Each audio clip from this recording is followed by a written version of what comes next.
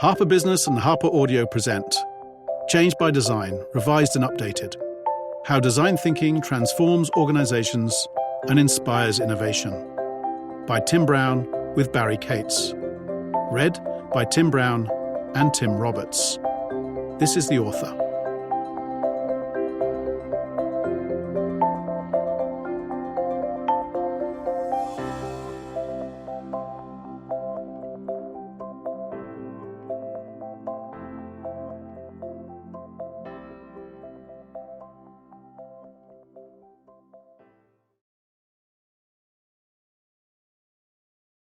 Reintroduction.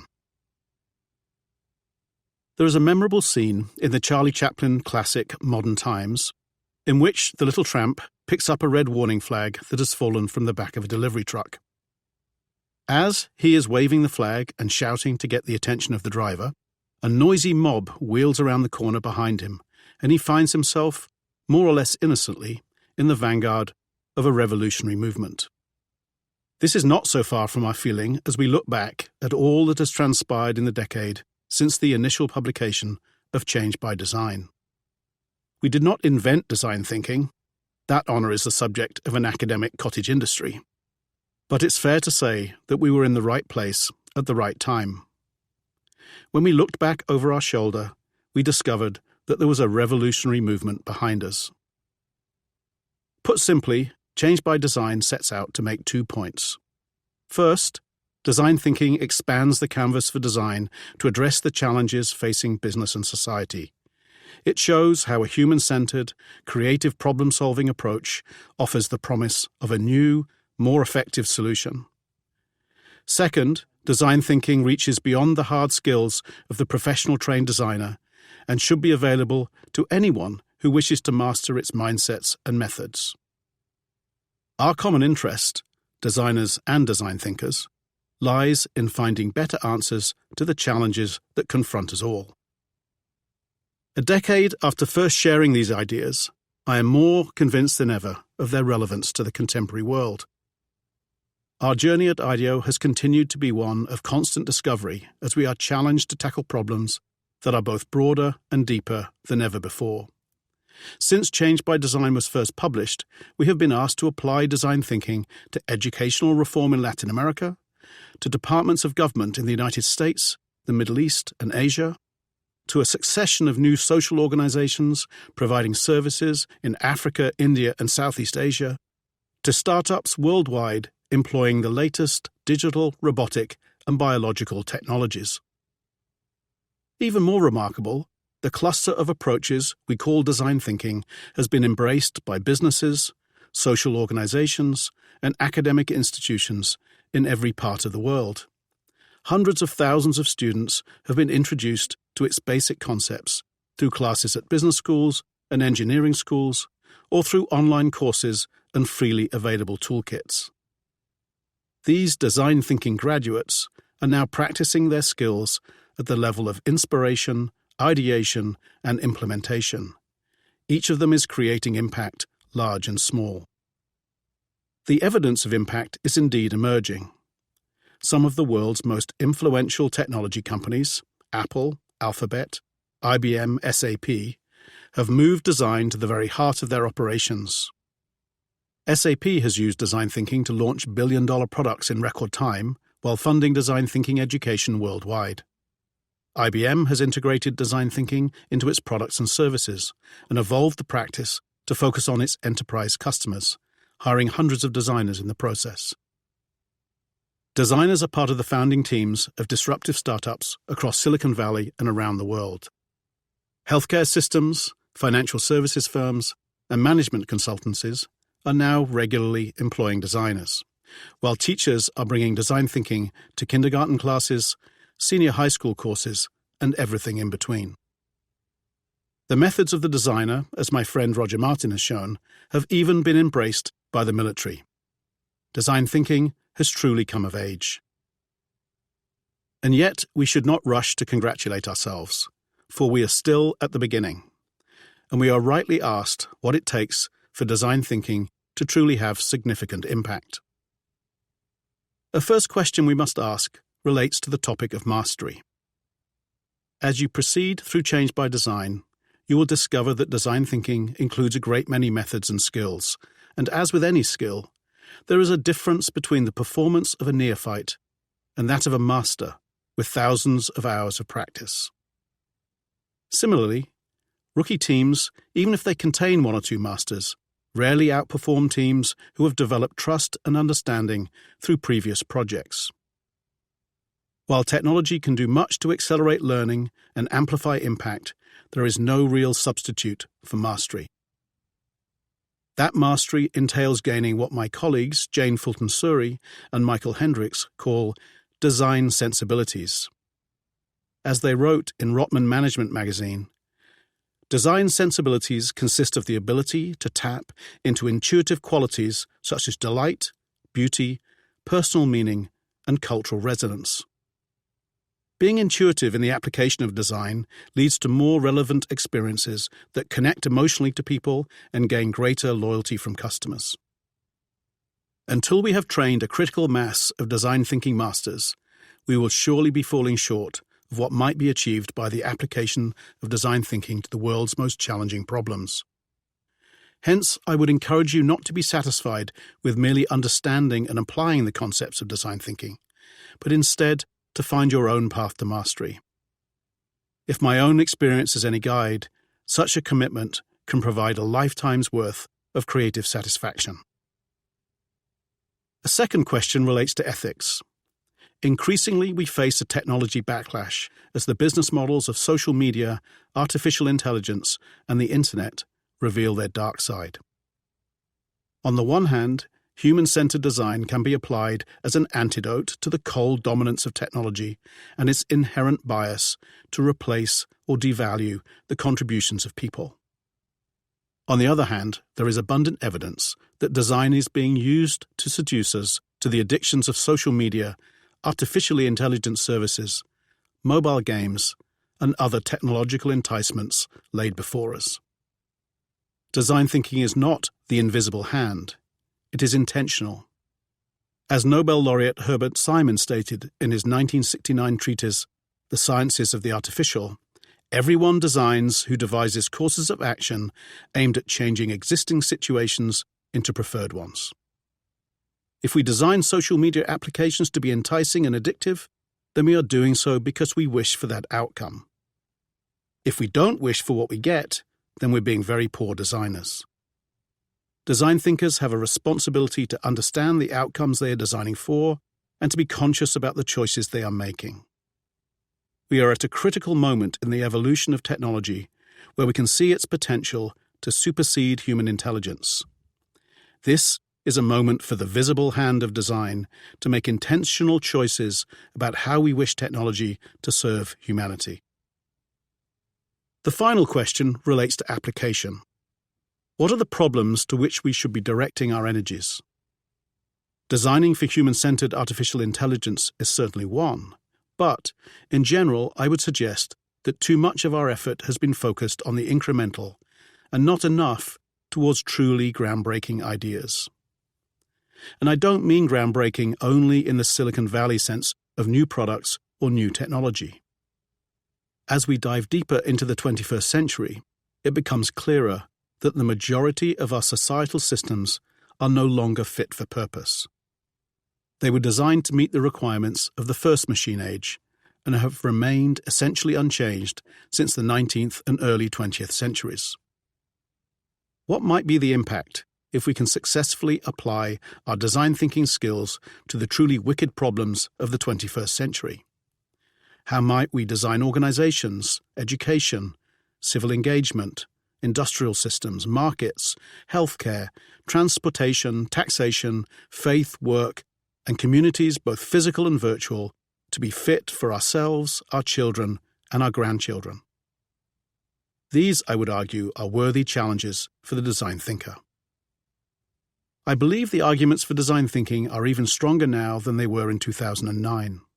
We have learned a great deal in the intervening years and now know more about how to successfully apply the mindsets, skills, and sensibilities of design. Some of the companies we use as examples have taken unexpected paths. While some have created considerable impact, Others have been less successful, and a few have failed. A result that is inevitable in the complex world of innovation and business. I have chosen not to excise any of those projects, but instead let you judge what is to be learned from their subsequent journeys. Barry Cates and I have, however, chosen to include an additional chapter that uses the last decade of our experiences at IDEO as a lens through which to view the progress that the field has made and may yet have to make. As with the original edition, I owe a deep debt of gratitude to my IDEO colleagues, whose creative brilliance and dedication to collaboration are the only reasons we have these inspirational examples to share. I hope you find Change by Design a useful step in your own journey of mastery, that you find in it the inspiration to apply your creative capacity to solving challenges large or small in ways you believe will improve the lives of those around you. Tim Brown, San Francisco, 2019. Introduction. The Power of Design Thinking. An End to Old Ideas. Practically everyone who has visited England has experienced the Great Western Railway, the crowning achievement of the great Victorian engineer Isambard Kingdom Brunel. I grew up within earshot of the GWR, and as a child in rural Oxfordshire, I often bicycled alongside the line and waited for the great express trains to roar past at more than 100 miles an hour. The train ride is more comfortable today. The carriages now sport springs and cushioned seats, and the scenery has certainly changed. But a century and a half after it was built, the GWR still stands as an icon of the Industrial Revolution, and as an example of the power of design to shape the world around us. Although he was the engineer's engineer, Brunel was not solely interested in the technology behind his creations. While considering the design of the system, he insisted upon the flattest possible gradient because he wanted passengers to have the sense of floating across the countryside. He constructed bridges, viaducts, cuttings, and tunnels, all in the cause of creating not just efficient transportation, but the best possible experience. He even imagined an integrated transport system that would allow the traveler to board a train at London's Paddington Station and disembark from a steamship in New York. In every one of his great projects, Brunel displayed a remarkable and remarkably prescient talent for balancing technical, commercial, and human considerations. He was not just a great engineer or a gifted designer. Isambard Kingdom Brunel was one of the earliest examples of a design thinker. Since the completion of the Great Western Railway in 1841, industrialization has wrought incredible change. Technology has helped lift millions out of poverty and has improved the standard of living of a considerable portion of humanity. As we enter the 21st century, however, we are increasingly aware of the underside of the revolution that has transformed the way we live, work, and play. The sooty clouds of smoke that once darkened the skies over Manchester and Birmingham have changed the climate of the planet. The torrent of cheap goods that began to flow from their factories and workshops has fed into a culture of excess consumption and prodigious waste. The industrialization of agriculture has left us vulnerable to natural and man-made catastrophes. The innovative breakthroughs of the past have become the routine procedures of today, as businesses in Shenzhen and Bangalore tap into the same management theories as those in Silicon Valley and Detroit, and face the same downward spiral of commoditization. Technology still has not run its course. The communications revolution sparked by the Internet has brought people closer together and given them the opportunity to share perspectives and create new ideas as never before. The sciences of biology, chemistry, and physics have merged in the forms of biotechnology and nanotechnology to create the promise of life-saving medicines and wondrous new materials. But these spectacular achievements are unlikely to help us reverse our ominous course. Just the opposite. We need new choices. A purely technocentric view of innovation is less sustainable now than ever, and a management philosophy based only on selecting from existing strategies is likely to be overwhelmed by new developments at home or abroad. What we need are new choices, new products that balance the needs of individuals and of society as a whole, new ideas that tackle the global challenges of health, poverty, and education, new strategies that result in differences that matter and a sense of purpose that engages everyone affected by them. It is hard to imagine a time when the challenges we faced so vastly exceeded the creative resources we have brought to bear on them. Aspiring innovators may have attended a brainstorming session or learned a few gimmicks and tricks, but rarely do these temporary placeholders make it to the outside world in the form of new products, services, or strategies. What we need is an approach to innovation that is powerful, effective, and broadly accessible, that can be integrated into all aspects of business and society, and that individuals and teams can use to generate breakthrough ideas that are implemented and that therefore have an impact. Design thinking, the subject of this book, offers just such an approach. Design thinking begins with skills designers have learned over many decades in their quest to match human needs with available technical resources within the practical constraints of business. By integrating what is desirable from a human point of view with what is technologically feasible and economically viable, designers have been able to create the products we enjoy today. Design thinking takes the next step, which is to put these tools into the hands of people who may have never thought of themselves as designers and apply them to a vastly greater range of problems. Design thinking taps into capacities we all have, but that are overlooked by more conventional problem-solving practices. It is not only human-centered, it is deeply human in and of itself.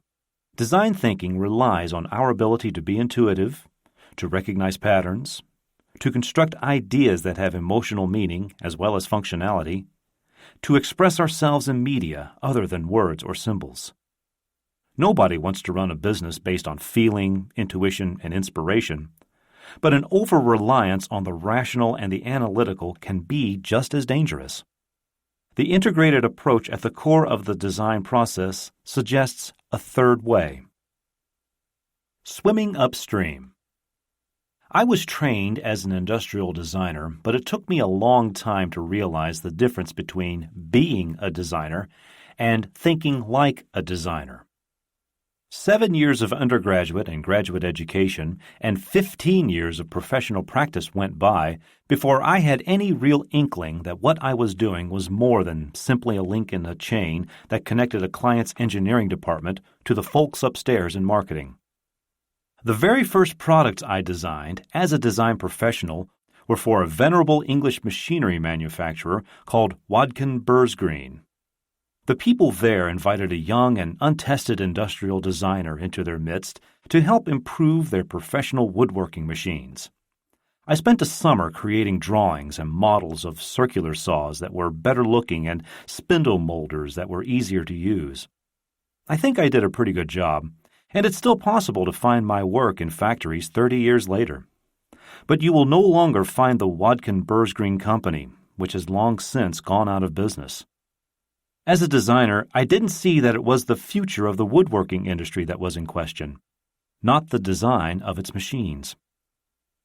Only gradually did I come to see the power of design not as a link in a chain, but as the hub of a wheel.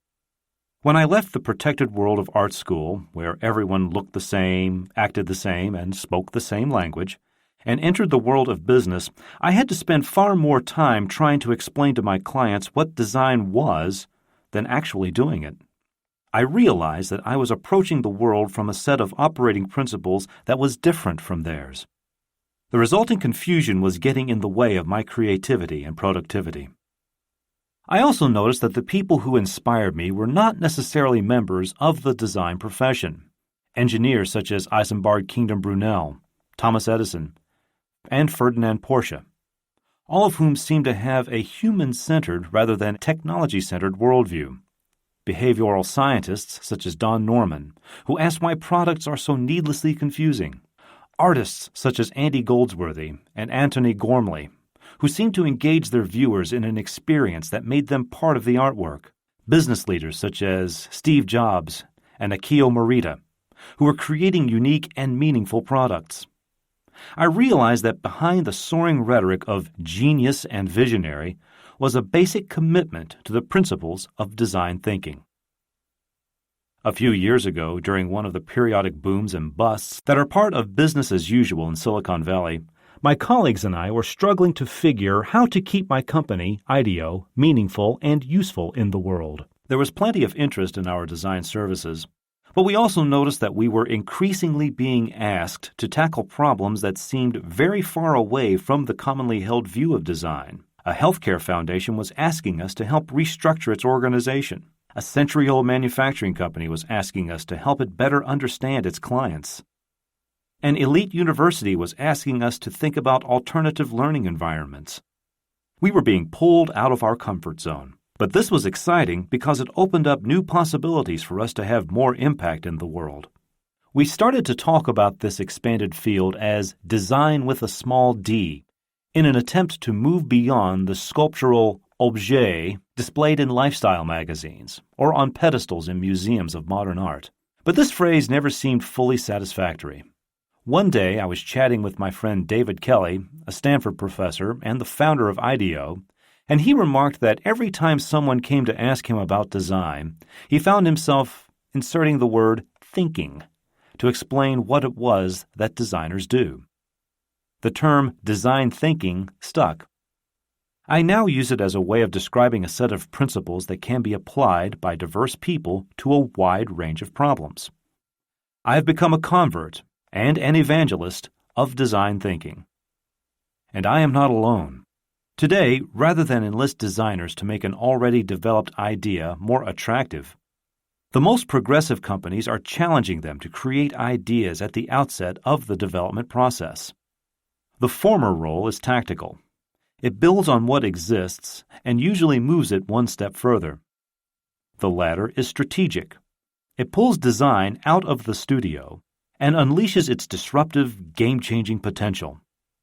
It's no accident that designers can now be found in the boardrooms of some of the world's most progressive companies. As a thought process, design has begun to move upstream. Moreover, the principles of design thinking turn out to be applicable to a wide range of organizations, not just to companies in search of new product offerings. A competent designer can always improve upon last year's new widget, but an interdisciplinary team of skilled design thinkers is in a position to tackle more complex problems. From pediatric obesity to crime prevention to climate change, design thinking is now being applied to a range of challenges that bear little resemblance to the covetable objects that fill the pages of today's coffee table publications. The causes underlying the growing interest in design are clear. As the center of economic activity in the developing world shifts inexorably from industrial manufacturing to knowledge creation and service delivery, innovation has become nothing less than a survival strategy. It is, moreover, no longer limited to the introduction of new physical products, but includes new sorts of processes, services, interactions, entertainment forms, and ways of communicating and collaborating. These are exactly the kinds of human-centered tasks that designers work on every day. The natural evolution from design doing to design thinking reflects the growing recognition on the part of today's business leaders that design has become too important to be left to designers. Change by design is divided into two parts. The first is a journey through some of the important stages of design thinking. It is not intended as a how-to guide, for ultimately these are skills best acquired through doing. What I hope to do is to provide a framework that will help the reader identify the principles and practices that make for great design thinking. As I suggest in Chapter 6, design thinking flourishes in a rich culture of storytelling. And in that spirit, I will explore many of these ideas by telling stories drawn from IDEO and other companies and organizations. The first part of the book focuses on design thinking as applied to business. Along the way, we will see how it has been practiced by some of the most innovative companies in the world, how it has inspired breakthrough solutions, and where, on occasion, it has overreached. Any business book that claims an unbroken record of success belongs on the fiction shelf. Part 2 is intended as a challenge for all of us to think big By looking at three broad domains of human activity, business, markets, and society, I hope to show how design thinking can be extended in new ways to create ideas that are equal to the challenges we all face. If you are managing a hotel, design thinking can help you to rethink the very nature of hospitality. If you are working with a philanthropic agency, design thinking can help you grasp the needs of the people you are trying to serve. If you are a venture capitalist, design thinking can help you peer into the future. Another way to look at it. Ben Lonan, my excellent editor at Harper Business, advised me that a proper book needs a proper table of contents. I have done my best to oblige. The truth is, however, that I see things a bit differently. Design thinking is all about exploring different possibilities. So I thought I would start by introducing the reader to another way of visualizing the contents of the book. There are times when linear thinking is called for, but at IDEO we often find it more helpful to visualize an idea using a technique with a long, rich history, the mind map. Linear thinking is about sequences. Mind maps are about connections. This visual representation helps me see the relationships between the different topics I want to talk about. It gives me a more intuitive sense of the whole, and it helps me to think about how best to illustrate an idea. Linear thinkers, like Ben, are welcome to use the table of contents. More venturesome readers may wish to consult the inside cover and view the whole of Change by Design in one place. It may prompt you to jump to a particular section of interest. It may help you retrace your steps. It may remind you of the relationships among different topics of design thinking, and may even help you to think of topics that are not covered here, but should be. Experienced design thinkers may find that the mind map is all you need to capture my point of view. I hope that for everyone else, the 10 chapters that follow will provide a worthwhile insight into the world of design thinking and the potential it has for us to create meaningful change. If that proves to be the case, I hope you will let me know. Part 1. What is design thinking? Chapter 1. Or how design thinking is about more than style. In 2004, Shimano, a leading Japanese manufacturer of bicycle components, was experiencing flattening growth in its traditional high-end road racing and mountain bike segments in the United States. The company had always relied on new technology to drive its growth. It had invested heavily in an effort to anticipate the next innovation. In the face of the changing market, it seemed prudent to try something new, so Shimano invited IDEO to collaborate. What followed was an exercise in designer-client relations that looked very different from what such an engagement might have looked like a few decades or even a few years earlier. Shimano did not hand us a list of technical specifications and a binder full of market research and send us off to design a bunch of parts. Rather, we joined forces and set out together to explore the changing terrain of the cycling market. During the initial phase, we fielded an interdisciplinary team of designers, behavioral scientists, marketers, and engineers whose task was to identify appropriate constraints for the project. The team began with a hunch that it should not focus on the high-end market. Instead, they fanned out to learn why 90% of American adults don't ride bikes, despite the fact that 90% of them did as kids. Looking for new ways to think about the problem, they spent time with consumers from across the spectrum. They discovered that nearly everyone they met had happy memories of being a kid on a bike, but many are deterred by cycling today. By the retail experience, including the intimidating lycra-clad athletes who serve as sales staff in most independent bike stores, by the bewildering complexity and excessive cost of the bikes, accessories, and specialized clothing, by the danger of cycling on roads not designed for bicycles, and by the demands of maintaining a sophisticated machine that might be ridden only on weekends. They noted that everyone they talked to seemed to have a bike in the garage, with a flat tire or a broken cable. This human-centered exploration, which looked for insights from bicycle aficionados, but also, more important, from people outside Shimano's core customer base, led to the realization that a whole new category of bicycling might reconnect American consumers to their experiences as children. A huge untapped market began to take shape before their eyes.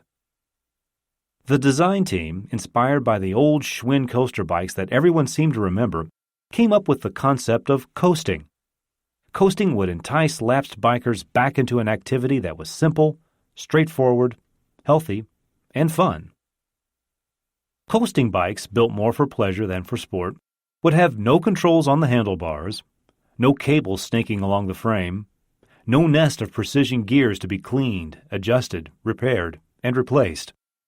As we remember from our earliest bikes, the brakes would be applied by backpedaling.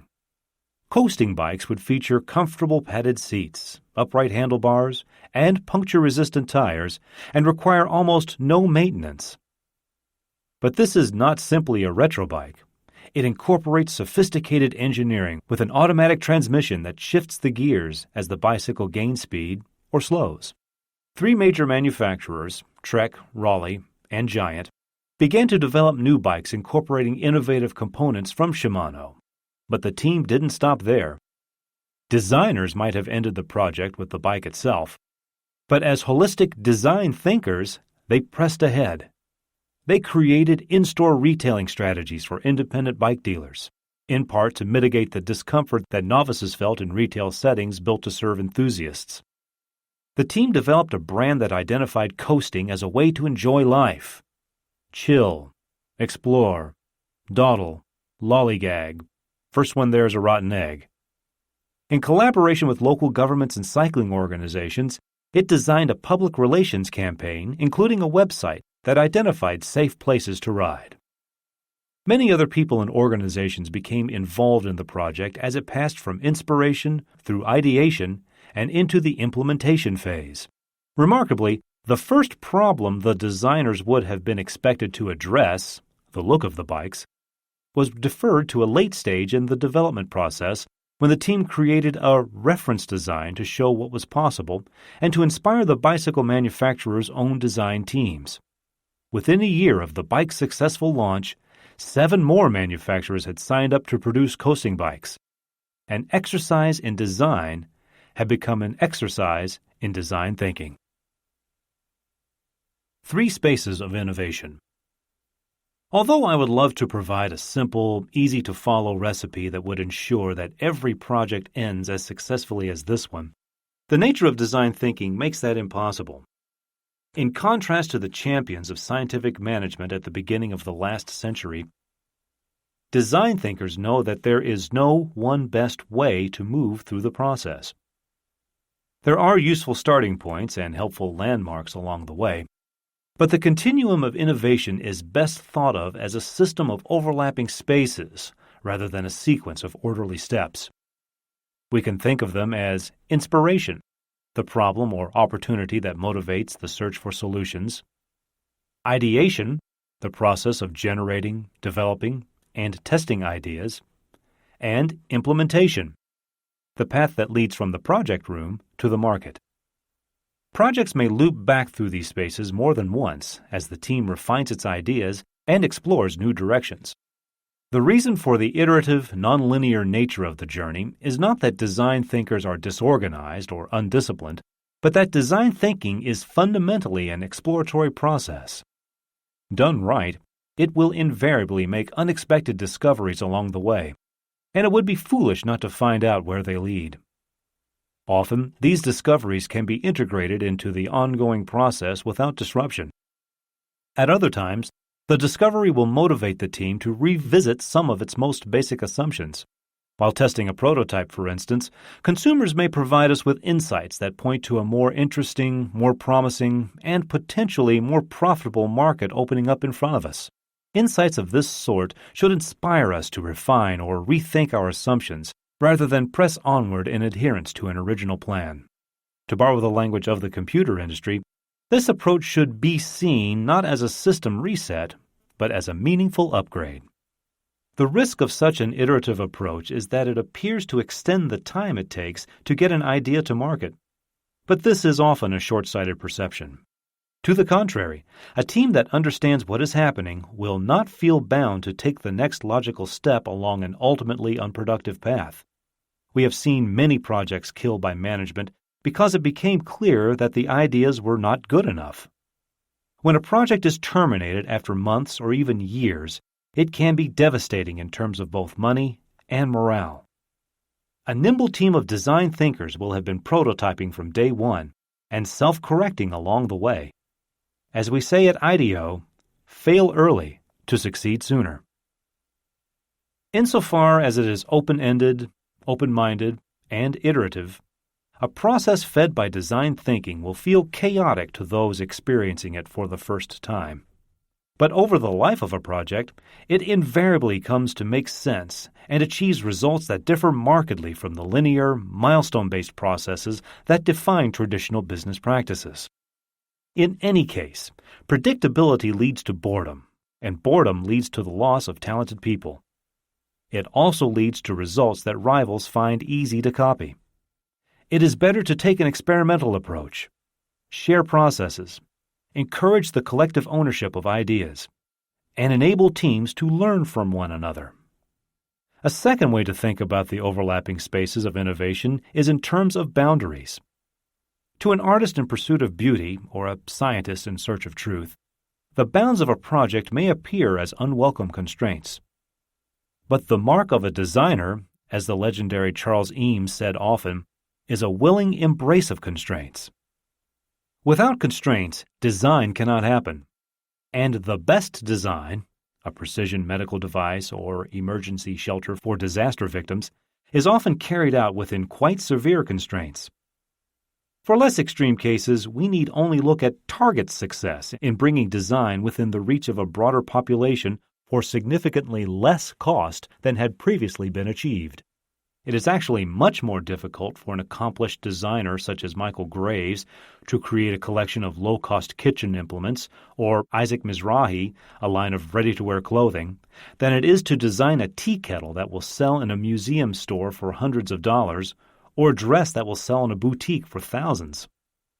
The willing and even enthusiastic acceptance of competing constraints is the foundation of design thinking. The first stage of the design process is often about discovering which constraints are important and establishing a framework for evaluating them. Constraints can best be visualized in terms of three overlapping criteria for successful ideas: feasibility, what is functionally possible within the foreseeable future; viability, what is likely to become part of a sustainable business model; and desirability, what makes sense to people and for people. A competent designer will resolve each of these three constraints, but a design thinker will bring them into a harmonious balance. The popular Nintendo Wii is a good example of what happens when someone gets it right. For many years, a veritable arms race of more sophisticated graphics and more expensive consoles has been driving the gaming industry. Nintendo realized that it would be possible to break out of this vicious circle and create a more immersive experience by using the new technology of gestural control. This meant less focus on the resolution of the screen graphics, which in turn led to a less expensive console and better margins on the product. The Wii strikes a perfect balance of desirability, feasibility, and viability.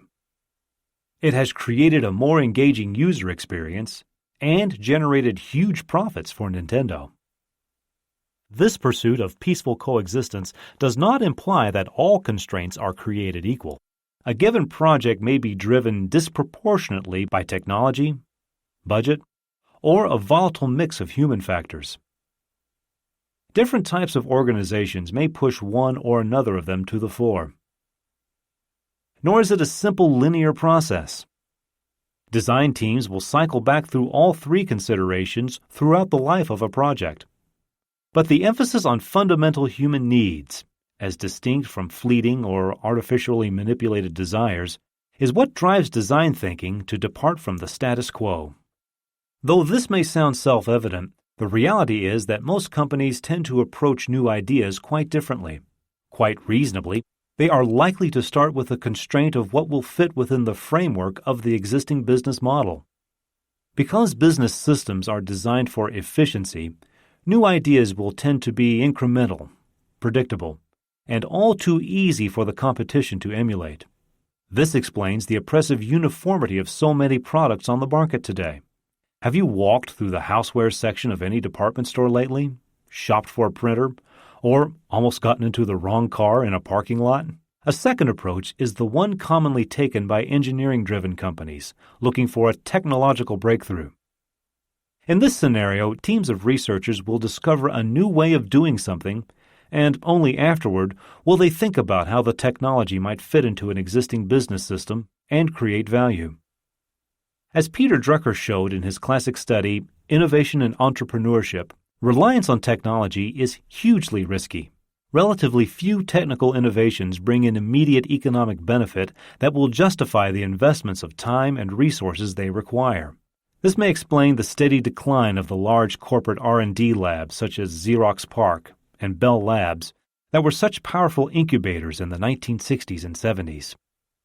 Today, corporations instead attempt to narrow their innovation efforts to ideas that have more near-term business potential. They may be making a big mistake. By focusing their attention on near-term viability, they may be trading innovation for increment. Finally, an organization may be driven by its estimation of basic human needs and desires. At its worst, this may mean dreaming up alluring but essentially meaningless products destined for the local landfill. Persuading people, in the blunt words of the design gadfly Victor Papanek, to buy things they don't need with money they don't have to impress neighbors who don't care. Even when the goals are laudable, however, moving travelers safely through a security checkpoint or delivering clean water to rural communities in impoverished countries, the primary focus on one element of the triad of constraints, rather than the appropriate balance among all three, may undermine the sustainability of the overall program. The project. Designers, then, have learned to excel at resolving one or another or even all three of these constraints. Design thinkers, by contrast, are learning to navigate between and among them in creative ways. They do so because they have shifted their thinking from problem to project. The project is the vehicle that carries an idea from concept to reality. Unlike many other processes we are used to, from playing the piano to paying our bills, a design project is not open-ended and ongoing. It has a beginning, a middle, and an end, and it is precisely these restrictions that anchor it to the real world. That design thinking is expressed within the context of a project forces us to articulate a clear goal at the outset. It creates natural deadlines that impose discipline and give us an opportunity to review progress, make mid-course corrections, and redirect future activity. The clarity, direction, and limits of a well-defined project are vital to sustaining a high level of creative energy. The Innovate or Die pedal-powered machine contest competition is a good example. Google teamed up with the bike company Specialized to create a design competition whose modest challenge was to use bicycle technology to change the world. The winning team, 5 committed designers, and an extended family of enthusiastic supporters, was a late starter. In a few frenzied weeks of brainstorming and prototyping, the team was able to identify a pressing issue. 1.1 billion people in developing countries do not have access to clean drinking water, explore a variety of alternative solutions, mobile or stationary, trailer or luggage rack, and build a working prototype.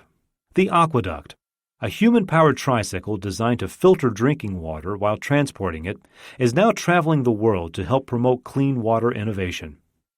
It succeeded because of the inflexible constraints of technology, pedal power, budget, $0, and inflexible deadline.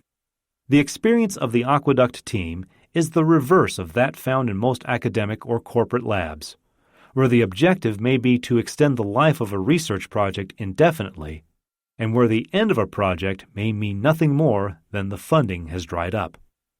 The brief. The classic starting point of any project is the brief. Almost like a scientific hypothesis, the brief is a set of mental constraints that gives the project team a framework from which to begin, benchmarks by which they can measure progress, and a set of objectives to be realized. Price point, available technology, market segment, and so on. The analogy goes even further.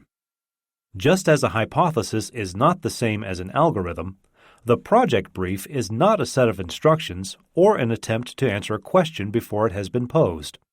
Rather, a well-constructed brief will allow for serendipity, unpredictability, and the capricious whims of fate, for that is the creative realm from which breakthrough ideas emerge. If you already know what you are after, there is usually not much point in looking. When I first started practicing as an industrial designer, the brief was handed to us in an envelope. It usually took the form of a highly constrained set of parameters that left us with little more to do than wrap a more or less attractive shell around a product whose basic concept had already been decided elsewhere. One of my first assignments was to design a new personal fax machine for a Danish electronics manufacturer. The technical aspects of the product took the form of a set of components that were being supplied by another company. Its commercial viability had been established by management and was geared to an existing market. Even its desirability had largely been predetermined by precedent, as everybody supposedly knew what a fax machine was supposed to look like. There was not a lot of room for maneuver, and I was left to try to make the machine stand out against those of other designers who were trying to do the same thing. It is no wonder that as more companies mastered the game, the competition among them became even more intense. Nor have things changed much over the years. As one frustrated client recently lamented, "We are busting our ass for a few tenths of a % of market share." The erosion of margin and value is the inevitable result. The proof of this can be found at any consumer electronics store, where, under the buzz of the fluorescent lights, thousands of products are arrayed on the shelves, clamoring for our attention, and differentiated only by unnecessary, if not unfathomable, features. Gratuitous efforts at styling and assertive graphics and packaging may catch our eye, but do little to enhance the experience of ownership and use. A design brief that is too abstract risks leaving the project team wandering about in a fog. One that starts from too narrow a set of constraints, however, almost guarantees that the outcome will be incremental and, most likely, mediocre. It transfers to the design realm what economists like to call the race to the bottom. Not for nothing did its founders call economics the dismal science.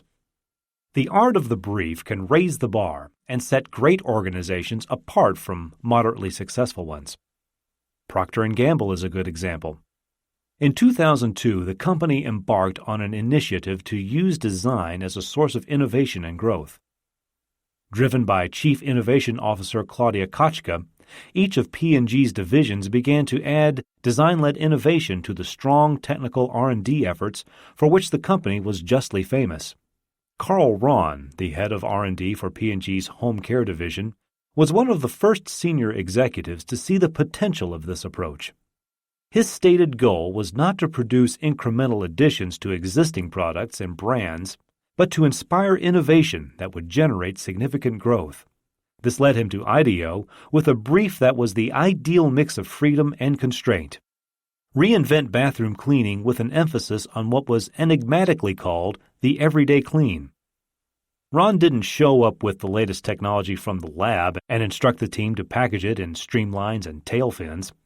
He didn't ask us to grow an existing market by a couple of percentage points. Without making the brief too concrete, he helped the team establish a realistic set of goals. Without making it too broad, he left us space to interpret the concept for ourselves, to explore, and to discover.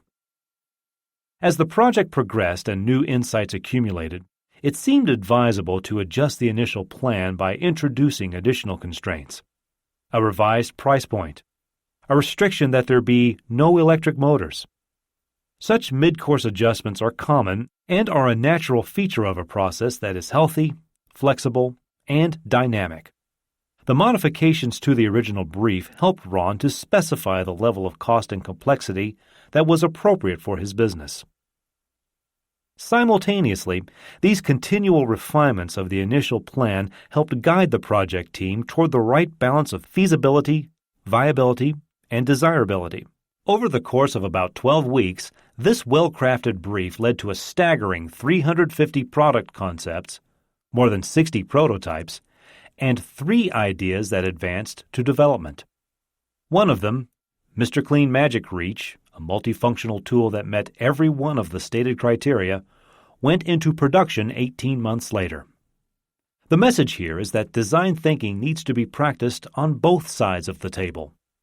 By the design team, obviously, but by the client as well. I cannot count the number of clients who have marched in and said, "Give me the next iPod," but it's probably pretty close to the number of designers I've heard respond, under their breath, "Give me the next Steve Jobs." The difference between a design brief with just the right level of constraint and one that is overly vague or overly restrictive can be the difference between a team on fire with breakthrough ideas and one that delivers a tired reworking of existing ones. Smart teams. The next ingredient is clearly the project team. Though it is possible to operate as an individual, the garages of Silicon Valley are still full of lone inventors aspiring to become the next Bill Hewlett or Dave Packard.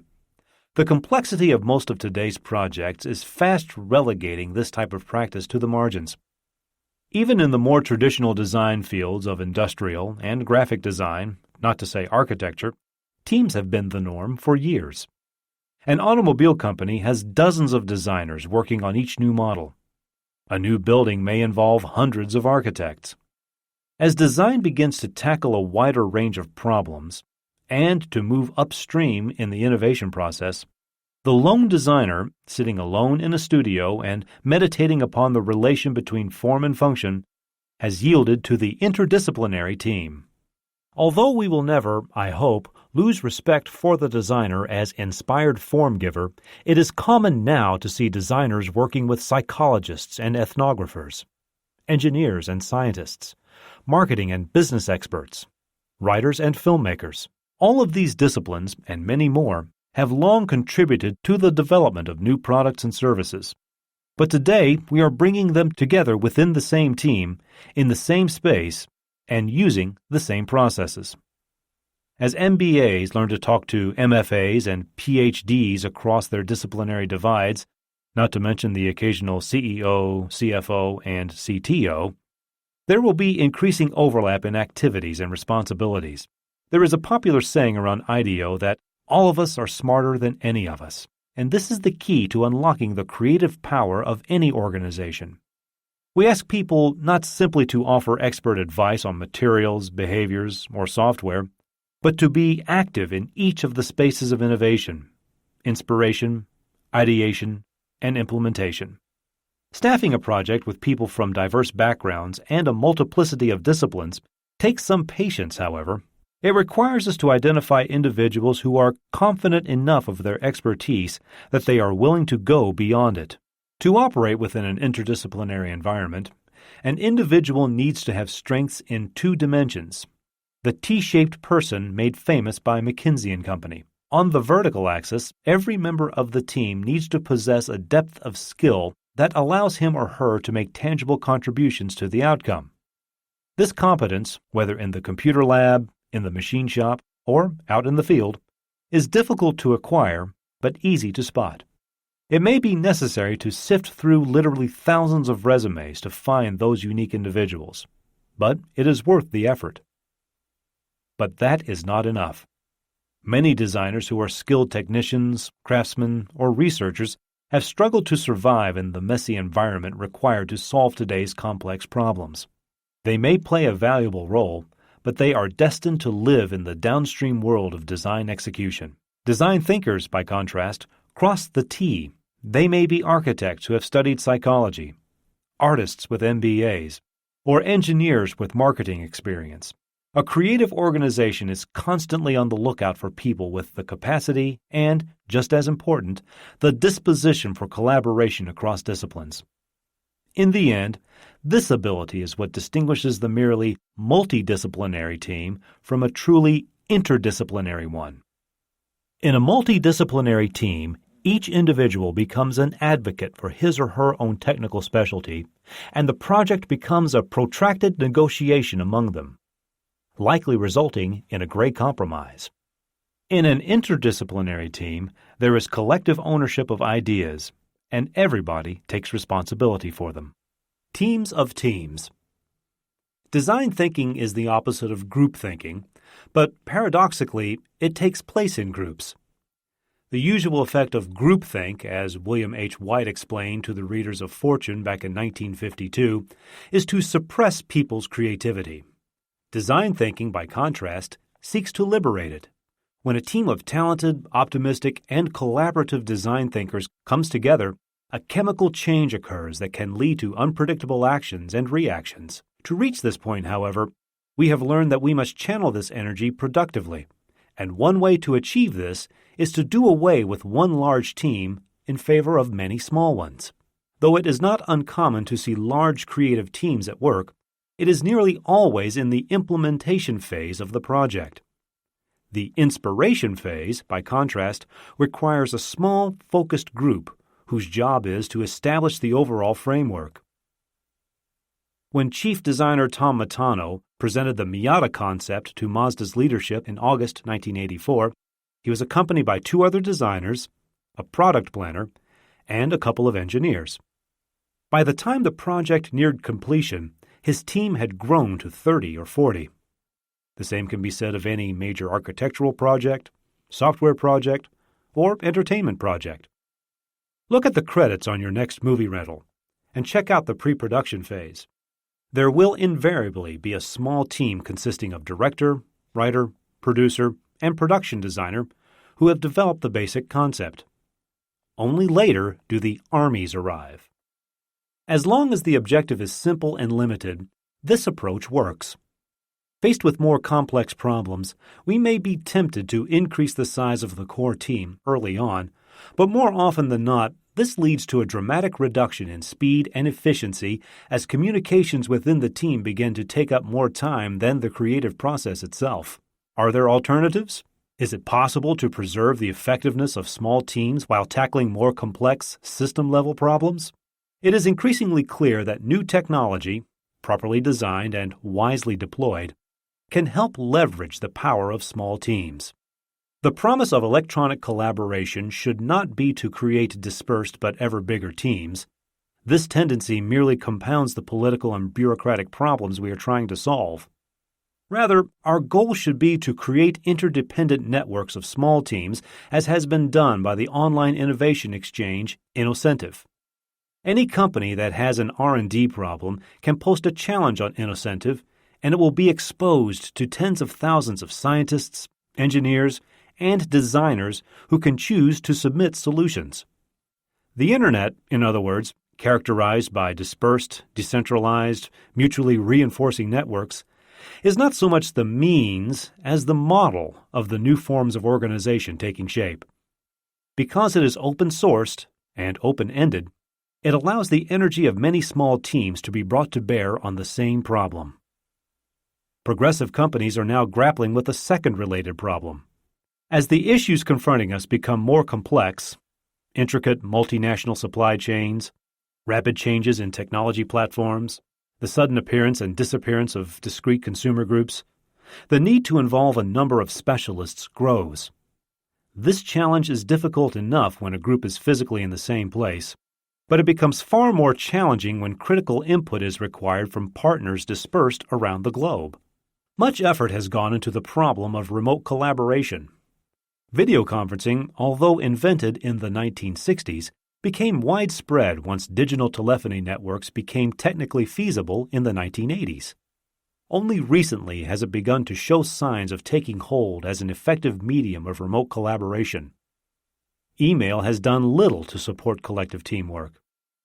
The Internet helps move information around but has done little to bring people together.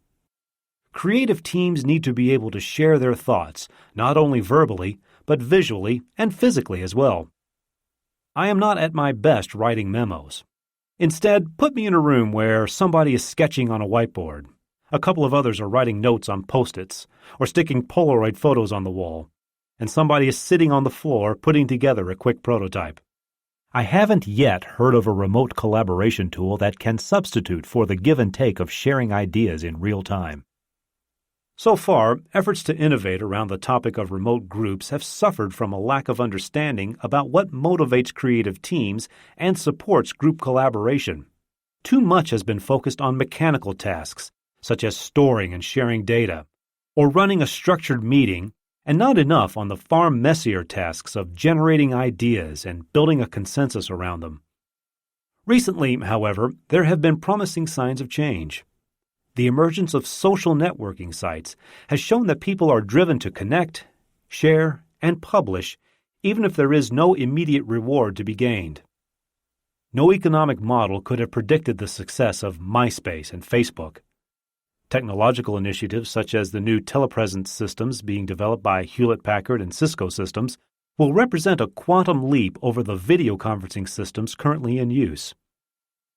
Numerous smaller-scale tools are already available.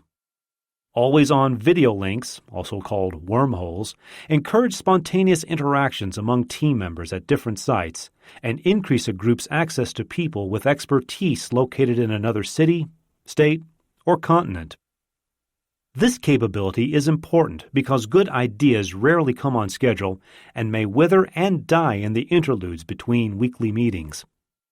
Instant messaging, blogs, and wikis all allow teams to publish and share insights and ideas in new ways, with the advantage that an expensive IT support team is not necessary as long as someone on the team has a family member in junior high school.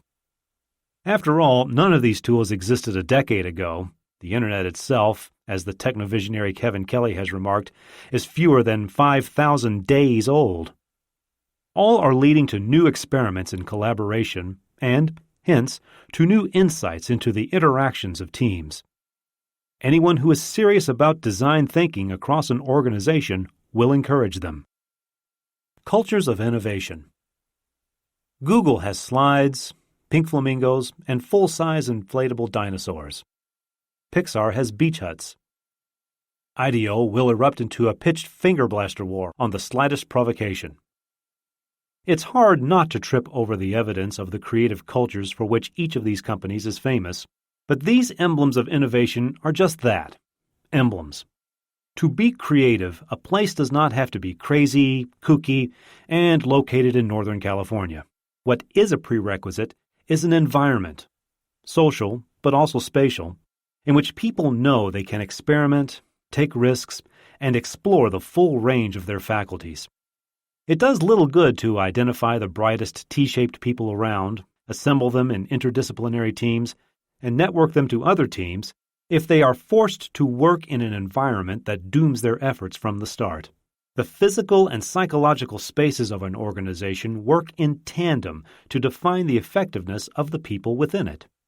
A culture that believes that it is better to ask forgiveness afterward rather than permission before, that rewards people for success but gives them permission to fail, has removed one of the main obstacles to the formation of new ideas. If Gary Hamel is correct in arguing that the 21st century will favor adaptability and continuous innovation, it just makes sense that organizations whose product is creativity should foster environments that reflect and reinforce it. Relaxing the rules is not about letting people be silly so much as letting them be whole people, a step many companies seem reluctant to take. Indeed, the fragmentation of individual employees is often just a reflection of the fragmentation of the organization itself. I have observed many situations in which the supposedly creative designers are sequestered from the rest of the company. Although they may have a merry time off in their studios, this isolation quarantines them and undermines the creative efforts of the organization from opposite angles. The designers are cut off from other sources of knowledge and expertise, while everyone else is given the demoralizing message that theirs is the 9-to-5 world of business attire and a sober business ethic. Would the U.S. auto industry have reacted faster to changes in the market if designers, marketers, and engineers had been sitting around the same table? Perhaps.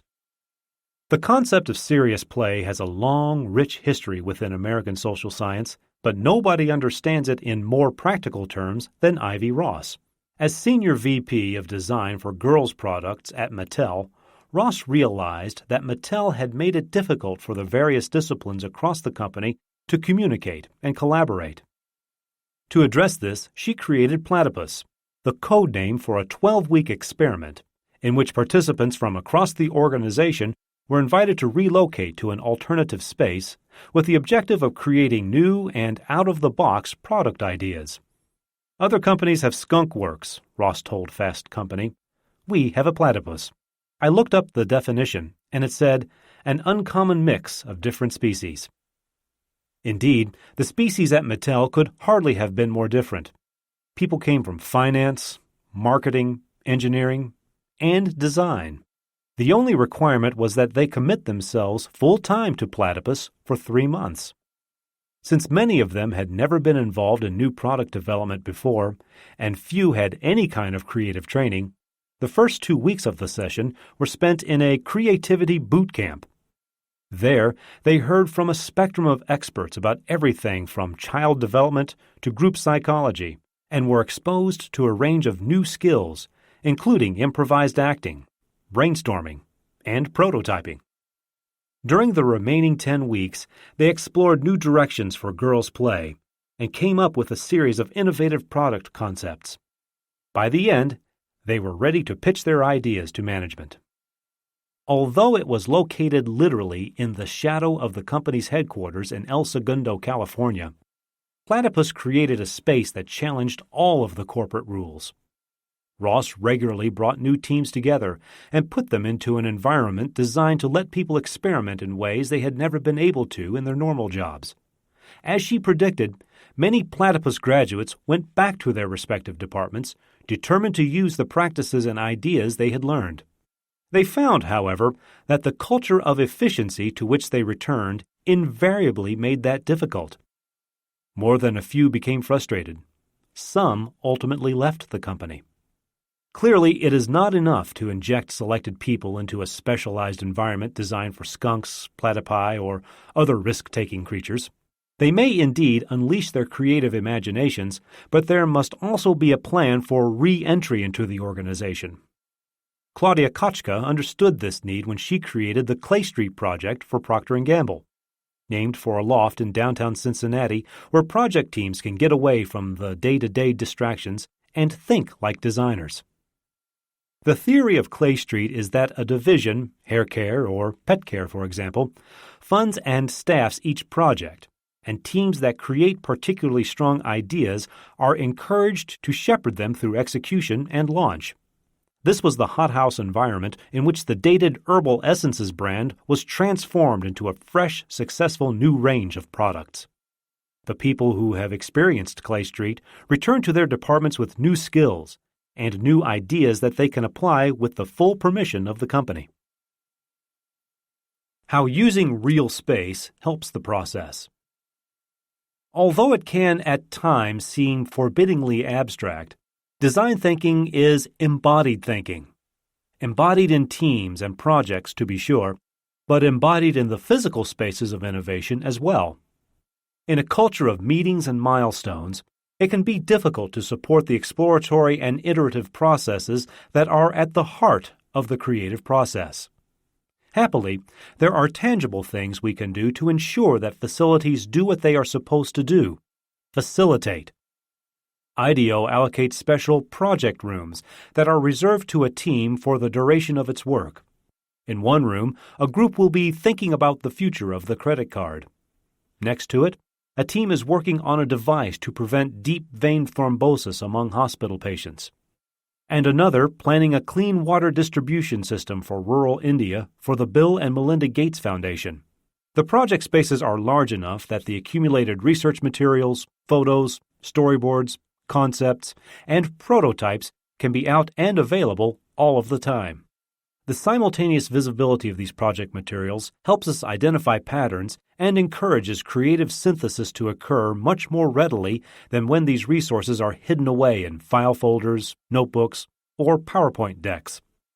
A well-curated project space, augmented by a project website or wiki to help keep team members in touch when they are out in the field, can significantly improve the productivity of a team by supporting better collaboration among its members and better communication with outside partners and clients. So integral are these project spaces to our creative process that we have exported them, whenever possible, to our clients. Procter & Gamble has built the Gym in Cincinnati, an innovation lab that R&D teams use to turbocharge their projects and move more quickly to tangible prototypes. Steelcase has built its Learning Center in Grand Rapids, a corporate education facility that doubles as a design thinking space. On any given day, the center's team rooms and project spaces might be claimed by employees taking classes on management techniques, customers learning about how the company's products can enhance collaboration, or senior leaders huddled together to discuss future strategy. These ideas have even made their way into the precincts of higher education. For the Stanford Center for Innovations in Learning, an IDEO team, working with the SCIL's educational research experts, developed several floors of adaptable, reconfigurable spaces. Because of the inherently tentative and experimental nature of design thinking, flexibility is a key element of its success. As Dilbert has shown, regulation-size spaces tend to produce regulation-size ideas. There is an important lesson here about the challenges of shifting from a culture of hierarchy and efficiency to one of risk-taking and exploration. Those who navigate this transition successfully are likely to become more deeply engaged, more highly motivated, and more wildly productive than they have ever been before. They will show up early and stay late because of the enormous satisfaction they get from giving form to new ideas and putting them out into the world. Once they have experienced this feeling, few people will be willing to give it up. Over the course of their century-long history of creative problem-solving, designers have acquired a set of tools to help them move through what I have called the three spaces of innovation: inspiration, ideation, and implementation. My argument is that these skills now need to be dispersed throughout organizations. In particular, design thinking needs to move upstream, closer to the executive suites where strategic decisions are made. Design is now too important to be left to designers. It may be perplexing for those with hard-won design degrees to imagine a role for themselves beyond the studio, just as managers may find it strange to be asked to think like designers. But this should be seen as the inevitable result of a field that has come of age. The problems that challenged designers in the 20th century, crafting a new object, creating a new logo, putting a scary bit of technology into a pleasing or at least innocuous box, are simply not the problems that will define the 21st. If we are to deal with what Bruce Mau has called the massive change that seems to be characteristic of our time, we all need to think like designers. Just as I am challenging companies to incorporate design into their organizational DNA, however, I want to challenge designers to continue the transformation of design practice itself. There will always be a place in our dizzying world for the artist, the craftsman, and the lone inventor. But the seismic shifts taking place in every industry demand a new design practice.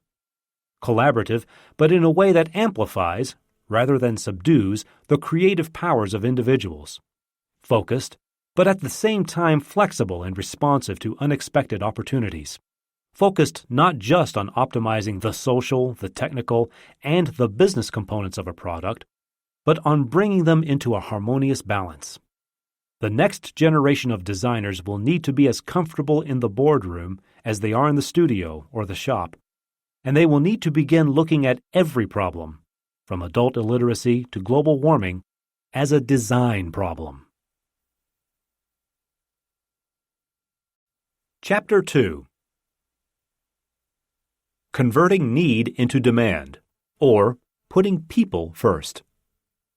Several years ago, during the research phase for a project on office telephone systems, we interviewed a travel agent who had developed a startlingly effective workaround for making conference calls. Rather than contend with her company's impossibly complicated phone system, she simply dialed each party on a separate telephone and arrayed the receivers around her desk. Judy in Minneapolis was on her left. Marvin in Tampa was on her right. And together, the three of them figured out a complicated travel itinerary. The software engineers who labored over the interface would have probably resorted to the standard lament RTFM. Read the manual.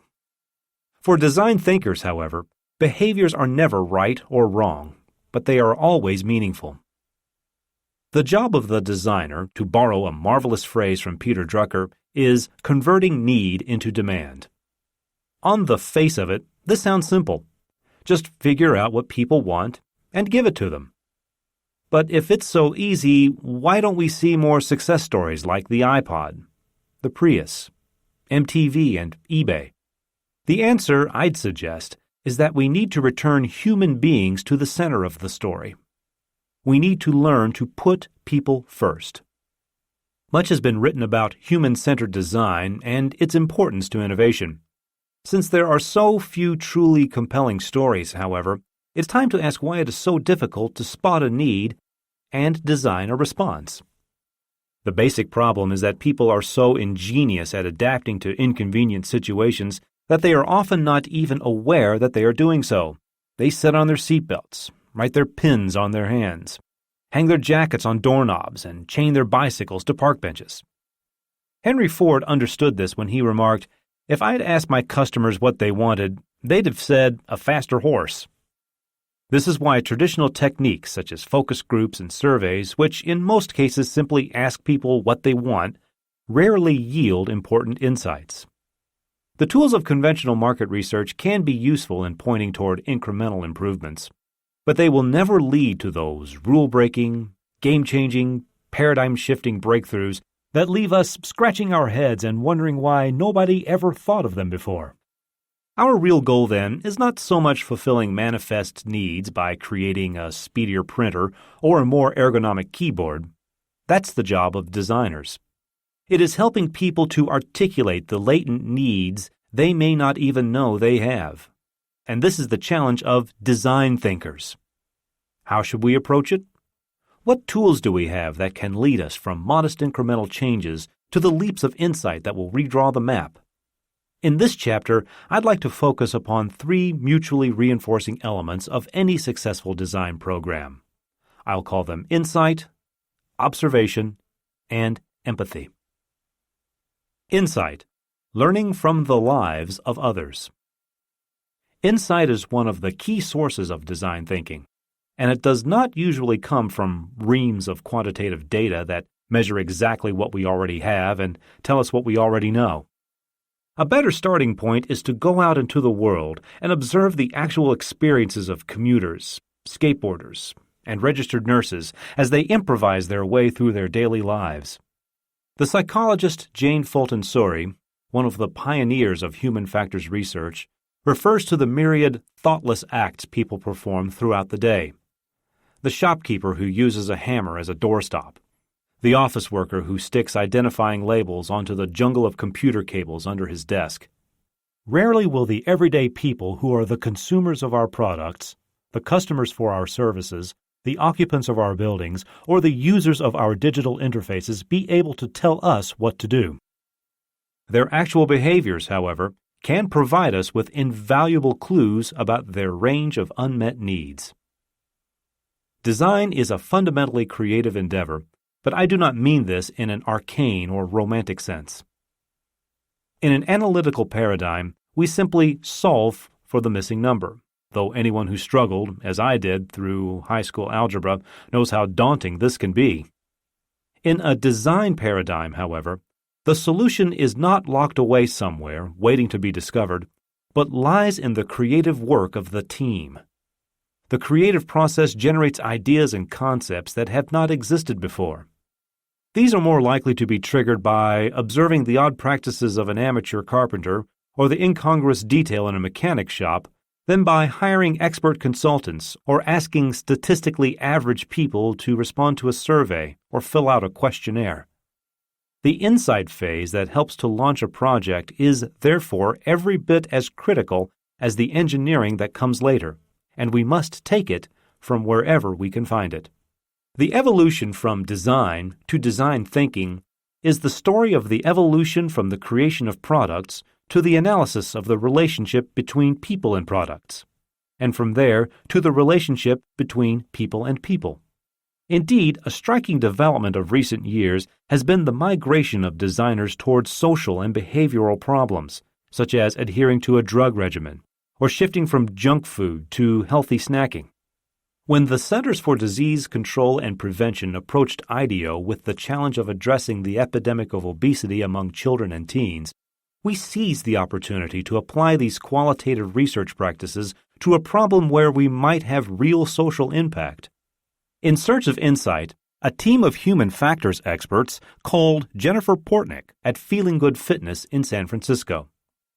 Jennifer had nurtured the dream of becoming a jazzercise dance instructor, but at a full-figured size 18, she ran up against the company's requirement that franchisees project a fit appearance. She countered that fit and large are not incompatible, and persisted through a legal challenge that won international attention and led Jazzercise to drop its weight discriminatory policy.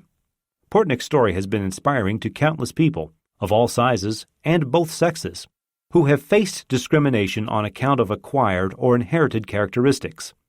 It was inspiring to design thinkers, however, on different grounds. Because she flourished on the margins of the bell curve, she was in a position to help the design team frame the problem in a new and insightful way. To begin with the assumption that all fat people want to be thin, that weight is inversely proportional to happiness, or that large size implies lack of discipline, is to prejudge the problem. The single example of Jennifer Portnick gave the project team more insight into the problem of youth obesity than reams of statistics. And the easiest thing about the search for insight, in contrast to the search for hard data, is that it's everywhere. And it's free. Observation. Watching what people don't do. Listening to what they don't say. Walk into the offices of any of the world's leading design consultancies, and the first question is likely to be, where is everybody? Of course, many hours are spent in the model shop, in project rooms, and peering into computer monitors. But many more hours are spent out in the field with the people who will ultimately benefit from our work. Although grocery store shoppers, office workers, and school children are not the ones who will write us a check at the end of a project, they are our ultimate clients. The only way we can get to know them is to seek them out where they live, work, and play. Accordingly, almost every project we undertake involves an intensive period of observation. We watch what people do and do not do, and listen to what they say and do not say. This takes some practice. There is nothing simple about determining whom to observe, what research techniques to employ, how to draw useful inferences from the information gathered, or when to begin the process of synthesis that begins to point us toward a solution. As any anthropologist will attest, observation relies on quality, not quantity. The decisions one makes can dramatically affect the results one gets.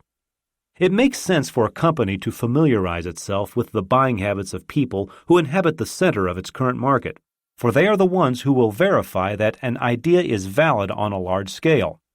A fall outfit for Barbie, for instance, or next year's feature on last year's car.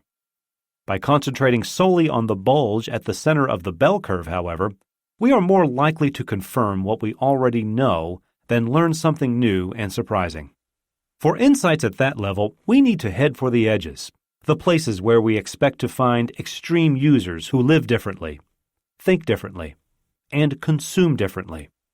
A collector who owns 1,400 Barbies, for instance, or a professional car thief. Hanging out with obsessives, compulsives, and other deviants can be unnerving, though it certainly makes life interesting. Fortunately, it's not always necessary to go quite to these extremes.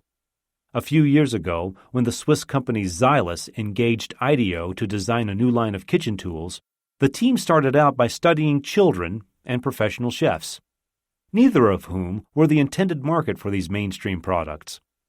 For that very reason, however, both groups yielded valuable insights. A 7-year-old girl struggling with a can opener highlighted issues of physical control that adults have learned to disguise. The shortcuts used by a restaurant chef yielded unexpected insights into cleaning because of the exceptional demands he placed on his kitchen tools. The exaggerated concerns of people at the margins led the team to abandon the orthodoxy of the matched set and to create a line of products united by a common design language, but with the right handle for each tool. As a result, Xylus whisks, spatulas, and pizza cutters continue to fly off the shelves. The behavioral turn. Although most people can train themselves to become sensitive, skilled observers, some firms have come to rely upon seasoned professionals who guide every stage of this process. Indeed, a striking feature of design practice today is the number of highly trained social scientists who have opted for careers outside academia. A few economists entered the government after World War I, and a trickle of sociologists ventured into the private sector in the wake of World War II, but they were always regarded by their former academic colleagues with misgivings. Today, however, some of the most imaginative research in the behavioral sciences is being sponsored by companies that take design thinking seriously. At Intel's campus in Beaverton, Oregon, a high-powered team of researchers led by Maria Bazaitis uses observational tools refined in academic social science to study a range of issues that will affect the company's business not at the end of the current quarter, but in 10 years. The future of digital money. How teenage girls use technology to protect their privacy. Patterns of street life in the emerging multinational metropolis. The burgeoning community of people who live in extreme homes, such as RVs. The psychologists, anthropologists, and sociologists in Bazaitis' People and Practices Research Group have fanned out around the globe in search of insights into cultural transformations that may or may not remain local phenomena. Why is a Silicon Valley chipmaker interested in sponsoring a bunch of renegade social scientists to study people and practices in Eastern Europe or Western Africa? Because today, only about 10% of the world's population has access to networked communications technology. Intel knows that it will have to be ready when the next 10% comes online. Other industry leaders are no less committed to the principle of extracting insights from observations and using them to inspire future product offerings. Nokia's worldwide research is supported by the innovative ethnographic techniques developed by Jan Chipchase, an anthropologist who conducts exploratory human behavioral field research from his home base in Tokyo. Chipchase and his group believe that they have glimpsed the future in phenomena ranging from the morning bicycle commute across Ho Chi Minh City to the items people carry in Helsinki, Seoul, and Rio de Janeiro, to the sharing of cell phones in Kampala, Uganda. The vast range of observations Chipchase and his colleagues have collected, together with the insights culled from them, will inform Nokia's future product offerings over the next 3 to 15 years. Such work is fundamentally different from trend spotting, cool hunting, and seasonal market research. There are professional affinities between academic social scientists and those who work in industry. They hold the same degrees, read the same journals, and attend the same conferences. But there are also differences. Academics are typically motivated by a scientific objective, whereas researchers such as Bazaitis and Chipchase are more attuned to the long-term practical implications of their findings.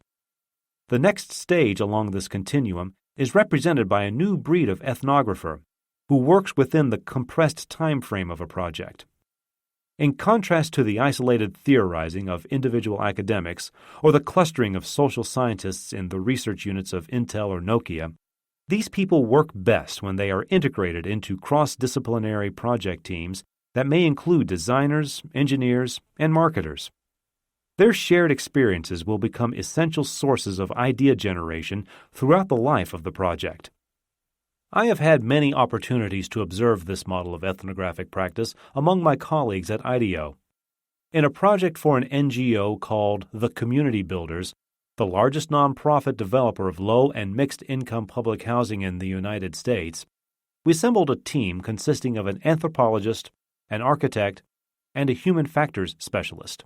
Together they interviewed builders, planners, and municipal authorities and local entrepreneurs and service providers, but did not stop there. The real insights happened when the team arranged to stay overnight with 3 families at different income levels and with different life trajectories who lived in Park Duval, a mixed-income community in Kentucky. This approach became even more salient on a subsequent project in which the team was trying to develop a toolkit to help NGOs implement human-centered design to meet the needs of subsistence farmers in Africa and Asia. This time, together with their partners from international development enterprises, they arranged overnight stays in farming villages in Ethiopia and Vietnam. Over time, they were able to build a level of trust among people who might have been justifiably wary of visiting anthropologists or aid officials arriving in shiny SUVs. And this led in turn to a climate of honesty, empathy, and mutual respect. Although the behavioral science researchers at places such as Intel, Nokia, and IDEO are trained professionals, there are times when it makes sense to deputize our clients and enlist them in the hard work of conducting observations themselves. We thought nothing of putting a pocket-sized notebook into the hands of Alan G. Lafley, the CEO of Procter & Gamble, and sending him out shopping for records on Berkeley's colorful Telegraph Avenue. Lafley is famous for his impatience with CEOs who are content to peer down upon the world from the executive suite or from the smoked glass windows of a corporate limousine, and for his willingness to venture out into the places where his customers live, work, and shop. This perspective is surely the basis of his widely reported pronouncement that mass marketing is dead. On other occasions, it is our clients themselves who take the lead and provide cues as to where we might look for insight. In the course of a project on emergency room care undertaken with the Institute for Healthcare Improvement and the Robert Wood Johnson Foundation, a member of the IHI group reported on his experience at the Indianapolis 500. A smoking race car pulled into a pit stop where a precision team of trained professionals with state-of-the-art tools at the ready assessed the situation and performed all the necessary repairs within seconds. Change a few words around, and you have an accurate description of a hospital trauma center. Of course, we also looked at real emergency room environments and observed physicians and nurses at work. But observing analogous situations, a pit stop at the Indy 500, a neighborhood fire station, an elementary school playground during recess, will often jolt us out of the frame of reference that makes it so difficult to see the larger picture. Empathy. Standing in the shoes, or lying on the gurneys, of others. It's possible to spend days, weeks, or months conducting research of this sort, but at the end of it all, we will have little more than stacks of field notes, videotapes, and photographs unless we can connect with the people we are observing at a fundamental level. We call this empathy, and it is perhaps the most important distinction between academic thinking and design thinking. We're not trying to generate new knowledge, test a theory, or validate a scientific hypothesis. That's the work of our university colleagues, and an indispensable part of our shared intellectual landscape. The mission of design thinking is to translate observations into insights, and insights into products and services that will improve lives. Empathy is the mental habit that moves us beyond thinking of people as laboratory rats or standard deviations. If we are to borrow the lives of other people to inspire new ideas, we need to begin by recognizing that their seemingly inexplicable behaviors represent different strategies for coping with the confusing, complex, and contradictory world in which they live. The computer mouse, developed at Xerox PARC in the 1970s, was an intricate technical apparatus invented by engineers and intended for engineers. To them, it made perfect sense that it should be taken apart and cleaned at the end of the day. But when the fledgling Apple computer asked us to help it create a computer for the rest of us, we gained our first lesson in the value of empathy. A designer, no less than an engineer or marketing executive who simply generalizes from his own standards and expectations, will limit the field of opportunity. A 30-year-old man does not have the same life experiences as a 60-year-old woman. An affluent Californian has little in common with a tenant farmer living on the outskirts of Nairobi. A talented, conscientious industrial designer, settling down at her desk after an invigorating ride on her mountain bike, may be ill-prepared to design a simple kitchen gadget for her grandmother, who is suffering from rheumatoid arthritis. We build these bridges of insight through empathy, the effort to see the world through the eyes of others, understand the world through their experiences, and feel the world through their emotions. In 2000, Robert Porter, the president and CEO of the SSM DePaul Health Center in St. Louis, approached IDEO with a vision. Porter had seen the episode of ABC's Nightline in which Ted Koppel had challenged us to redesign the American shopping cart in 1 week and wanted to discuss the implications of our process for a new wing of the hospital. But we had a vision too, and we saw an opportunity for a new and radical co-design process that would join designers and healthcare professionals in a common effort. We challenged ourselves by starting with what is perhaps the most demanding of all hospital environments, the emergency room. Drawing upon his highly specialized expertise in the ethnographic study of technology and complex systems, Christian Simsarian, one of the core team members, set out to capture the patient experience. What better way to do so than to check into the hospital and go through the emergency room experience, from admission to examination, as if he were a patient? Feigning a foot injury, Christian placed himself into the shoes and, in fact, onto the gurney of the average emergency room patient. He saw firsthand how disorienting the check-in process could be. He experienced the frustration of being asked to wait without ever being told what he was waiting for or why. He endured the anxiety of being wheeled by an unidentified staffer down an anonymous corridor, through a pair of intimidating double doors, and into the glare and the din of the emergency room. We have all had those kinds of first-person, first-time experiences. Buying our first car, stepping out of the airport in a city we have never visited, evaluating assisted living facilities for an aging parent. In these situations, we look at everything with a much higher level of acuity because nothing is familiar, and we have not fallen into the routines that make daily life manageable. With a video camera tucked discreetly beneath his hospital gown, Christian captured a patient's experience in a way that no surgeon, nurse, or ambulance driver could possibly have done. When Christian returned from his undercover mission, the team reviewed the unedited video and spotted numerous opportunities for improving the patient experience. But there was a larger discovery. As they sat through minute after tedious minute of acoustic ceiling tiles, look-alike hallways, and featureless waiting areas, it became increasingly evident that these details, not the efficiency of the staff or the quality of the facilities, were key to the new story they wanted to tell. The crushing tedium of the video thrust the design team into Christian's, and by extension, the patient's, experience of the opacity of the hospital process. It triggered in each of them the mix of boredom and anxiety that comes with being in a situation in which one feels lost, uninformed, and not in control. The team realized that two competing narratives were in play. The hospital saw the patient journey in terms of insurance verification, medical prioritization, and bed allocation. The patient experienced it as a stressful situation made worse. From this set of observations, the team concluded that the hospital needed to balance its legitimate concerns with medical and administrative tasks with an empathetic concern for the human side of the equation.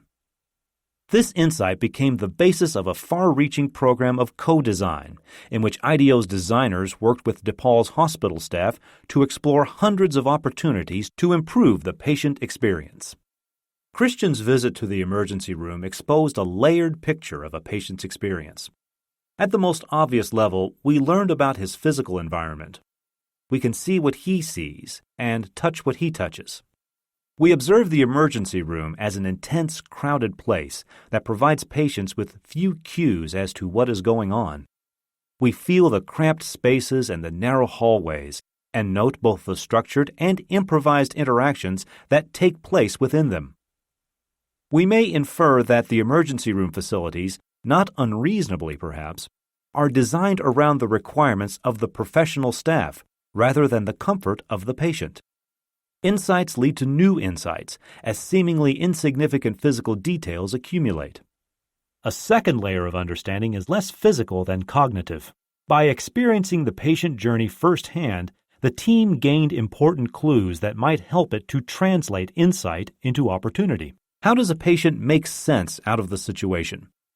How do new arrivals navigate the physical and social space? What are they likely to find confusing? These questions are essential to identifying what we call latent needs that may be acute, but that people may not be able to articulate. By achieving a state of empathy with anxious patients checking into an emergency room, or weary travelers checking into a Marriott hotel, or frustrated passengers checking in at an Amtrak ticket counter, we can better imagine how the experience might be improved. Sometimes we use these insights to emphasize the new. At other times, it makes sense to do just the opposite, to reference the ordinary and the familiar.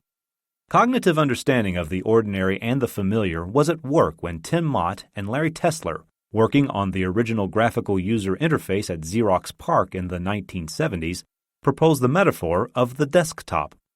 This concept helped move the computer from a forbidding new technology of value only to scientists to a tool that could be applied to office and even household tasks. It was still in evidence 3 decades later when the startup Juniper Financial asked IDEO to help it think about whether banks still needed buildings, vaults, and tellers. In approaching the uncharted territory of online banking, we began by trying to get a better understanding of how people thought about their money. This exercise proved to be challenging in the extreme, since we can't watch the cognitive process of someone thinking about money in the way we can watch the behavioral process of someone paying a bill or withdrawing cash from an ATM. The team settled on the technique of asking selected participants to draw their money. Not the credit cards in their wallets or the checkbooks in their purses, but the way in which money played a part in their lives. One participant, we called her the Pathfinder, drew little Monopoly-style houses representing her family, her 401k retirement plan, and some rental properties, since her focus was on long-term security. Another participant, designated the onlooker, drew a picture with a pile of money on one side and a pile of goods on the other.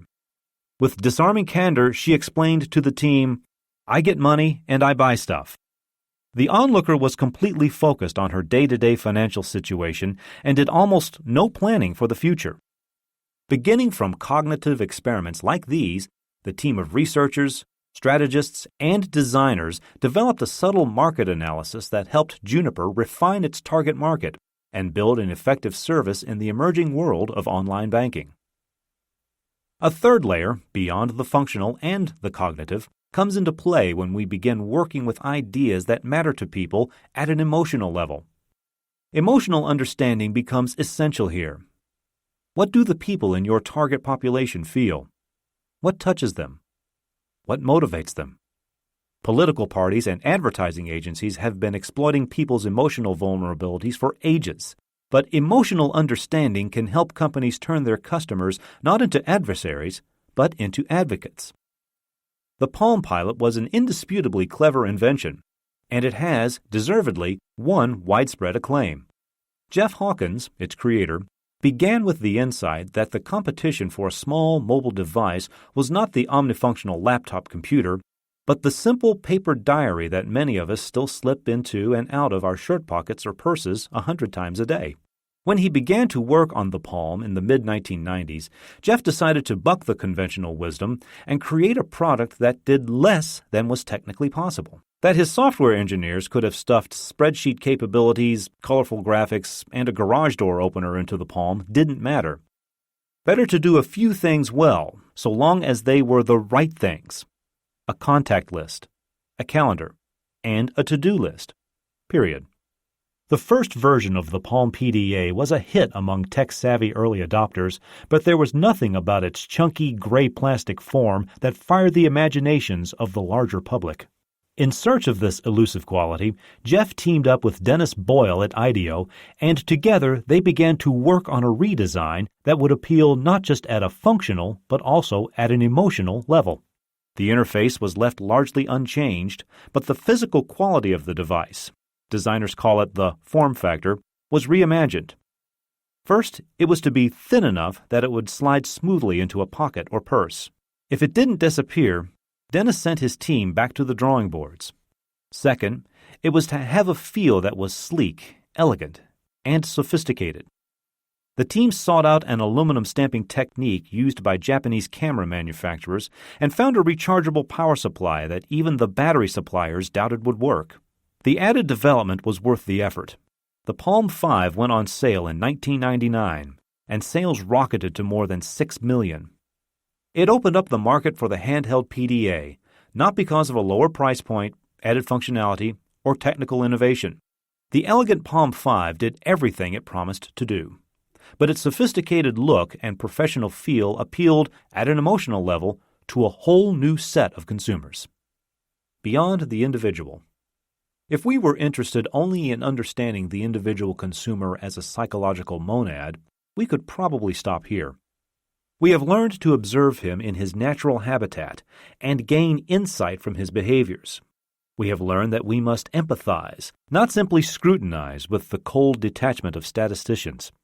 But even empathy for the individual, as it turns out, is not sufficient. To the extent that designers have one at all, their prevailing concept of markets remains the aggregate of many individuals. It rarely extends to how groups interact with one another. Design thinkers have upped the ante, beginning with the premise that the whole is greater than the sum of its parts. With the growth of the Internet, it has become clear that we must extend our understanding to the social interactions of people within groups, and to the interactions among groups themselves. Almost any web-based service, from social networking sites to mobile phone offerings to the vast world of online gaming, requires an understanding of the dynamic interactions within and between larger groups. What are people trying to achieve as individuals? What group effects, such as smart mobs or virtual economies, are taking shape? And how does membership in an online community affect the behavior of individuals once they return to the prosaic world of atoms, proteins, and bricks? It is hard to imagine creating anything today without trying to gain an understanding of group effects. Even a chair. When Steelcase, the giant office furniture manufacturer, sits down with its customers to help them plan the right workplace environments, the designers used network analysis to understand who in their organization interacts with whom, and which departments, functions, or even individuals should be co-located. Only then does it make sense to begin thinking about desks, storage units, and ergonomic chairs. We may use similar approaches when we are designing systems to facilitate knowledge sharing within and between offices. Simply asking people to recount how they spend their time or with whom they regularly communicate can result in skewed information. Even with the best of intentions, people's memories are faulty, and their answers are likely to reflect what they think should be the unvarnished facts. Tools such as video ethnography, in which cameras record group behavior over time, and computer interaction analysis help gather more accurate data about the dynamic interactions among people and groups. A second set of considerations is forcing us to rethink our notions of how to connect to consumers, and that is the pervasive fact of cultural differences, a theme that has moved from bad jokes about political correctness to the center of our concerns as we confront the realities of a media-saturated, globally interconnected society. Clearly, Christian Simsarian's first-person observations of an emergency room would have yielded an entirely different set of insights if they had taken place in sub-Saharan Africa rather than suburban America. This reality puts yet another dent in the idealized image of the designer as the source of professional expertise that can be taught in school, honed in professional practice, and exported universally to anyone in need of a better desk lamp or digital camera. Spending time to understand a culture can open up new innovation opportunities. This may help us to discover universal solutions that have relevance beyond our own culture, but they will always have their origins in empathy. The movement from insight to observation to empathy leads us finally to the most intriguing question of them all. If cultures are so diverse, and if the 20th century image of the unruly mob has given way to the 21st century discovery of the wisdom of crowds, how can we tap that collective intelligence to unleash the full power of design thinking? The designer must not be imagined as an intrepid anthropologist venturing into an alien culture to observe the natives with the utmost objectivity. Instead, we need to invent a new and radical form of collaboration that blurs the boundaries between creators and consumers.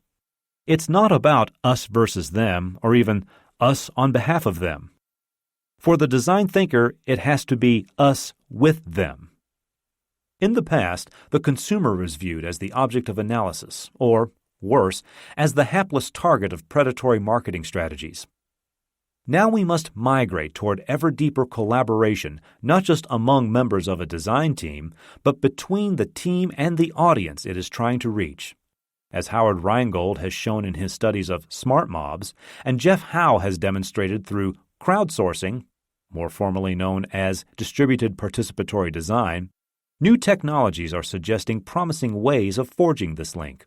We are in the midst of a significant change in how we think about the role of consumers in the process of design and development. In the early years, companies would dream up new products and enlist armies of marketing experts and advertising professionals to sell them to people, often by exploiting their fears and vanities. Slowly, this began to yield to a more nuanced approach that involved reaching out to people, observing their lives and experiences, and using those insights to inspire new ideas. Today, we are beginning to move beyond even this ethnographic model to approaches inspired and underpinned by new concepts and technologies. My colleague Jane Fulton Suri has even begun to explore the next stage in the evolution of design as it migrates from designers creating for people to designers creating with people to people creating by themselves through the application of user-generated content and open-source innovation. The idea of every man the designer is a compelling one, but the ability of consumers to generate breakthrough ideas on their own, as opposed to replicating existing ideas more efficiently and cheaply, is far from proven. Mozilla, with its Firefox web browser, is one of the few companies to have been able to build a significant brand using an open-source approach. These limitations do not mean that user-generated content is not interesting or that it may not become the next big thing to roil out of the innovation cauldron. It has been argued that user-generated content is leading to far greater engagement and participation in the world of music than we ever saw during the top-down reign of mass media. Perhaps, but even the most zealous advocates of open-source design will admit that it has not produced its Mozart, John Lennon, or Miles Davis. Not yet, at any rate. For the moment, the greatest opportunity lies in the middle space between the 20th century idea that companies created new products and customers passively consume them, and the futuristic vision in which consumers will design everything they need for themselves. What lies in the middle is an enhanced level of collaboration between creators and consumers, a blurring of the boundaries at the level of both companies and individuals. Individuals, rather than allowing themselves to be stereotyped as consumers, customers, or users, can now think of themselves as active participants in the process of creation. Organizations, by the same token, must become more comfortable with the erosion of the boundary between the proprietary and the public, between themselves and the people whose happiness, comfort, and welfare allow them to succeed. We see evidence of innovative strategies meant to enhance the collaboration between creators and consumers everywhere. In an initiative funded by the European Union to look at ways in which digital technology might strengthen the fabric of society, Tony Dunn and Bill Gaver of the Royal College of Art in London developed a set of cultural probes, journal exercises, inexpensive video cameras, that enabled elderly villagers to document the patterns of their everyday lives. In industries more geared to the youth culture, video games, sports apparel, it is now quite common for developers to work with tech-savvy youths at every stage of the development process, from concept development to testing. Sweat Equity Enterprises in New York, the term refers to contributing time and effort to a project, as opposed to financial equity or money, works with companies as diverse as Nike, Nissan, and Radio Shack to co-develop new products with inner-city high school kids. The sponsoring companies capture cutting-edge insights from the street, a somewhat more reliable source of creativity than the executive suite, while at the same time making a lasting investment in education and opportunity for underserved urban youth. One of the techniques we have developed at IDEO to keep the consumer designer involved in the creation, evaluation, and development of ideas is the unfocused group, where we bring an array of consumers and experts together in a workshop format to explore new concepts around a particular topic. Whereas traditional focus groups assemble a random group of average people who are observed literally or figuratively from behind a one-way mirror, the unfocused group identifies unique individuals and invites them to participate in an active, collaborative design exercise. On one memorable occasion, we were looking at new concepts for women's shoes, we invited in a color consultant, a spiritual guide who led barefoot initiates across hot coals, a young mother who was curiously passionate about her thigh-high leather boots, and a female limo driver whose full livery was accented by a pair of outrageously sexy stiletto heels. Needless to say, this group proved to be extremely articulate about the emotional connections among shoes, feet, and the human condition. By the time we released them back into the San Francisco demimonde, they had inspired an exciting portfolio of ideas. Though drawers in the heels to hide secret items and raised patterns that targeted key acupressure points did not survive, the insights on which they were based prodded us to think about what people really desire from shoes. One autumn day in 1940, the industrial designer Raymond Loewy was visited in his office by George Washington Hill, the president of the American Tobacco Company and one of the more colorful personalities in American business history. Hill offered Loewy $50,000 if he could improve upon the Lucky Strike package, a wager Loewy readily accepted, and as he was leaving, turned to Loewy and asked when it would be ready. "Oh, I don't know. Some nice spring morning I will feel like designing the Lucky package, and you'll have it in a matter of hours. I'll call you then." Today, we no longer feel that we must sit patiently and wait for some outrageous insight to strike us. Inspiration always involves an element of chance, but as Louis Pasteur observed in a famous lecture of 1854, chance only favors the prepared mind. Certain themes and variations, techniques of observation, principles of empathy, and efforts to move beyond the individual can all be thought of as ways of preparing the mind of the design thinker to find insight, from the seemingly commonplace as well as the bizarre, from the rituals of everyday life, but also the exceptional interruptions to those rituals, and from the average to the extreme. That insight cannot yet be codified, quantified, or even defined, not yet at any rate, makes it the most difficult but also the most exciting part of the design process. There is no algorithm that can tell us where it will come from and when it will hit. Chapter 3. A mental matrix, or these people have no process. One way to help design thinking diffuse throughout an organization is for designers to make their clients part of the experience. We do this not just to give them the thrill of peering behind the wizard's curtain, but because we find that we invariably get much better results when the client is on board and actively participating. But be forewarned, it can be messy. Imagine an avid theater-goer who is invited backstage to witness the chaos that lies behind even the most flawless performance. Last-minute costume repairs, 2x4s lying about everywhere, Hamlet standing outside the stage door having a cigarette while Ophelia chatters into her cell phone. Or, as one client was heard to lament in a frantic call back to her office, "These people have no process." A few weeks later, she became a convert, promoting design thinking within her own company, a stolid, respectable organization renowned for its structure, discipline, and process. But as with all epiphanies, that's where the hard work begins. It is one thing to witness the power of design and even to participate in it, quite another to absorb it into one's thinking and patiently build it into the structure of an organization. Those of us who have spent long years at design school still find it hard to shake off dearly held assumptions about how to get things done. People from more methodical backgrounds may fear that the risks are too high, and the margin of error is perilously slim. What's the best way to orient first-time visitors to this new and unfamiliar terrain?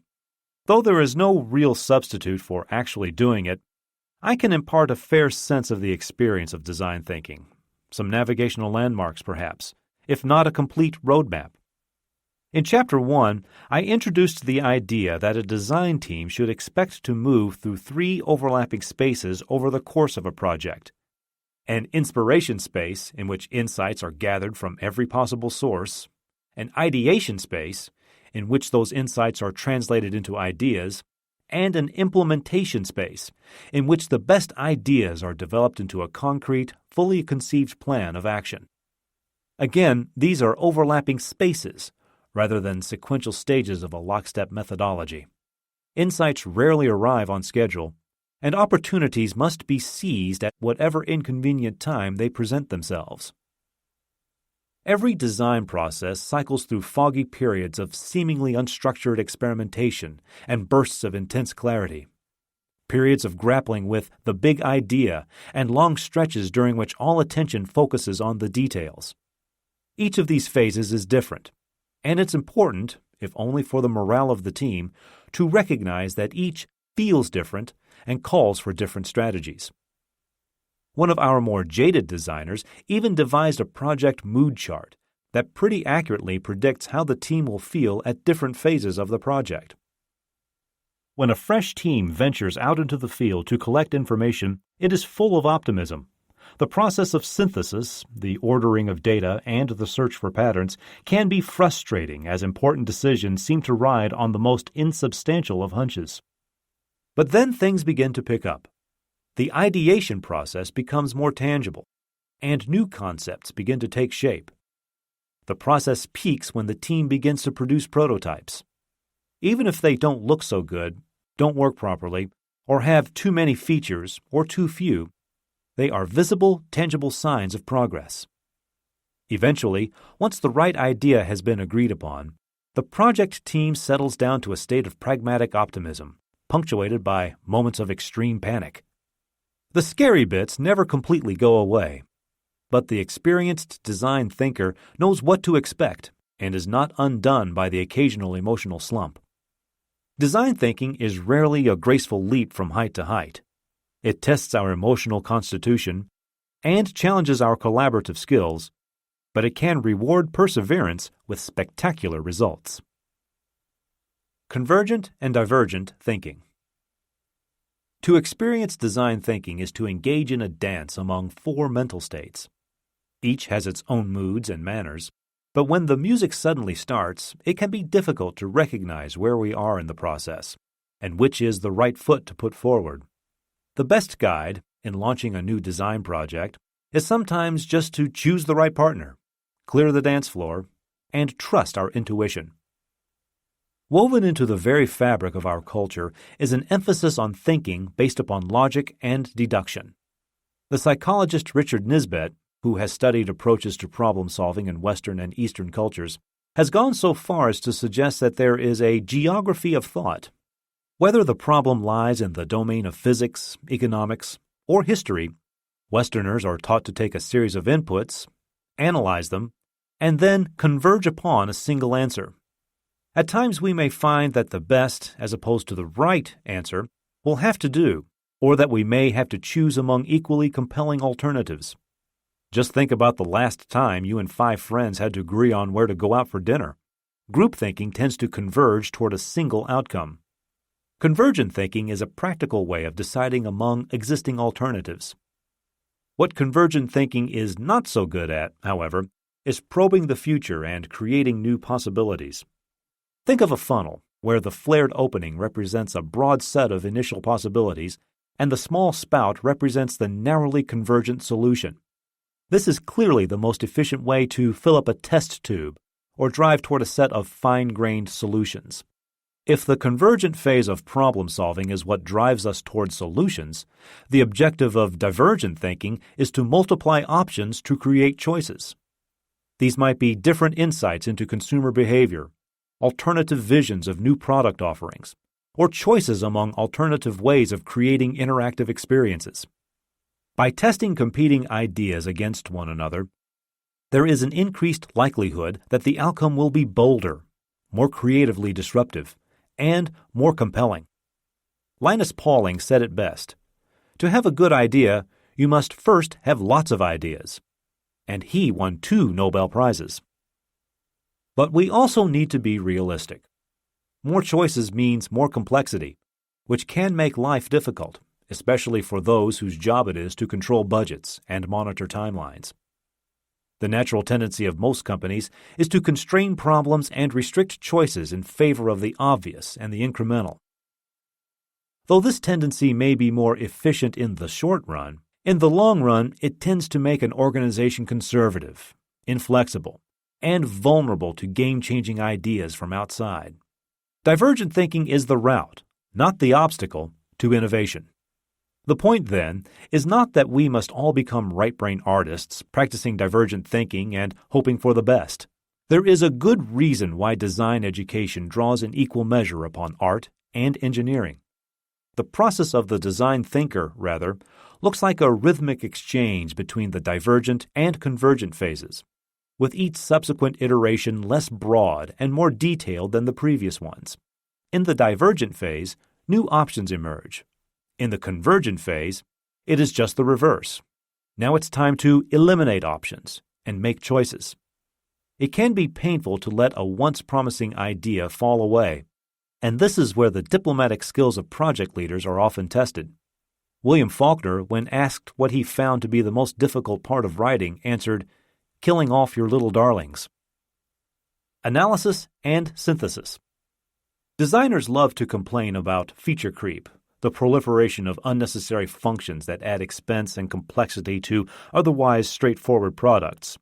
RCA's original TV remote control device in 1958 had exactly one button. Mine has 44. Design thinkers, for their part, need to be wary of what might be called category creep. Nevertheless, I need to bring two additional terms into the discussion: analysis and synthesis, which are the natural complements to divergent and convergent thinking. Without analytical forms of thinking, we could not run large corporations or manage household budgets. Designers, too, whether they are looking at signage for a sports stadium or alternatives to carcinogenic PVCs, use analytical tools to break apart complex problems to understand them better. The creative process, however, relies on synthesis, the collective act of putting the pieces together to create whole ideas. Once the data have been gathered, it is necessary to sift through it all and identify meaningful patterns. Analysis and synthesis are equally important, and each plays an essential role in the process of creating options and making choices. Designers carry out research in many ways: collecting ethnographic data in the field, conducting interviews, reviewing patents, manufacturing processes, vendors, and subcontractors. They can be found jotting notes, taking pictures, shooting videos, recording conversations, and sitting on airplanes. They are, hopefully, looking at the competition. Fact collecting and data gathering lead to an accumulation of information that can be staggering. But then what? At some point, the team must settle down and, in an intense period of synthesis, sometimes over the course of a few hours, sometimes over a week or more, begin to organize, interpret, and weave these many strands of data into a coherent story. Synthesis, the act of extracting meaningful patterns from masses of raw information, is a fundamentally creative act. The data are just that, data, and the facts never speak for themselves. Sometimes the data are highly technical, if the task is a sophisticated piece of medical equipment, for instance. In other cases, they may be purely behavioral. For example, if the problem is to encourage people to switch to energy-saving compact fluorescent bulbs. In every case, we may think of the designer as a master storyteller whose skill is measured by his or her ability to craft a compelling, consistent, and believable narrative. It's no accident that writers and journalists now often work alongside mechanical engineers and cultural anthropologists in design teams. Once the raw material has been synthesized into a coherent, inspiring narrative, a higher-level synthesis kicks in. It is far from unusual for a project brief to contain seemingly conflicting goals: low cost and high quality, to use an obvious example, or an accelerated time frame together with an interest in an unproven technology. There may be a tendency, under such circumstances, to simplify the process and reduce it to a set of specifications or a list of features, To do so is almost invariably to compromise the integrity of the product on the altar of convenience. These are the seeds of design thinking, a continuous movement between divergent and convergent processes on the one hand, and between the analytical and synthetic on the other. But that is by no means the end of the story. As any gardener will attest, the hardiest seeds cast into rocky or barren soil will wither. The ground needs to be prepared. Attention must be shifted upward, from teams and individuals to companies. We might think of this as moving from the organization of design to the design of organizations. An attitude of experimentation. The master choreographers of the dance between divergent and convergent thinking on the one hand, and detailed analysis and synthetic judgment on the other, were Charles and Ray Eames, the most creative design partnership that America has produced. From their legendary office at 901 Washington Boulevard in Venice, California, the Eameses and their associates conducted a series of design experiments that stretched across 4 decades and covered every imaginable medium. The molded plywood chairs that became synonymous with American modernism, their famous Case Study House No. 8 in Pacific Palisades, the museum exhibitions they built, and the educational films they produced. Not always visible in the finished projects, however, is the methodical experimentation that lay behind them. The lesson? A creative team must be given the time, the space, and the budget to make mistakes. Individuals, teams, and organizations that have mastered the mental matrix of design thinking share a basic attitude of experimentation. They are open to new possibilities, alert to new directions, and always willing to propose new solutions. Back in the 1960s, during the formative years of Silicon Valley, Chuck House, then an ambitious young engineer at Hewlett-Packard, came within a hair's breadth of losing his job. Following a hunch, he ignored an explicit corporate directive and set up an under-the-radar skunkworks to develop a large-screen CRT. The illicit project went on to become the first commercially successful computer graphics display, used for the space video transmission of Neil Armstrong's Foot on the Moon broadcast, Dr. Michael DeBakey's first artificial heart transplant monitor, and countless other applications. Chuck ended up as corporate engineering director for HP with an office next door to David Packard himself, who had personally issued the prohibition against further research and a Medal of Defiance hanging on his wall. Things have changed.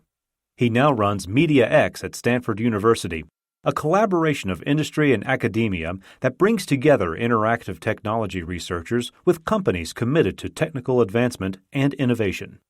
Today, companies like Google and 3M are renowned for encouraging scientists and engineers to spend up to 20% of their time on personal experiments. A tolerance for risk-taking has as much to do with the culture of an organization as with its business strategy. Some would argue that a climate of open-ended exploration encourages a profligate waste of resources. Chairman Mao Zedong's policy during the Great Leap Forward, let 100 flowers bloom, ended in complete disaster.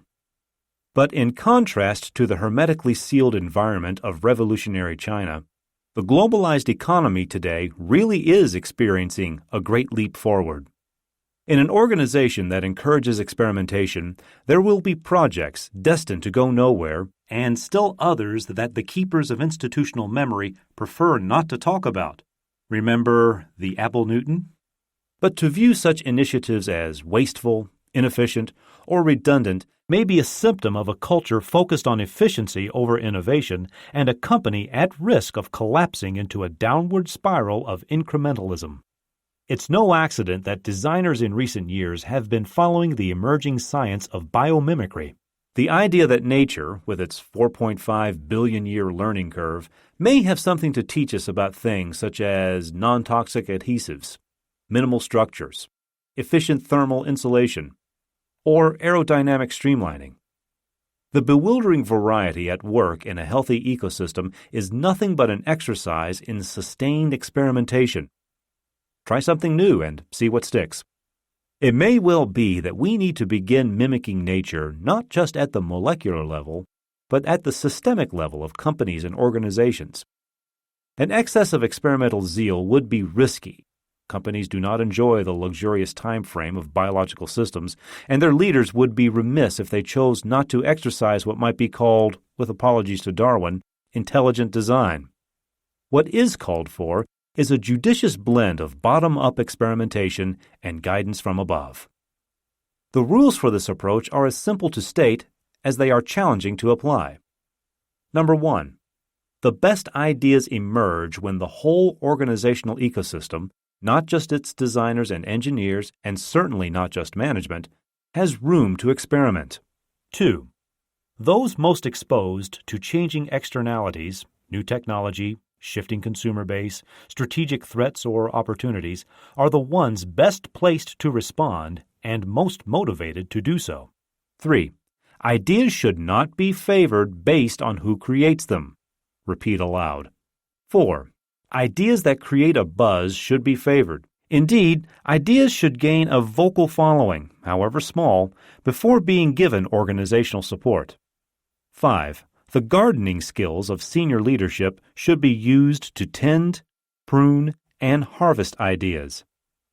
MBAs call this risk tolerance. I call it the top-down bit. 6. An overarching purpose should be articulated so that the organization has a sense of direction and innovators don't feel the need for constant supervision. These rules apply to almost every field of innovation. Together, they ensure that the seeds of individual creativity take root, even in the aisles of a grocery store. John Mackey, the CEO of Whole Foods Market, has applied this idea of bottom-up experimentation to his business since its founding in 1980. Now the world's largest retailer of natural and organic foods, Whole Foods organizes each store's employees into small teams and encourages them to experiment with better ways to serve Whole Foods customers. These might include different display ideas or products selected to meet local customers' needs. Each store may have its own unique regional and even neighborhood identity. Managers are encouraged to share the best ideas so that they propagate outward across the company rather than remaining localized. None of this may sound all that revolutionary, but what Mackey has done since the earliest days of the company, he started with a single grocery store in Austin, Texas, and a total workforce of 19, is to make sure that every employee understands, appreciates, and has the ability to contribute to the overall vision of the company. These ideas act as navigational beacons for the localized innovations taking place throughout the organization. As with each of the stories I've told, there is a moral to be drawn from this one. Don't let the results of bottom-up experimentation dissipate into unstructured ideas and unresolved plans. Some companies provide suggestion boxes intended to harvest the bottom-up creativity of the organization. They tend to fail, leaving management to wonder why ungrateful employees pour coffee into them if they are hanging on the wall, or flame them if they are online. At best, they tend to yield small and incremental ideas. More often, they go nowhere because there is no obvious mechanism for acting upon suggestions. What is needed is a serious commitment from the top of the corporate pyramid, and it will be repaid by better ideas from the base. Any promising experiment should have a chance to gain organizational support in the form of a project sustained by appropriate resources and driven by definable goals. There is a simple test for this, though I have to admit that it has taken some getting used to. When I receive a cautiously worded memo asking for permission to try something, I find myself becoming equally cautious. But when I am ambushed in the parking lot by a group of hyperactive people falling all over one another to tell me about the unbelievably cool project they are working on, their energy infects me, and my antennae go way, way up. Some of these projects will go wrong. Energy will be wasted, whatever that means, and money will be lost. We know exactly what that means. But even in these cases, there is an old adage that remains worth pondering. In the words of my countryman Alexander Pope, back in the days when design thinkers did their best thinking in Latin, errare humanum est, perdonare divinum. To err is human, to forgive divine. A culture of optimism. The obvious counterpart to an attitude of experimentation is a climate of optimism. Sometimes the state of the world makes this difficult to sustain, but the fact remains that curiosity does not thrive in organizations that have grown cynical. Ideas are smothered before they have a chance to come to life. People willing to take risks are driven out. Up-and-coming leaders steer clear of projects with uncertain outcomes, out of fear that participation might damage their chances for advancement. Project teams are nervous, suspicious, and prone to second-guessing what management really wants. Even when leadership wants to promote disruptive innovation and open-ended experimentation, it will find that no one is willing to step forward without permission, which usually means defeat before the start. Without optimism, the unshakable belief that things could be better than they are, the will to experiment will be continually frustrated until it withers. Positive encouragement does not require the pretense that all ideas are created equal. It remains the responsibility of leadership to make discerning judgments, which will inspire confidence if people feel that their ideas have been given a fair hearing. To harvest the power of design thinking, individuals, teams, and whole organizations have to cultivate optimism. People have to believe that it is within their power, or at least the power of their team, to create new ideas that will serve unmet needs and that will have a positive impact. When Steve Jobs returned to Apple in the summer of 1997 after being dismissed by his own board, he found a demoralized company that had spread its resources across no fewer than 15 product platforms. Those teams were, in effect, competing with one another for survival. With all the boldness for which he is known, Jobs slashed the company's offerings from 15 to 4, a desktop and a laptop for professionals, and a desktop and a laptop for the rest of us. Every employee understood that the project he or she was working on represented fully 1/4 of Apple's business, and there was no possibility that it would be killed by an accountant scrutinizing the balance sheets. Optimism soared. Morale turned 180 degrees, and the rest, as the saying goes, is history. Optimism requires confidence, and confidence is built on trust. And trust, as we know, flows in both directions. To find out whether a company is optimistic, experimental, and attuned to risk, people should simply use their senses. Look for a colorful landscape of messy disorder rather than a suburban grid of tiny beige cubicles.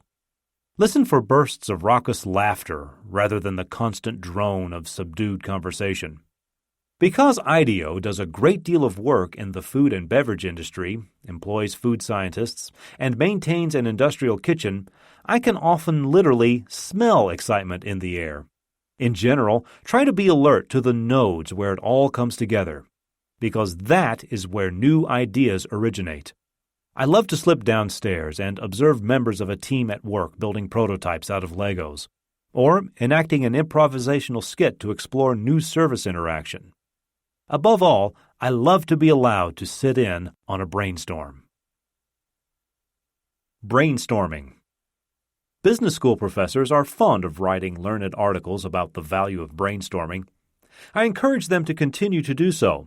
After all, some of my best friends are business school professors, and it keeps them busy and out of my way.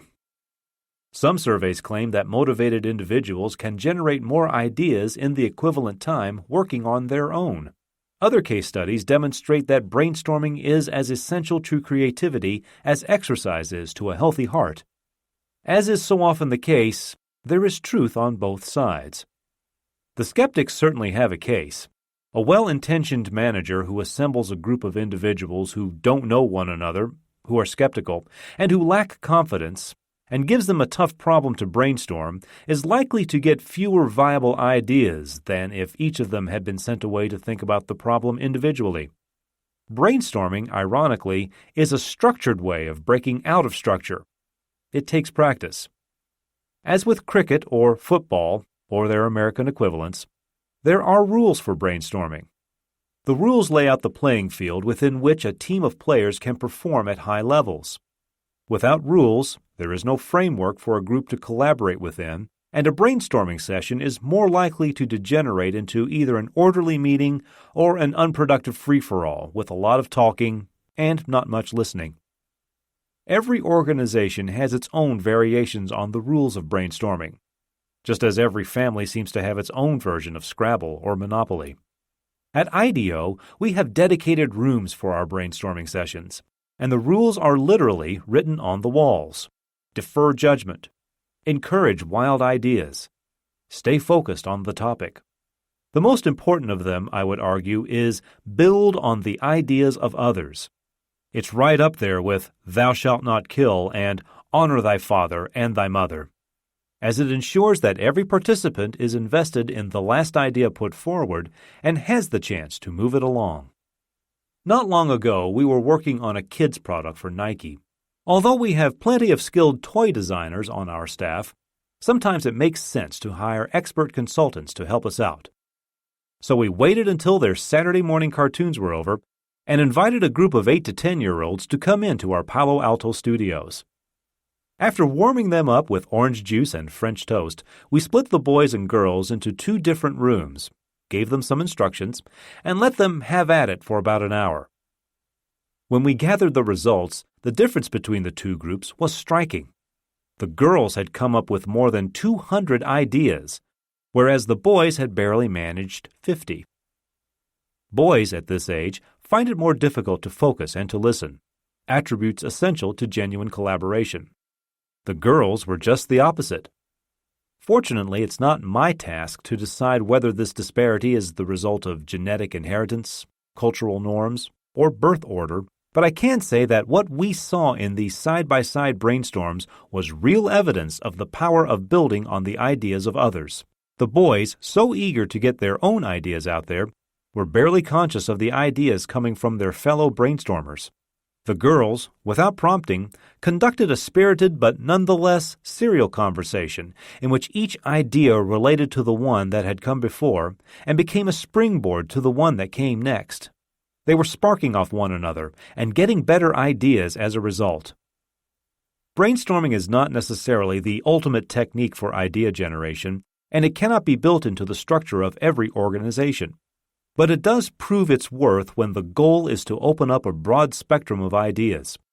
Other approaches are important for making choices, but nothing beats a good brainstorming session for creating them. Visual thinking. Design professionals spend years learning how to draw. Drawing practice is not so much in order to illustrate ideas, which can now be done with cheap software. Instead, designers learn to draw so that they can express their ideas. Words and numbers are fine, but only drawing can simultaneously reveal both the functional characteristics of an idea and its emotional content. To draw an idea accurately, decisions have to be made that can be avoided by even the most precise language. Aesthetic issues have to be addressed that cannot be resolved by the most elegant mathematical calculation. Whether the task at hand is a hairdryer, a weekend retreat in the country, or an annual report, drawing forces decisions. Visual thinking takes many forms. We should not suppose that it is restricted to objective illustration. In fact, it is not even necessary to possess drawing skills.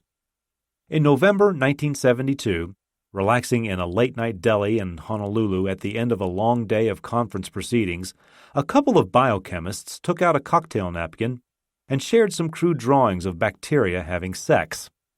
A few years later, Stanley Cohen was on a plane to Stockholm to collect his Nobel Prize, and Herbert Boyer was pulling his red Ferrari into the parking lot of Genentech.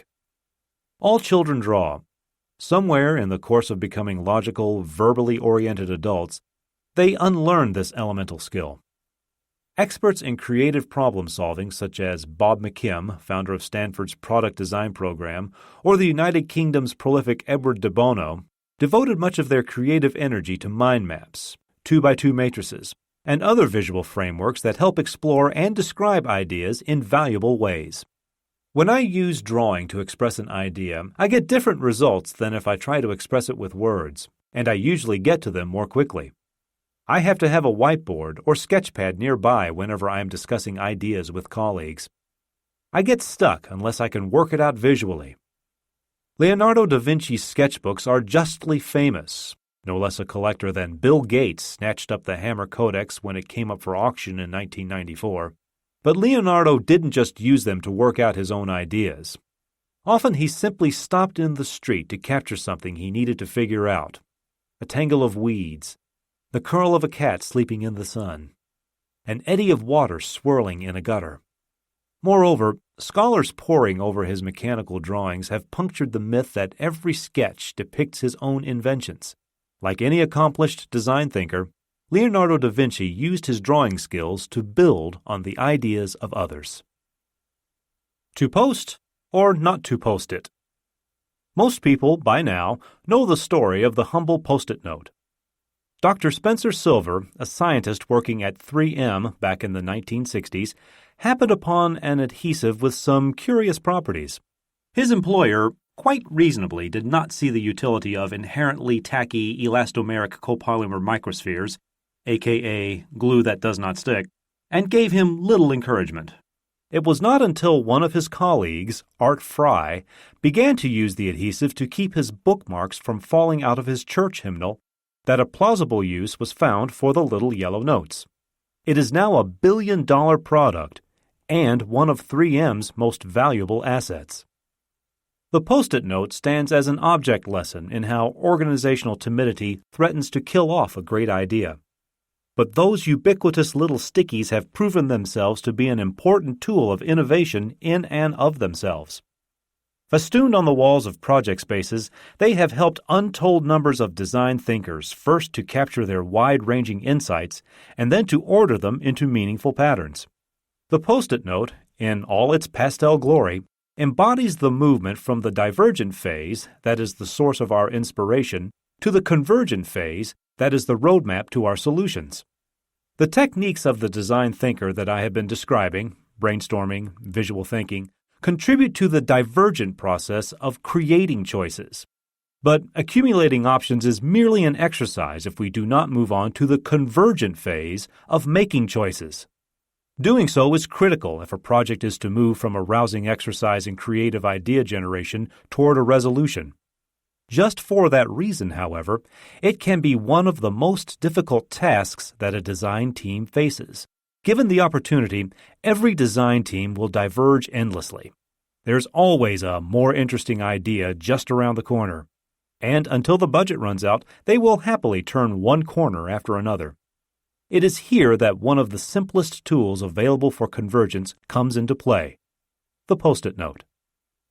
Once everyone is gathered together for a project review, there needs to be a process for selecting the ideas that are strongest and hold the greatest promise. Storyboards help, panels that illustrate, almost like comic strips, the sequence of events a user might experience in checking into a hotel, opening a bank account, or using a newly purchased electronic device. Sometimes it helps to create alternate scenarios. But sooner or later, some level of consensus is called for, and it rarely comes about by debate or executive fiat. What is needed is some kind of tool to extract the intuition of the group, and this is where a generous supply of Post-it notes cannot be beat. At IDEO, we use them to submit ideas to the butterfly test. Invented by Bill Moggridge, design thinker extraordinaire and one of the pioneers of Silicon Valley design, the butterfly test is a thoroughly unscientific but amazingly effective process for extracting a few key insights from a mass of data. Let's imagine that by the end of a deep research phase, numerous brainstorming sessions and endless prototypes, an entire wall of the project room has been covered with promising ideas. Each participant is then given a small number of small Post-it ballots to attach to the ideas they think should move forward. Members of the team flutter about the room, inspecting the tableau of ideas, and before long it is clear which ones have attracted the most butterflies. Of course, all kinds of issues come into play, including politics and personalities, but that is what reaching consensus is all about: give and take, compromise and creative combination. All these and more play a part in reaching the end result. The process is not about democracy. It is about maximizing the capacities of teams to converge on the best solutions. It's chaotic, but it works surprisingly well. and can be adapted to the peculiarities of many organizations. I don't mean this to be an advertisement for 3M. The Post-it note, which encourages people to capture a quick thought, reposition it, or reject it, is just one of many tools available to deal with one insistent fact common to every design project: deadlines. Though we all have deadlines all of the time, in the divergent and exploratory phase of design thinking, deadlines take on an extra level of importance. They refer to the process, and not the people. The deadline is the fixed point on the horizon where everything stops and the final evaluation begins. These points may seem arbitrary and unwelcome, but an experienced project leader knows how to use them to turn options into decisions. It's unwise to have a deadline every day, at least in the earlier phases of a project, nor does it work to stretch it out for 6 months. It takes judgment to determine when a team will reach a point where management input, reflection, redirection, and selection are most likely to be valuable. I have not yet met a client who says, "Take all the time you need." All project work is bound by limits. Limits of technology, limits of skill, limits of knowledge. But the calendar is probably the most insistent limit of them all because it brings us back to the bottom line. As Ben Franklin, America's first and most adventurous real design thinker, pointed out in a letter to a young tradesman, time is money. I have saved for last the single most powerful tool of design thinking. This is not CAD, rapid prototyping, or even offshore manufacturing, but that empathic, intuitive, pattern-recognizing, parallel processing, and neural networking internet that each of us carries between our ears. For the time being, at any rate, it is our ability to construct complex concepts that are both functionally relevant and emotionally resonant that sets humans apart from the ever more sophisticated machines we use to assist us. As long as there is no algorithm that will tell us how to bring divergent possibilities into a convergent reality, or analytical detail into a synthetic whole, this talent will guarantee that accomplished design thinkers have a place in the world. People may be deterred from venturing into the turbulent world of design thinking for any number of reasons. They may believe that creativity is an inner gift possessed only by celebrity designers, that it is better just to gaze respectfully at their chairs and lamps in modern art museums. Or they may suppose that it is a skill reserved for a priesthood of trained professionals. After all, we hire designers to do everything from cutting our hair to decorating our houses. Others, less in awe of the cult of the designer, may confuse the mastery of tools, including the qualitative tools of brainstorming, visual thinking, and storytelling, with the ability to reach a design solution. And there are those who may feel that without a precise framework or methodology, they will be unable to fathom what is going on. They are the ones who are most likely to bail out when the morale of a team dips, as it invariably will over the life of a project. What they may not appreciate is that design thinking is neither art nor science nor religion. It is the capacity, ultimately, for integrative thinking.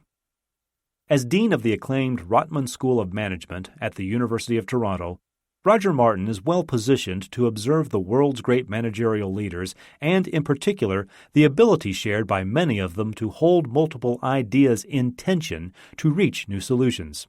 In The Opposable Mind, based on more than 50 in-depth interviews, Martin argues that thinkers who exploit opposing ideas to construct a new solution enjoy a built-in advantage over thinkers who can consider only one model at a time. Integrative thinkers know how to widen the scope of issues salient to the problem. They resist the either-or in favor of the both-and see nonlinear and multidirectional relationships as a source of inspiration, not contradiction. The most successful leaders, Martin finds, embrace the mess. They allow complexity to exist, at least as they search for solutions, because complexity is the most reliable source of creative opportunities. The traits of management leaders, in other words, match the traits I have ascribed to design thinkers. This is no coincidence, and it does not imply that the opposable mind is the reward to those who won the genetic lottery. The skills that make for a great design thinker, the ability to spot patterns in the mess of complex inputs, to synthesize new ideas from fragmented parts, to empathize with people different from ourselves, can all be learned. One day, perhaps, neurobiologists will be able to plug us into an MRI scanner and determine which parts of the brain light up when we apply integrative thinking. That may make it easier to devise new strategies for teaching people how to do it better. For the moment, at least, our task is not to understand what is going on in our brains, but to find ways of getting that thinking out into the world, where it can be shared with others and, ultimately, translated into concrete strategies. Chapter 4. Building to Think, or the Power of Prototyping. Lego launched me on my career as a design thinker. In the early 1970s, when I was 9 or 10, England was going through yet another of its periodic recessions, and the coal miners had waited until winter to go out on strike. This meant no coal for the power stations, which meant not enough electricity to meet demand, which meant regular blackouts. Determined to do my bit, I marshaled my entire inventory of Legos and built a great big flashlight using some fancy light bricks that glowed in the dark. I proudly handed the flashlight to my mother so that she had enough light to cook my dinner. I had built my first prototype. By the age of 10, I had learned the power of prototyping based on years of intensive study. As a younger child, I had spent hours using Legos and Meccano, known to Americans as erector sets, to create a world full of rocket ships, dinosaurs, and robots of every imaginable size and shape. Like every other kid, I was thinking with my hands, using physical props as a springboard for my imagination. This shift from physical to abstract, and back again, is one of the most fundamental processes by which we explore the universe, unlock our imaginations, and open our minds to new possibilities.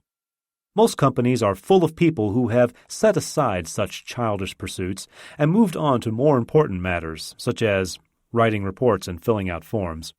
But one thing strikes the visitor to any organization that uses design thinking. As in any child's bedroom, there are prototypes everywhere.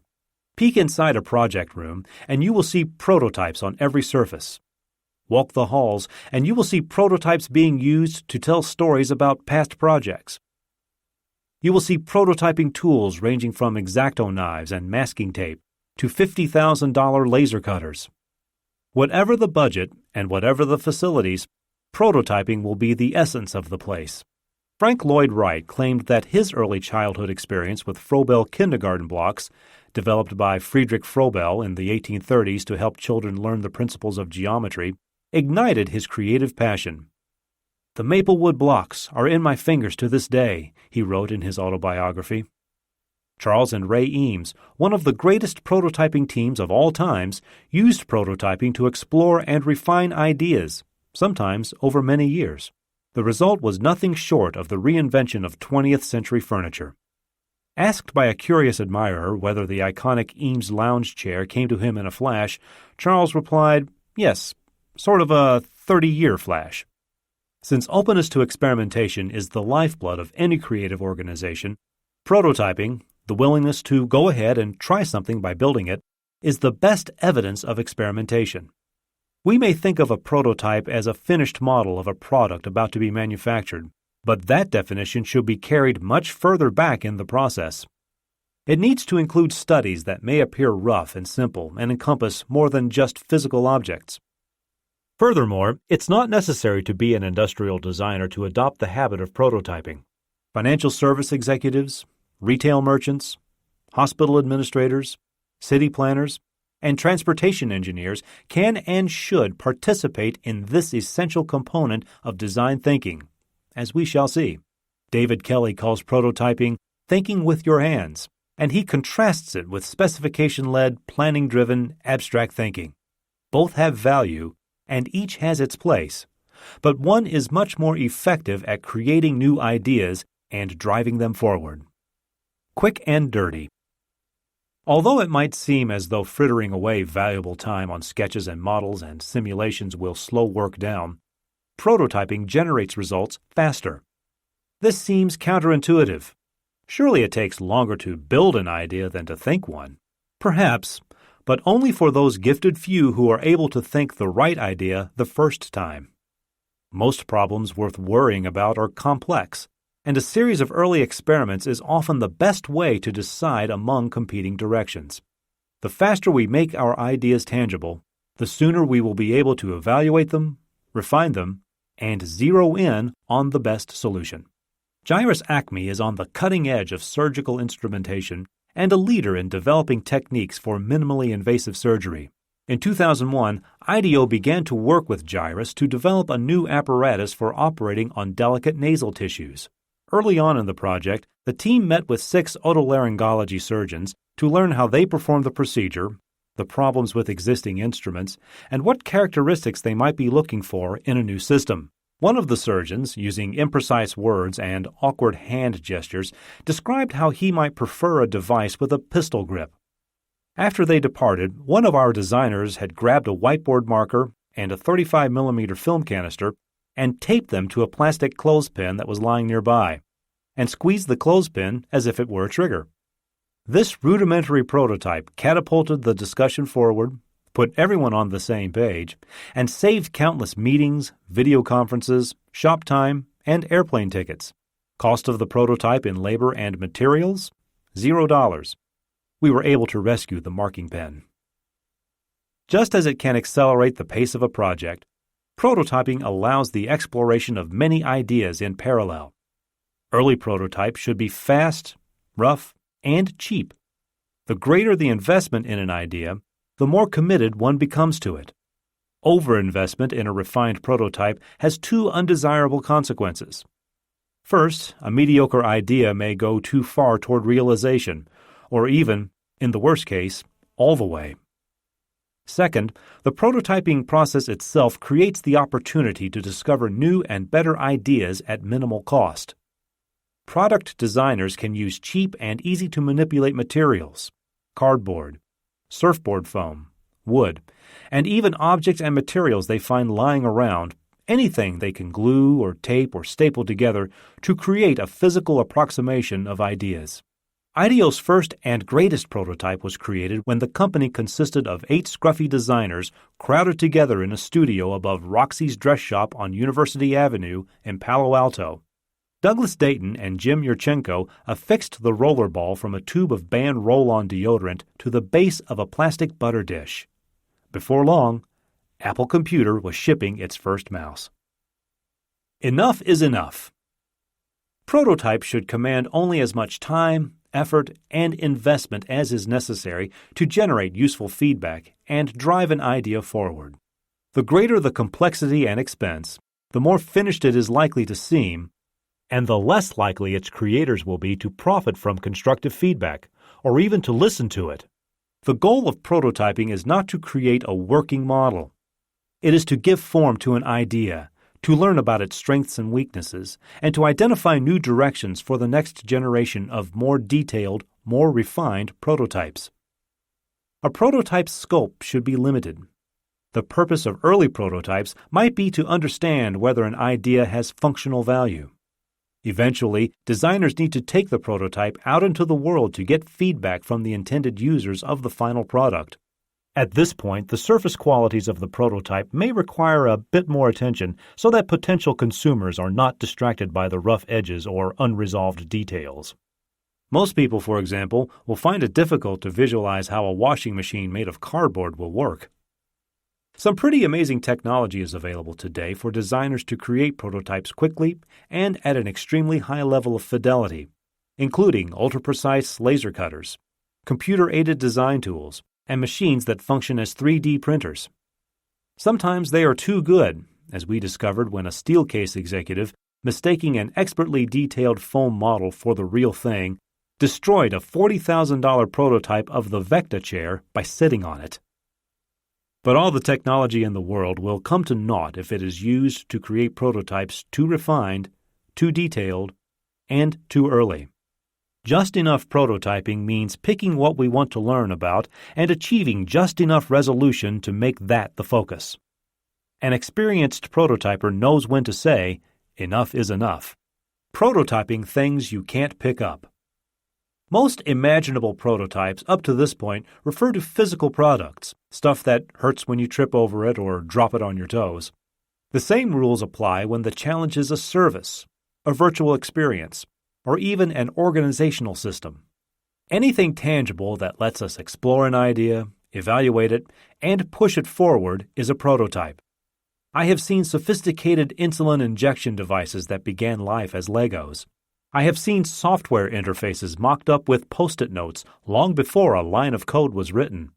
I have seen new concepts for neighborhood banking acted out before clients as a skit against a backdrop of counters made of flimsy foam core, a kind of cardboard material that is very strong, very light, and very cheap, held together with masking tape. In each case, an idea has been given expression through an appropriate medium to show to others for feedback. The movie industry has long used this practice. Once upon a time, when film was little more than a recorded version of theater, it was feasible to go from a script straight to shooting the movie. But as directors grew more ambitious and audiences more demanding, they began to include multiple cameras and special effects. The storyboard emerged as a way of mapping out the movie before it was shot to make sure that all the scenes were thought through and that the director wouldn't get to the editing room only to find a vital angle or crucial shot flawed or missing. As filmmaking grew ever more sophisticated, especially pioneered by Walt Disney Studios Animation, the storyboard took on an even more important role. It became a prototyping tool that enabled animators to assure themselves that the story hung together before the detail work began. Today, with sophisticated, expensive digital special effects dominating so much of Hollywood, filmmakers have moved to computer-based storyboards and animatics to test the motion in a shot before they commit to the real thing. Techniques borrowed from film and other creative industries suggest how we might prototype non-physical experiences. These include scenarios, a form of storytelling in which some potential future situation or state is described using words and pictures. We might, for example, invent a character who fits a set of demographic factors that interest us, a divorced professional woman with 2 small children, for instance, and develop a believable scenario around her daily routine in order to observe how she might use an electric vehicle charger or an online pharmacy. When Wi-Fi communications were in their infancy, Vocera developed a video scenario to demonstrate how employees might use a wearable, voice-controlled communications badge to stay connected with coworkers anywhere within a company's network. The short movie followed the rounds of a fictional IT support team and was far more effective in explaining the concept to potential investors than a technical brief or a deck of PowerPoint slides. Sony used the same technique when it was developing its first online concepts in the early 1990s. A design team created scenarios around the lives of teenagers in Tokyo to show how they might use new kinds of online gaming parlors to play interactive video games or sing karaoke songs together. In the early years of the Internet, these plausible fictions helped management visualize how it might become the basis of new services and business models. Another considerable value of scenarios is that they force us to keep people at the center of the idea, preventing us from getting lost in mechanical or aesthetic details. They remind us at every moment that we are not dealing with things, but with what the psychologist Mihai Csikszentmihalyi calls transactions between people and things. Prototyping at work is giving form to an idea, allowing us to learn from it, evaluate it against others, and improve upon it. A simple scenario structure useful in the development of new services is the customer journey. This structure charts the stages through which an imagined customer passes from the beginning of a service experience to the end. The starting point may be imaginary, or it may come directly from observations of people purchasing an airline ticket or deciding whether or not to install solar panels on a roof. In either case, the value of describing a customer journey is that it clarifies where the customer and the service or brand interact. Every one of these touch points points to an opportunity to provide value to a firm's intended customers or to derail them for good. Some years ago, Amtrak began studying opportunities to improve transportation on the East Coast by offering a high-speed train service between Boston, New York, and Washington, D.C. By the time Amtrak invited IDEO to participate in what would become the Acela project, the focus had narrowed to the trains themselves and, in fact, to the design of the seats. After spending countless days riding trains with customers, the team created a simple customer journey that described the entire travel process. The journey, for most customers, had 10 steps, which included getting to the station, finding parking, buying tickets, locating the platform, and so on. The insight that proved most striking was that passengers did not take their seats on the train until stage 8. Most of the experience of train travel, in other words, did not involve the train at all. The team reasoned that every one of the prior steps was an opportunity to create a positive interaction, opportunities that would have been overlooked if they had focused only on the design of the seats. Admittedly, this approach made the project far more complex, but that is typical in the move from design to design thinking. It may not be easy to reconcile the many interests that come into play in getting from Washington to New York, but Amtrak managed to do so, and has created a more complete and satisfying experience for its customers. Despite its numerous and well-publicized problems with tracks, brake systems, and wheel sets, Acela has proved to be a popular service. The customer journey was the first prototype in that process. Acting out. If playing with Legos is a child's way of learning with your hands and foam core and computer-driven milling machines are the equivalent for grown-up product designers, what does it look like for service innovation? The experience a person may have at a bank, a clinic, or the Department of Motor Vehicles. Our most reliable consultants, here as with so many other products, are kids. As soon as 2 or 3 children get together, they start to role-play. They become doctors and nurses, pirates, aliens, or Disney characters. Without prompting, they begin to perform lengthy enactments full of complex plots and subplots. Research suggests that this form of play is not only fun, but also helps establish internal scripts by which we navigate as adults. Town Place Suites, an extended-stay hotel brand owned by Marriott, serves business travelers, such as consultants with long-term contracts, who may be required to be away from home for more than just a few nights, and want to feel more at home than is usually the case in hotels. They are likely to work in their rooms more regularly. They stay over on weekends, and they may spend time on their own exploring the neighborhood. Marriott wanted to rethink the highly specific experience of these travelers. Traditionally, one of the problems with architectural design is that full-scale prototyping is virtually impossible because it is just too expensive. Instead, an imaginative team of space designers rented an old warehouse in a dicey part of San Francisco's Bayview district, where they built a full-scale mock-up of the entrance lobby and a typical guest suite of foam core. Their mock-up was not intended to showcase the aesthetic qualities of the space. Rather, it served as a stage on which designers, the client team, a group of hotel owner-operators, and even customers could act out different service experiences and explore in real space and real time what felt right. All the visitors were encouraged to add post-its to the prototype and to suggest changes. This process yielded a host of innovations that included personalized guidebooks with local information tailored to repeat clients and their specific needs, as well as a huge wall map in the lobby where guests could use magnetic tiles to mark interesting restaurants or other landmarks, a sort of open-source guestbook. This full-scale space for acting out whatever occurred to them gave the design team a rich set of ideas for further testing. Moreover, they had a much better sense of how good the ideas were. No amount of survey work or virtual simulation would have achieved the same result. Learning to feel comfortable acting out potential ideas is obviously important for anyone contemplating an experiential approach to prototyping. Mattel's Ivy Ross went so far as to teach new recruits to the Platypus program how to use improvisational acting techniques in the first couple of weeks of the session. Knowing some of the basics, such as how to build on the ideas of one's fellow actors and being willing to defer judgment of them, increases the likelihood that collaborative, real-time prototyping will be successful. The amateur theatrics of an experiential prototype can look foolish. It takes a certain confidence for individuals to loosen their ties, slip off their heels, and explore an idea through improvisation. Prototyping in the wild. Most prototyping takes place behind closed doors, for obvious reasons.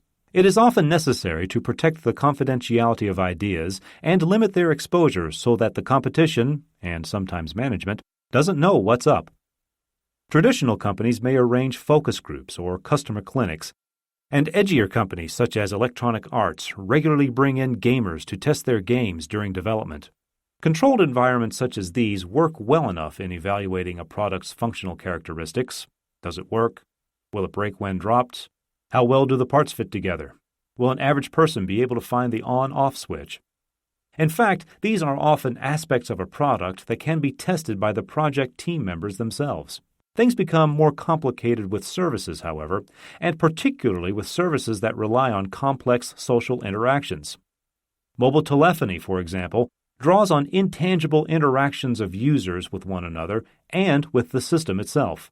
Today's complex ideas require prototypes to be released into the wild to see how they survive and adapt.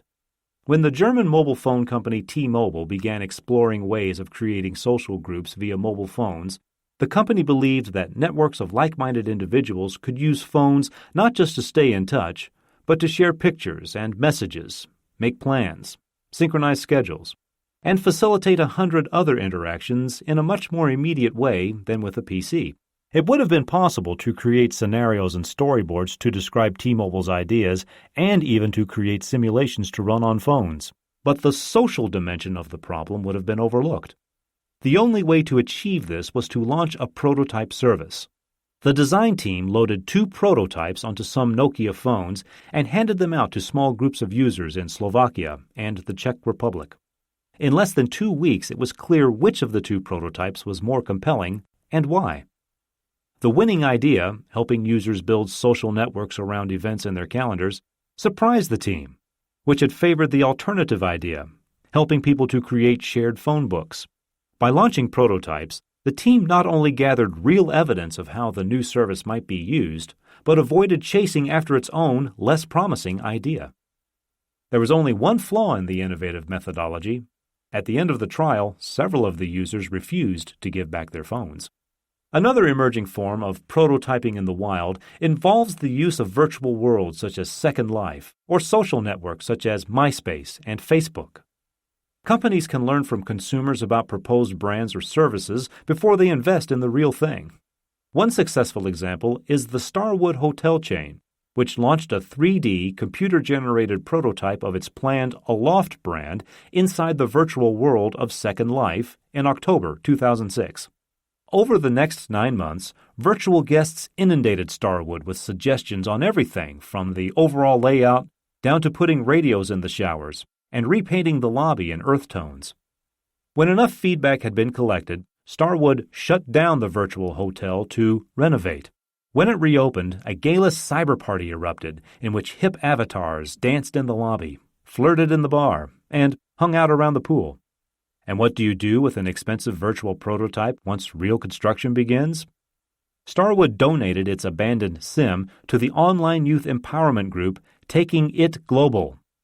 Starwood's Aloft brand wanted to capture a youthful, urban, stylish, and tech-savvy clientele, just the types likely to be found cruising the neighborhoods of Second Life.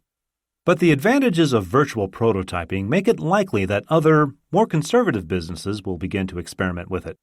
Virtual prototyping allows companies to reach prospective customers quickly and get feedback from people in numerous locations. Iterations are easy, and as more of them begin to explore the prototyping potential of online social networking, we will become increasingly adept at evaluating them. Like any prototyping medium, however, there are limitations.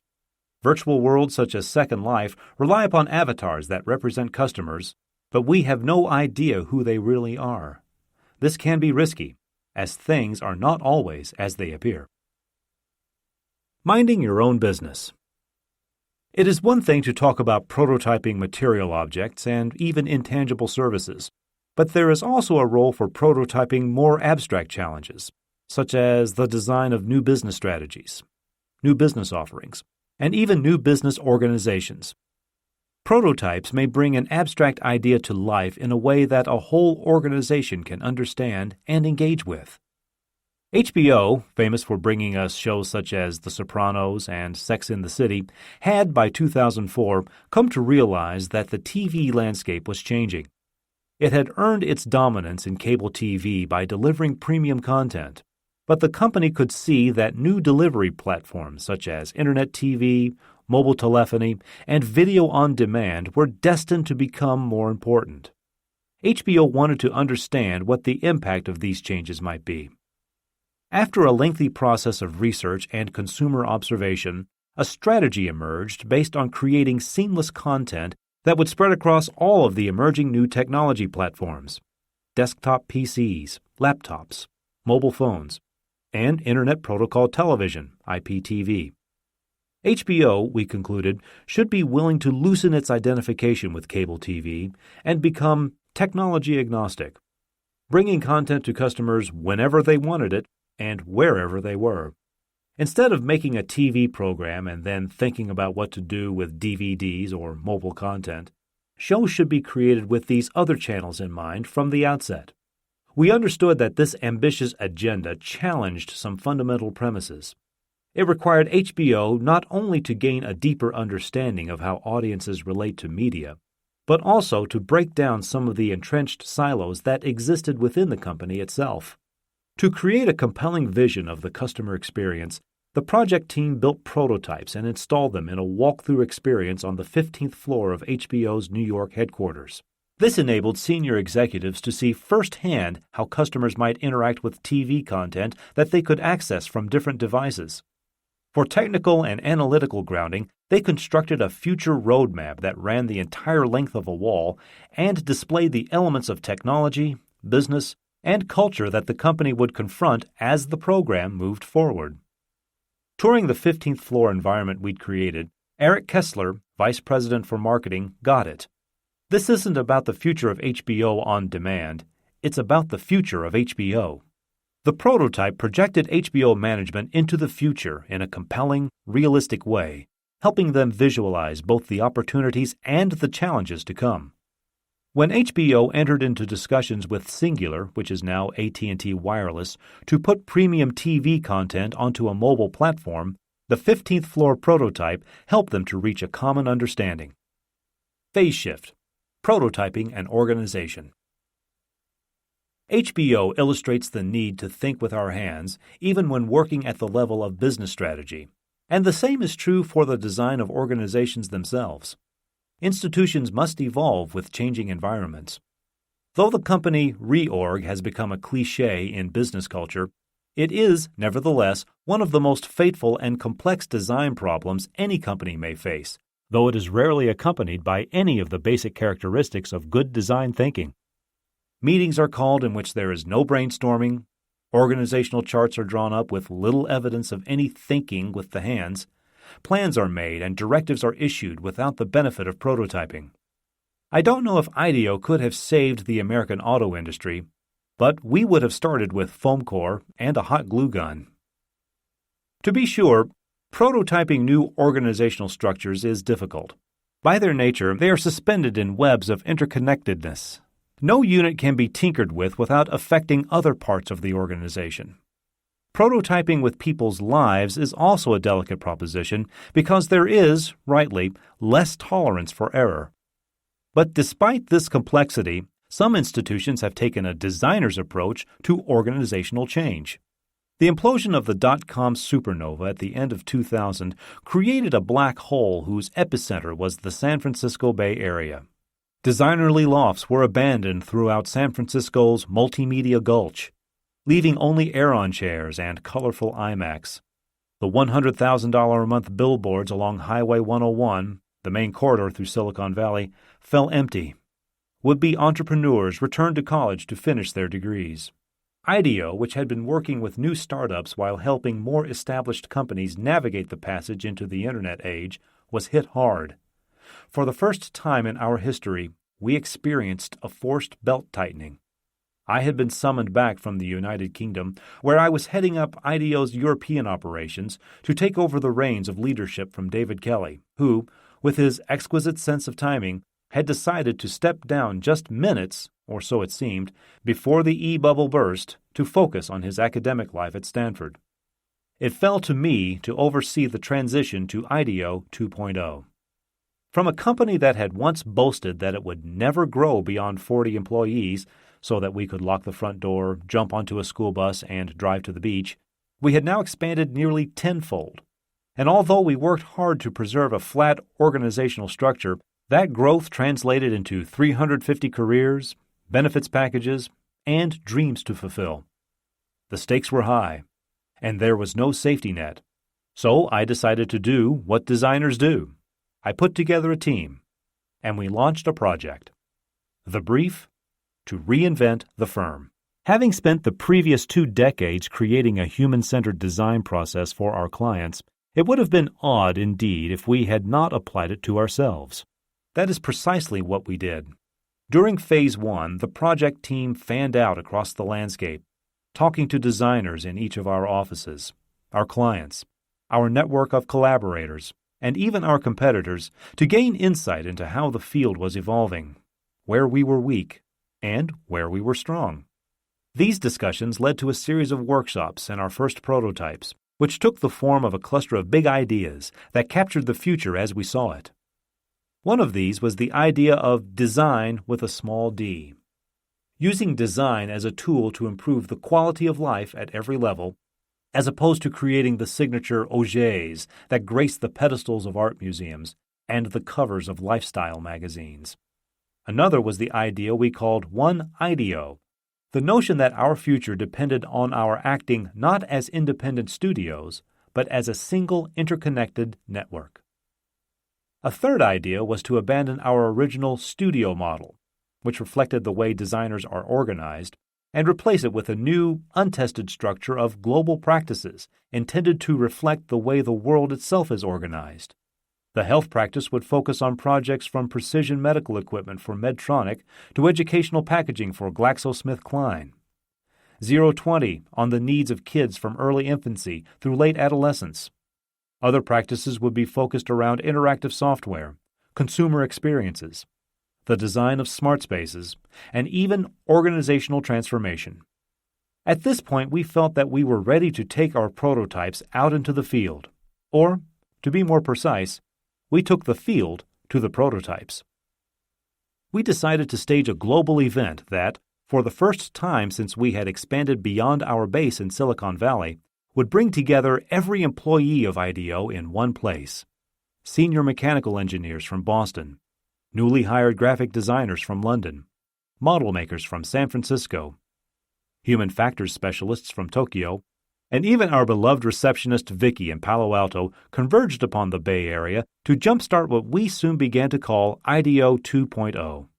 Standing up in front of that audience of 350 peers, colleagues, and mentors to launch the event remains the high point of my career. Little did I know that the kickoff was the easy bit. The launch, 3 days of lectures, seminars, workshops, dancing, and a mass version of the old computer game Pong with 350 simultaneous players, was a huge success. The following year, however, was one of the toughest I have ever experienced. As the prototypes unfolded, we learned that a story needs to be repeated many times before people understand how it applies to them, and many more times again before they change their behavior. We learned that leadership teams that had been successful with small local groups might not easily project their ideas across 7 locations.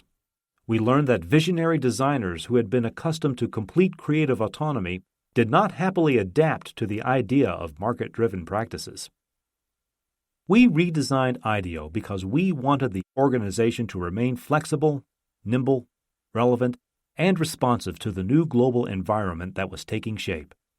5 years on, 2 of the original 7 practices no longer exist.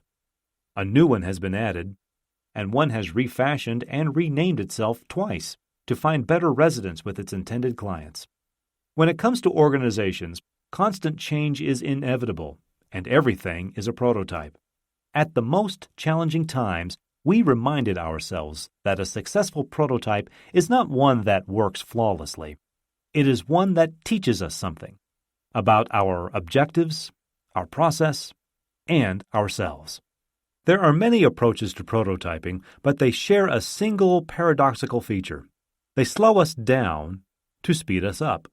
By taking the time to prototype our ideas, we avoid costly mistakes such as becoming too complex too early and sticking with a weak idea for too long. I wrote earlier that all design thinkers, whether or not they happen to have been trained in any of the recognized design disciplines, inhabit three spaces of innovation. Since design thinkers will continue to think with their hands throughout the life of a project, aiming toward greater fidelity as it advances toward completion, prototyping is one of the practices that enable them to occupy all three realms simultaneously. Prototyping is always inspirational, not in the sense of a perfected artwork, but just the opposite, because it inspires new ideas. Prototyping should start early in the life of a project, and we expect them to be numerous, quickly executed, and pretty ugly.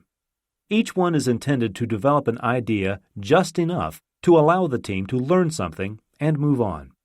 At this relatively low level of resolution, it's almost always best for the team members to make their own prototypes and not outsource them to others.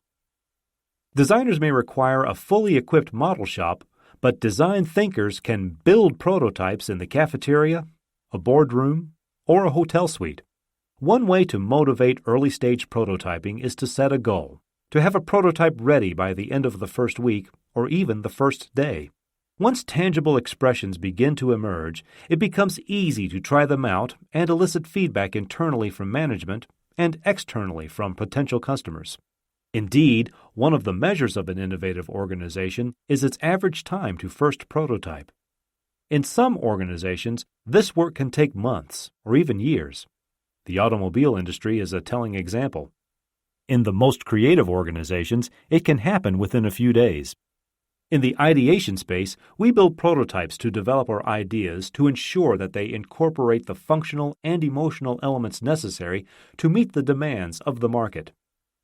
As the project moves forward, the number of prototypes will go down while the resolution of each one goes up, but the purpose remains the same: to help refine an idea and improve it.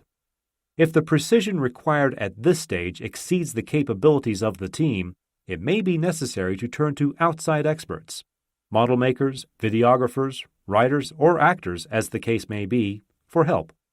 In the third space of innovation, we are concerned with implementation, communicating an idea with sufficient clarity to gain acceptance across the organization, proving it, and showing that it will work in its intended market. Here, too, the habit of prototyping plays an essential role. At different stages, the prototype may serve to validate a subassembly of a subassembly, the graphics on a screen, the armrest of a chair, or a detail in the interaction between a blood donor and a Red Cross volunteer. As the project nears completion, prototypes will likely be more complete. They will probably be expensive and complex, and may be indistinguishable from the real thing. By this time, you know you have a good idea. You just don't yet know how good it is. McDonald's is a company famous for applying the prototyping process throughout each of the spaces of innovation. In the inspirational space, designers use sketches, quick mock-ups, and scenarios to explore new services, product offerings, and customer experiences. These might be kept under wraps or shown to management or consumers to get early feedback.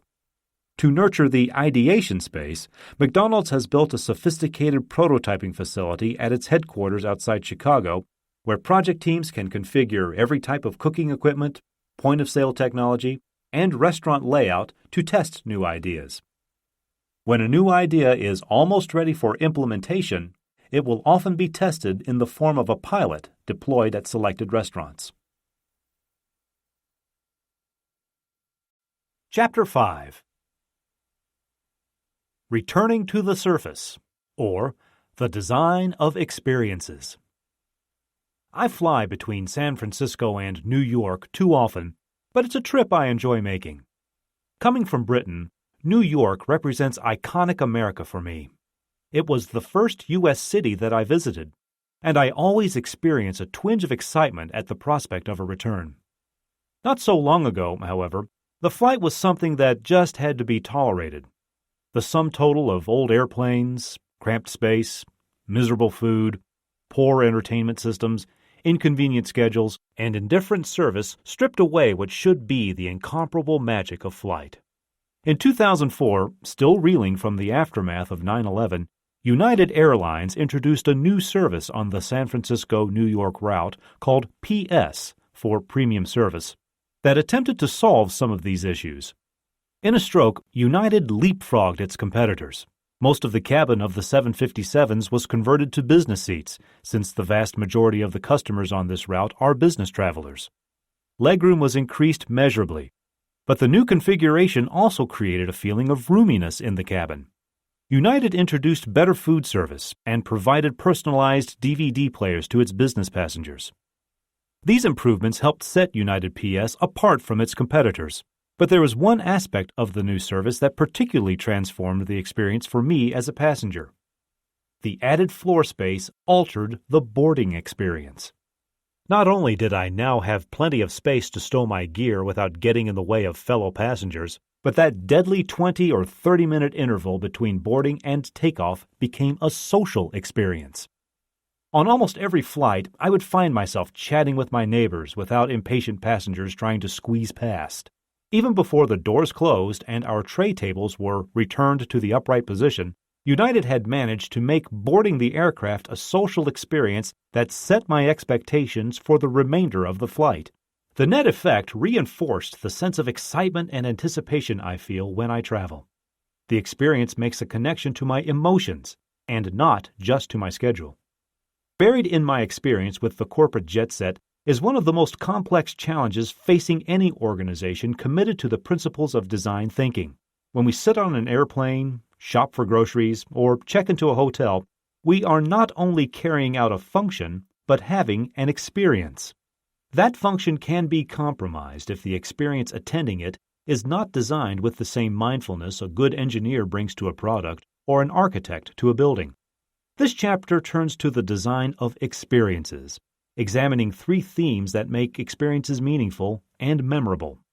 First, we now live in what Joseph Pine and James Gilmore christened an experience economy, in which people shift from passive consumption to active participation. Second, the best experiences are not scripted at corporate headquarters, but delivered on the spot by service providers. And third, implementation is everything. An experience must be as finely crafted and precision engineered as any other product. A good idea is no longer enough. Innovation has been defined as a good idea executed well. This is a good start. Unfortunately, too much emphasis falls on the first half of that proposition.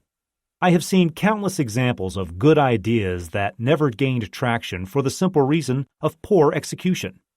Most of them never reach the market, and those that do end up littering the stockrooms of electronics stores and supermarkets.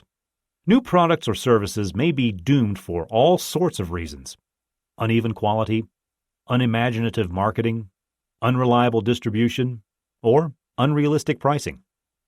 Even when all the metrics and mechanics of business are in place, however, a poorly executed idea will most likely fail. The problem may lie with the physical design of the product. Too big, too heavy, too complex. Likewise, the touchpoints for a new service, the retail space or software interface, may not connect to consumers. These are failures of design, and they can usually be fixed. Increasingly, however, ideas fail because people demand more of them than reliable performance in an acceptable package. The components of a product need to come together to create a great experience. This is a much more complicated proposition. There have been many explanations for this new level of heightened expectation. Among the most compelling is Daniel Pink's analysis of what might be called the psychodynamics of affluence. In A Whole New Mind, Pink argues that once our basic needs are met, as they already have been for most people in the affluent societies of the West, we tend to look for meaningful and emotionally satisfying experiences. We need only note the disproportionate growth of the service, entertainment, banking, healthcare, economies relative to manufacturing. Moreover, these services themselves have gone far beyond the support of basic needs. Hollywood movies, video games, gourmet restaurants, continuing education, ecotourism, and destination shopping have grown dramatically in recent years. Their value lies in the emotional resonance they create. The Walt Disney Company may be the clearest example of an experience business, and we should not assume that it is only about entertainment. Experiences are deeper and more meaningful. They imply active participation, not passive consumption, which can happen on many different levels. Sitting with your 3-year-old daughter as she sings along with The Little Mermaid is an experience that goes well beyond entertainment. A family trip to Disney World may be quite stressful. The food is terrible, the lines are too long, and the youngest sibling will melt down when she's told that she's too short to go on Space Mountain. But most visitors remember it as one of the great experiences of family life. The real meaning of the experience economy, then, is not primarily entertainment. The hierarchy of value they describe in their influential book, from commodities to products to services to experiences, corresponds to a fundamental shift in how we experience the world, from the primarily functional to the primarily emotional. Understanding this shift, many companies now invest in the delivery of experiences.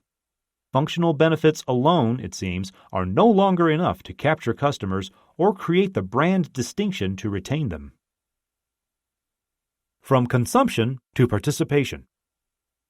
The Industrial Revolution created not just consumers, but a consumer society. The sheer scale required to sustain the economics of industrialization meant that not only did products become standardized, but so did the services associated with them. This brought tremendous benefits to society, including lower prices, higher quality, and improved living standards. The downside was that over time, the role of consumers became almost entirely passive. The English reformers who invented modern design at the end of the 19th century were acutely aware of this. They foresaw a world in which the torrent of cheap goods pouring out of Britain's factories no longer held any connection to the workers who made them or meaning for the public that purchased them. William Morris, the larger-than-life force behind the English arts and crafts movement, was the most articulate spokesman for the view that the Industrial Revolution had ushered in a world of unimaginable riches, but one drained of feeling, passion, and deep human engagement. "Think of it," he thundered at the end of his life. "Was it all to end in a counting house on top of a cinder heap?"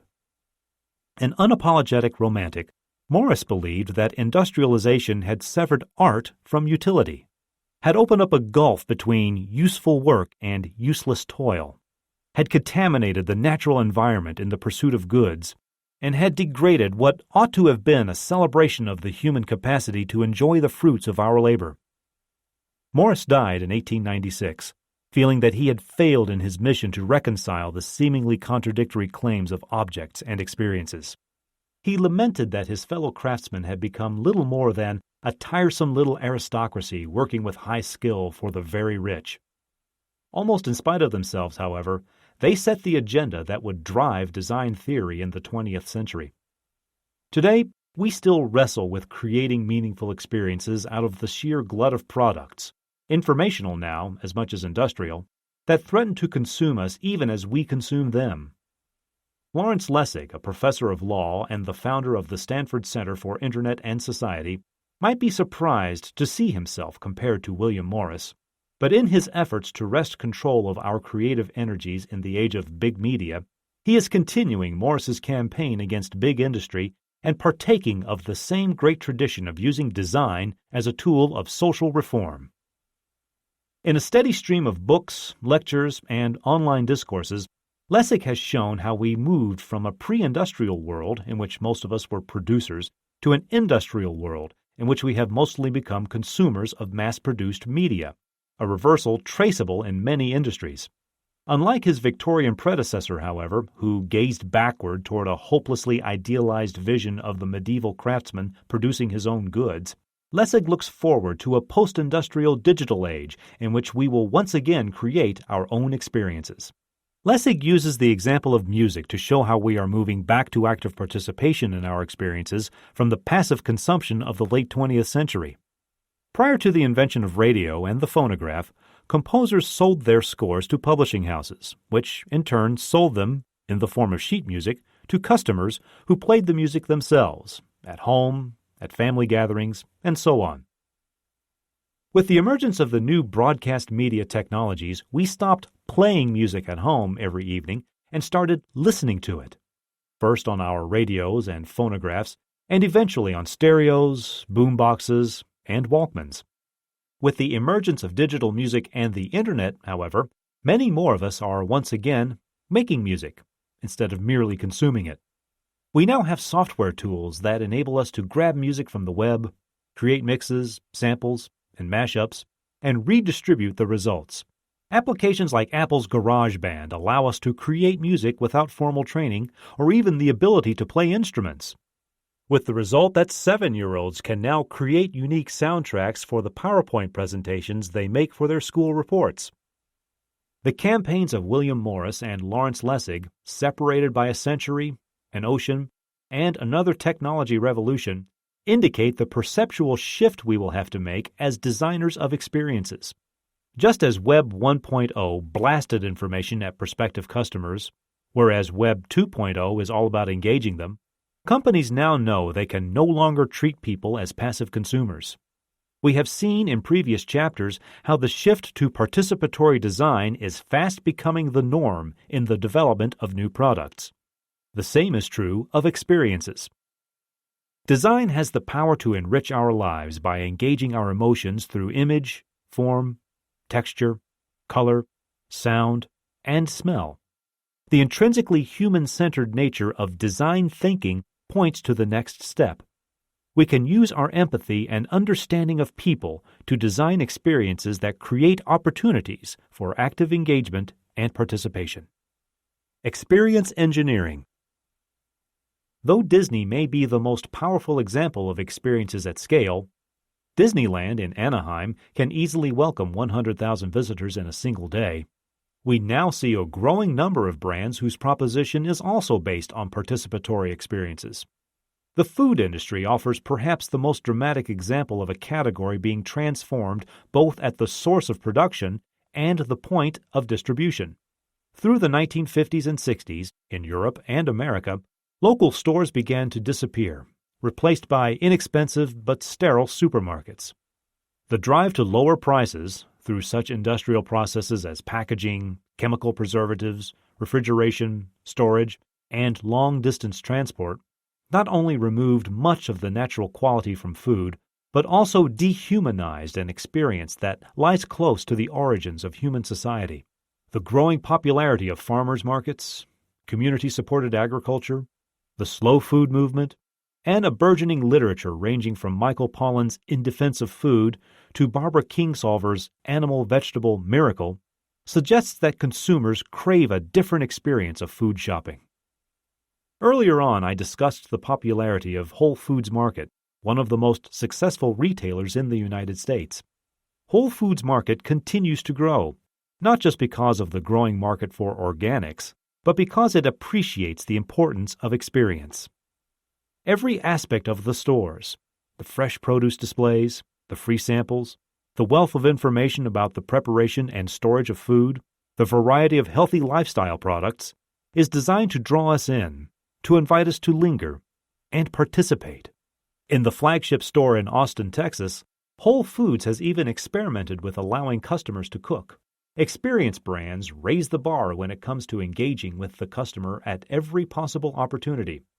Virgin America is an experienced brand, as attested by its website, its service interactions, and its advertising, all of which ease us into the check-in experience and the actual in-flight service. United is not. Though the PS service may be great, no other aspect of the airline reinforces the experience proposition. Experiments abound, however, and we may find them in some unexpected places. The famed Mayo Clinic in Rochester, Minnesota, is an experience brand of an entirely different nature than Whole Foods Market, Virgin America, or Disney. Like many great hospitals, The Mayo is known worldwide for the expertise of its staff and the skill of its physicians at treating complex diseases. One way the institution sets itself apart from its competitors, however, is the manner in which it has extended its reputation for leading-edge research to innovation around the patient experience. In 2002, a team of physicians headed by Drs. Nicholas LaRusso and Michael Brennan, the chair and associate chair of the Department of Medicine, respectively, approached IDEO with an idea for a laboratory of clinical experience. Might it be possible to construct an environment, an actual wing of the existing hospital facility, in which new approaches to patient care might be conceived, visualized, and prototyped? Using a set of principles that could have been lifted from a how-to manual of design thinking, we adapted our process to a methodology of see, plan, act, refine, communicate, and embodied them in the state-of-the-art Spark Innovation Program, which opened in 2004. We brought our process to the Mayo Clinic and left it there. The Spark Laboratory is a design studio embedded in a clinical hospital, the former urology department, to be precise, in which designers, business strategists, medical and health professionals, and patients work in close proximity to develop ideas for improving the patient-provider experience. It operates in part like an experimental clinic, in part like an independent design consultancy for other units in the hospital. Half a dozen projects are going on at Spark at any given time, from rethinking the traditional examination room to prototyping the interface of an electronic check-in kiosk. The work of the Spark staff and affiliates seems destined to transform the patient experience throughout the institution. From Disneyland to the Mayo Clinic, experiences can be created in the most playful and the most serious of categories. The example of Spark suggests that design thinking can not only be applied to products and experiences, but can be extended to the process of innovation itself. To change behaviors, or not to change. Many a frustrated brand manager, or politician, or health advocate has been heard venting that if only consumers, or voters, or patients would just change their behavior, everything would be okay. Unfortunately, getting people to change is difficult under the best of circumstances and all but impossible in the face of resistance. One way to get people to try something new is to build on behaviors that are familiar to them, as we did when we tapped into the childhood memories of American adults to create a new cycling experience, coasting, for Shimano. An equally compelling story began when Bank of America came to IDEO to help generate product ideas that would help them retain current customers while at the same time bringing in new ones. The team generated about a dozen concepts, service ideas oriented toward boomer moms, educational tools to help parents teach their kids about responsible money management, but one seemed particularly to stick: a service that would help customers to save more. The first order of business was to understand people's prevailing behavior, so we donned our anthropologists' pith helmets and headed out into the field, to Baltimore, Atlanta, and San Francisco to understand how saving figured in the lives of ordinary Americans. We found that all people want to save more, but only a few have strategies for doing so. At the same time, many people perform unconscious acts that suggest a promising direction. Some people, for example, routinely overpay their utility bills, either out of a love of round numbers or to make sure they are never surprised by a fee for a late payment. Another type of invisible saving is the habit of tossing our spare change into a jar at the end of the day, to the delight of the kids, who find it a bottomless source of allowance payments, and the dismay of bank tellers who have to count it out in exchange for a couple of dollars. The project team reasoned that it might be possible to build on these behavioral clues to encourage more saving. The result, after numerous iterations, validations, and prototypes, was a new service launched by Bank of America in October 2005 called Keep the Change. Keep the Change automatically rounds up debit card purchases to the nearest dollar and transfers the difference into the customer's savings account. Now when I buy my morning latte at Pete's and pay my $3.50 with my debit card, the 50 cents change that I would have received if I had handed over $4 in cash is deposited in my savings account. With all the coffee I drink, the savings add up pretty quickly. I am not the only one to find this to be an easy way of saving. In its first year, Keep the Change attracted 2.5 million customers, which translates into more than 700,000 new checking accounts and 1 million new savings accounts. It is doubtful that results on this scale could have been achieved by asking profligate spenders to change their ways with pedantic lessons about compound interest or moralizing about the true value of money. By grafting the new service onto existing behavior, however, IDEO designed an experience both reassuringly familiar and invitingly new. Before they knew it, B of A's customers were achieving results they never had before and possibly never thought they would. Building an experience culture by making everyone a design thinker. Nowhere is the challenge of designing compelling experiences greater than in the hotel industry. And in perhaps no other industry are the stakes higher. Any traveler can recall heart-stopping moments when an attentive member of a hotel staff has turned a potential disaster into a great experience.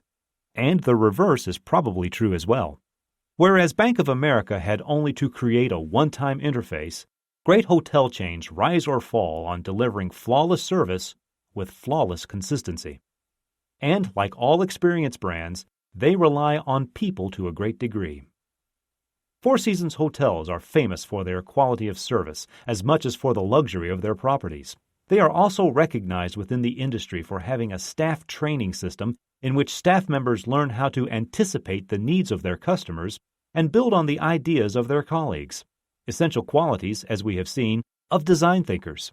In one program, which looks like an appealing perk but is actually a very shrewd investment, qualified employees, after just 6 months' employment, are eligible to put themselves on the receiving end of the luxury hotel experience by staying at any Four Seasons property worldwide. Employees come back from these sojourns with a first-person appreciation of the meaning of hospitality, fired up to provide the best and most empathetic experience possible.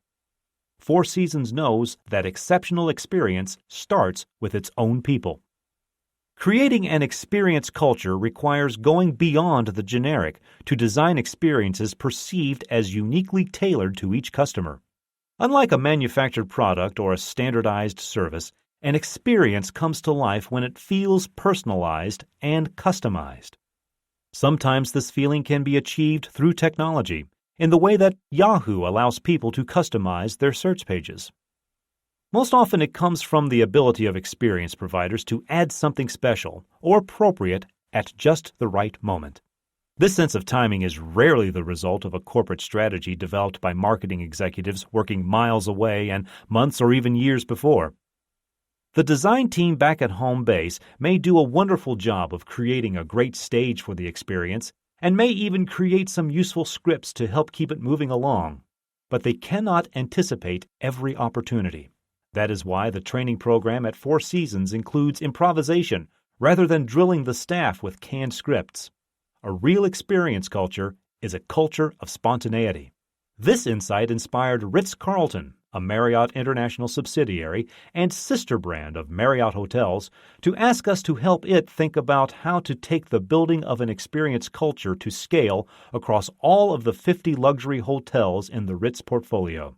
Would it be possible to extend this idea of personalized experience to every one of the properties without losing the personal touch and sacrificing their unique character?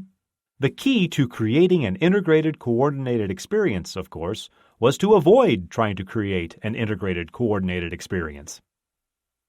IDEO designers decided to develop a two-piece program called Scenography, intended to equip general managers with the tools to anticipate the needs and meet the expectations of their guests. In the first phase, they created a toolkit consisting of inspirational examples to show what a great experience culture might look like. Using visual language inspired by art and theater, scenes, props, mood, and original photography to capture a precise emotional ambience, they recast the hotelier not as an operational manager, but as artistic director, creatively empowered to choreograph a unique experience.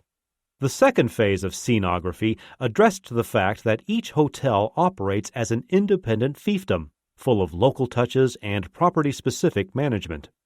Rather than propose a blandly uniform corporate identity across each of them, Scenography developed a template to help managers judge for themselves whether or not they were meeting the high standards sketched out in the imagined scenarios, and even to craft their own scenes from scratch. The hospitality industry has a record of providing discrete products and isolated amenities. We wanted them to think about service as something that happens continuously over time, with many encounters and a strong emotional outcome. We were asking them, in effect, to tell a story through an experience. What we learned from the hospitality industry, where brands are built on the delivery of great experiences, is that transforming the culture of an organization is every bit as important as designing the lobby or the curbside service. Empowering employees to seize opportunities when and where they see them, and giving them the tools to create unscripted experiences is an essential element of that transformation. Rather than delivering a set of instructions created for them by a bunch of designers somewhere, we encourage them to become design thinkers themselves. Executing the idea. On a recent trip to Grand Rapids, Michigan, my colleagues and I arrived in the early evening at a new J.W. Marriott hotel. Expecting to grab something to eat in town, we were instead met by one of our partners from Steelcase, who informed us that arrangements had been made for us to eat in the hotel's stateroom. Images of the captain's table on the Titanic flashed through my mind.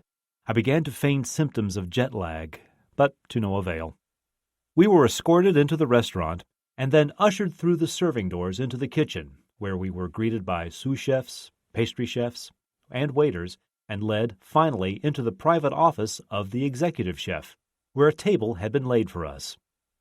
We were deep in the inner sanctum, his private domain, surrounded by cookbooks, open wine bottles, favorite music, and all the clutter of a large-scale culinary operation. A perfect meal followed. We chatted with the chef about local produce, secrets of the kitchen, and tricks of the trade. I learned a lot about food that evening, but even more about design. One does not have to be the executive chef of a fancy restaurant to realize that eating is about more than food, nutrition, or diet. When friends come to your house for dinner, you give plenty of thought to the experience. What will you cook? Should we eat indoors or out? Will the seating favor a subdued conversation with old friends, or should it be designed to impress a business associate, or put a foreign visitor at ease? Thinking through this process is the difference between cooking a meal and designing an experience, but it's important not to get lost in the staging of the event. The effect will be lost if the salad is wilted, the chicken tastes like rubber, and you can't find the corkscrew. For an idea to become an experience, it must be implemented with the same care in which it is conceived.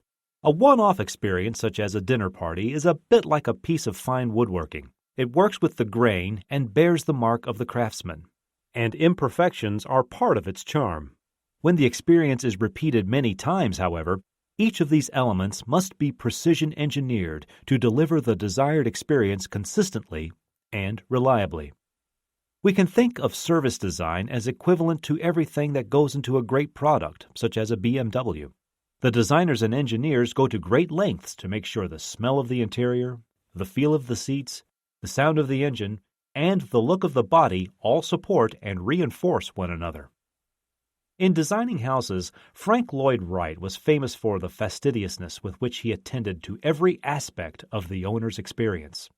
The Meyer May House, a modest residence in a suburban neighborhood in Grand Rapids, was designed to protect the privacy of owners and guests through the overall layout of the building, and detail after detail supports this overall objective. The dining room table is situated so that every person can see outside. The lighting is removed from the ceiling and placed on columns at each corner of the table to soften the light on each person's face. The chairs, designed with high backs, create an intimate border around the gathering. Wright also demanded that no high centerpieces be placed on the table to obscure the view between diners. Throughout the house, he designed the living experience down to the last detail. Too much so for many of Wright's critics and even some of his clients. The archives bulge with plaintive letters in which they humbly request permission to replace a piece of furniture or alter a window covering. When the wealthy industrialist Hibbert Johnson telephoned Wright to complain that the roof of his house had sprung a leak and rainwater was dripping on his head, the master is said to have retorted, "Why don't you move your chair?" As tyrannical as he may have been, however, it has been said that he did not have clients so much as patrons. Wright was motivated by the belief that design and execution must work together if the architect is to deliver not just the house, but the experience of it. The Experience Blueprint. In the days before large-format photocopy machines, never mind computer-aided design, technical drawings still needed to be reproduced for building contractors and workers on the factory floor. They used a chemical process that produced blue-lined prints with a strong smell of ammonia, and the blueprint became synonymous with the specifications used in manufacturing or construction. The blueprint reveals on a single page both the general plan and the specific detail, the final objective, and the practical means of implementation. Just as a product begins with an engineering blueprint and a building with an architectural blueprint, an experience blueprint provides the framework for working out the details of a human interaction, without the smell of ammonia. The difference is that, unlike the plans for an office building or a table lamp, an experience blueprint also describes the emotive elements. It captures how people travel through an experience in time. Rather than trying to choreograph that journey, however, its function is to identify the most meaningful points and turn them into opportunities. The concept of an experiential blueprint emerged when Marriott decided to focus on the first, and presumably the most important, point of contact between the customer and the hotel, the experience of checking in. Marriott had invested millions of dollars in enhancing what was assumed to be the critical moment in the customer journey. Architects were summoned. Operations manuals were prepared. Advertising agencies were put to work. There was only one problem with this strategy, however. The premise was based on assumptions, not observation. Marriott's strategy assumed that when a weary traveler met a friendly face at the check-in counter, an interaction occurred that would color the remainder of the guest's visit. A closer look at the entirety of the picture revealed that even the best check-in experience was more akin to vaulting the final hurdle than to crossing the finish line. To test this premise, a design team met travelers as they disembarked from their airplanes, accompanied them to the hotel in their taxis or rental cars, observed every detail of the check-in process, and then followed them up to their rooms. The genuinely important moment, they discovered, comes when the traveler enters his room, throws his coat onto the bed, turns on the television, and exhales. The exhale moment, as it came to be called, presented the clearest opportunity for innovation, and Marriott was persuaded to shift its resources in that direction. As with an engineering or architectural blueprint, the experience blueprint takes the form of a physical document that guides the building of an experience.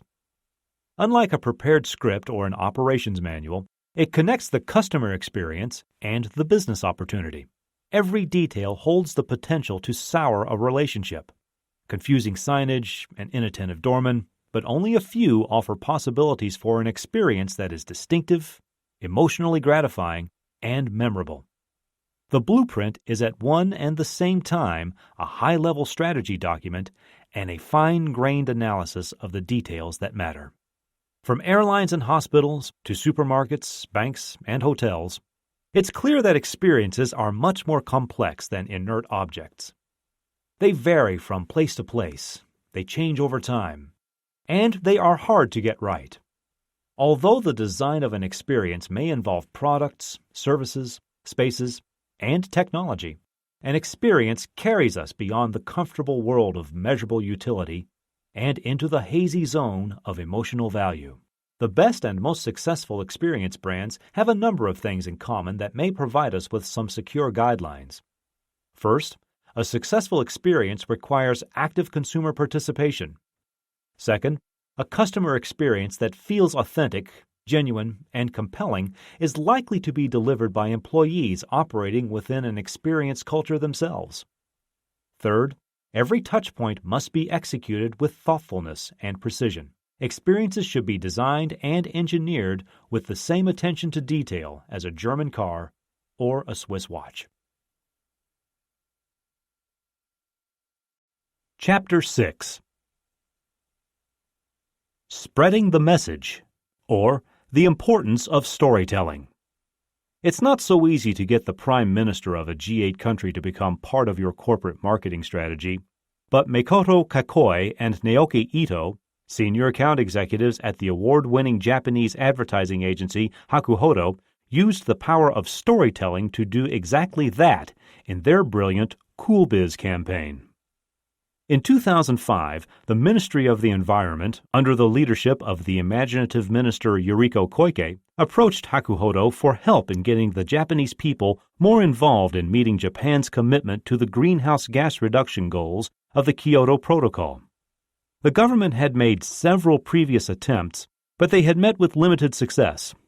Hakuhodo suggested creating a campaign that mobilized the collectivist ethos of Japanese society toward a concrete goal: working together to reduce emissions by 6%.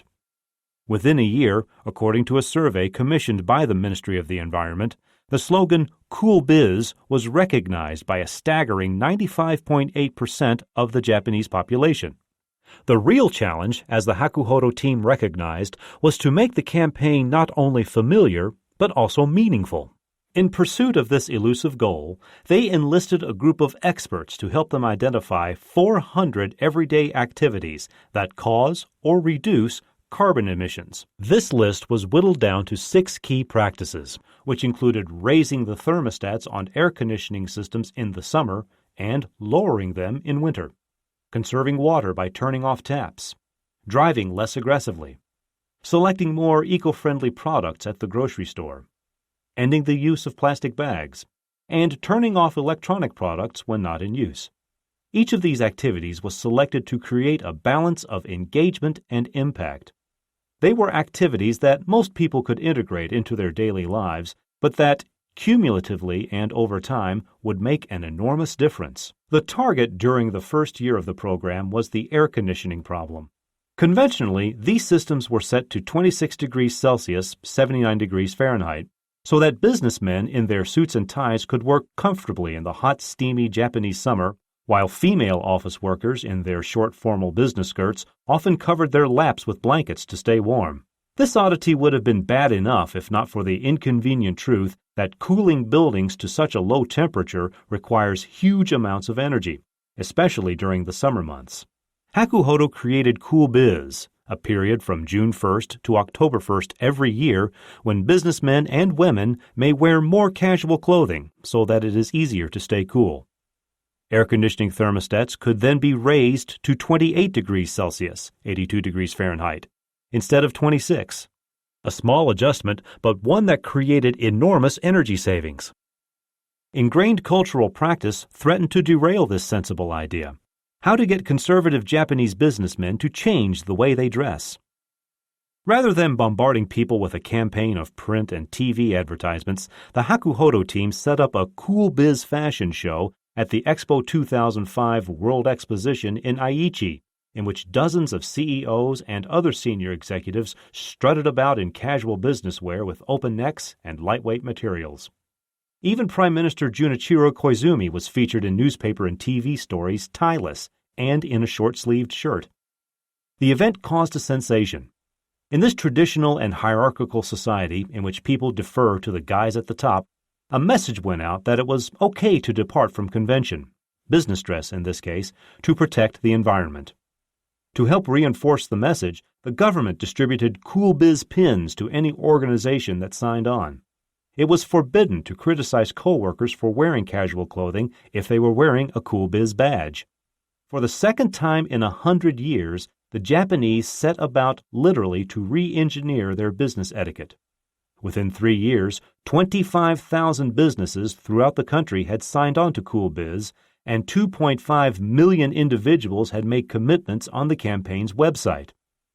In Japan, Cool Biz has now thawed to become Warm Biz, to help save energy during the winter months, and Cool Biz sites have begun popping up in China, Korea, and elsewhere in Asia. With Cool Biz, Hakuhodo turned an idea into a campaign, and a campaign into a movement engaging millions of ordinary citizens and the political and business elite. Rather than relying on traditional advertising, Hakuhodo generated a conversation. Newspapers and magazines reported on the phenomenon because people wanted to know about it. The primetime news media followed suit. Cool biz had become a cool story. Many notions have been proposed to explain what differentiates human beings from other species. Bipedal locomotion, tool use, language, symbolic systems. Our ability to tell stories also sets us apart. In his provocative book Non-Zero, the journalist Robert Wright makes the case that consciousness, language, and society have developed an intimate relationship with technologies of storytelling throughout the 40,000-year history of human society. As we learned how to spread our ideas, our social structures expanded from nomadic groups to tribes to settled villages and then to cities and states, followed by supranational organizations and movements. Before long, the Japanese were cooling their buildings in the summer and heating them in the winter to make it bearable to go to work wearing Western-style clothes, and telling themselves stories about it. Mostly, we rely on stories to put our ideas into context and give them meaning. It should be no surprise, then, that the human capacity for storytelling plays an important role in the intrinsically human-centered approach to problem-solving, design thinking. Designing in the fourth dimension. We have already seen hints of storytelling at work. In ethnographic fieldwork, in the synthesis phase in which we begin to make sense of large accumulations of data, and in the design of experiences. In each case, we are talking about adding not just a new widget, but a whole new dimension to the designer's toolkit.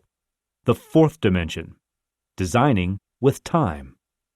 When we create multiple touch points along a customer journey, we are structuring a sequence of events that build upon one another, in sequential order, across time. Storyboards, improvisation, and scenarios are among the many narrative techniques that help us visualize an idea as it unfolds over time. Designing with time is a little different from designing in space. The design thinker has to be comfortable moving along both of these axes. I learned this back in the mid-1980s when designers working in the computer industry were still concerned mostly with hardware. Remember all those beige boxes?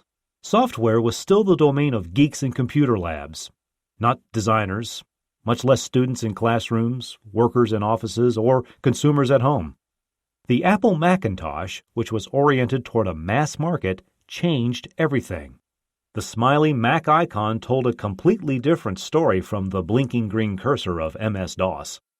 The talented designers at the core of the Macintosh software team, Bill Atkinson, Larry Tesler, Andy Hertzfeld, Susan Kerr, were by no means the only ones thinking about how to create a seamless computing experience at that time. In 1981, Bill Moggridge, having been lured from Britain to the Bay Area by the challenges of the emerging digital technology, began work on the design of a curious little laptop computer for a Silicon Valley startup called Grid Systems. The team received a patent for the idea of folding a thin, flat screen down over the keyboard.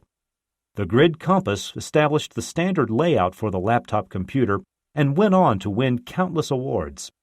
Once the computer was turned on, however, the terrible DOS-based operating system overwhelmed the experience. To perform the simplest operation, it was necessary to type an arcane sequence of commands that bore no relation to lived experience, in the sharpest contrast to the ingenious device, which folded in half like a notebook and disappeared into a briefcase. Inspired by the Mac and the Grid, Moggridge decided there had to be a role for professional designers in software development, the insides, as it were, and not just the outsides of computers.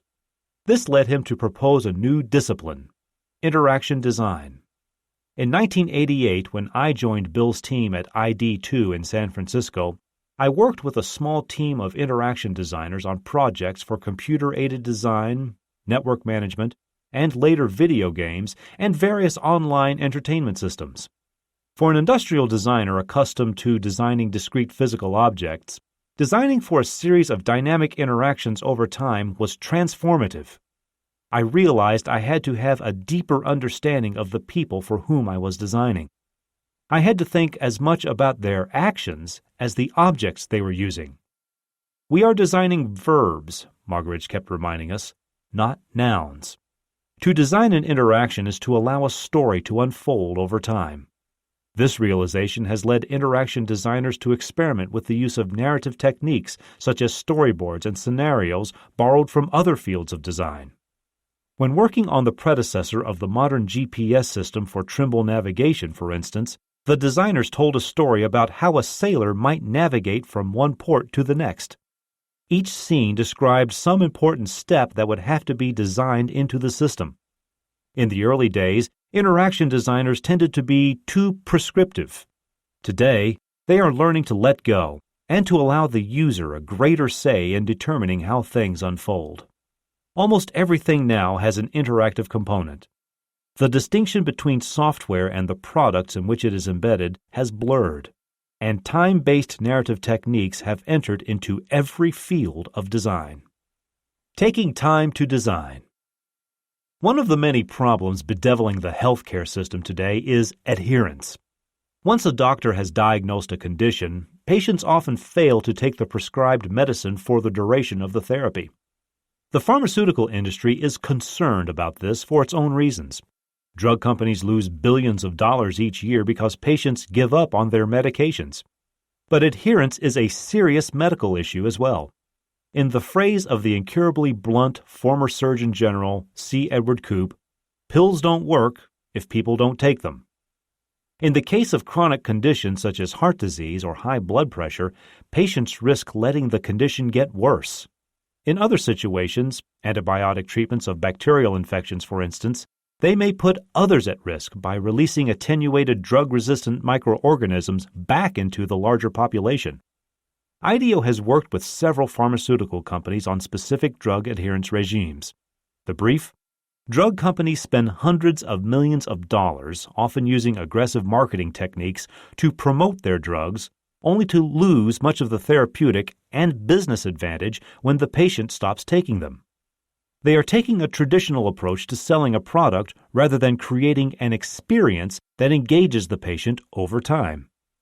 Rather than badgering doctors with unwanted sales visits and the public with obnoxious television commercials, pharmaceutical companies should use design thinking to explore a new approach to the business of pills.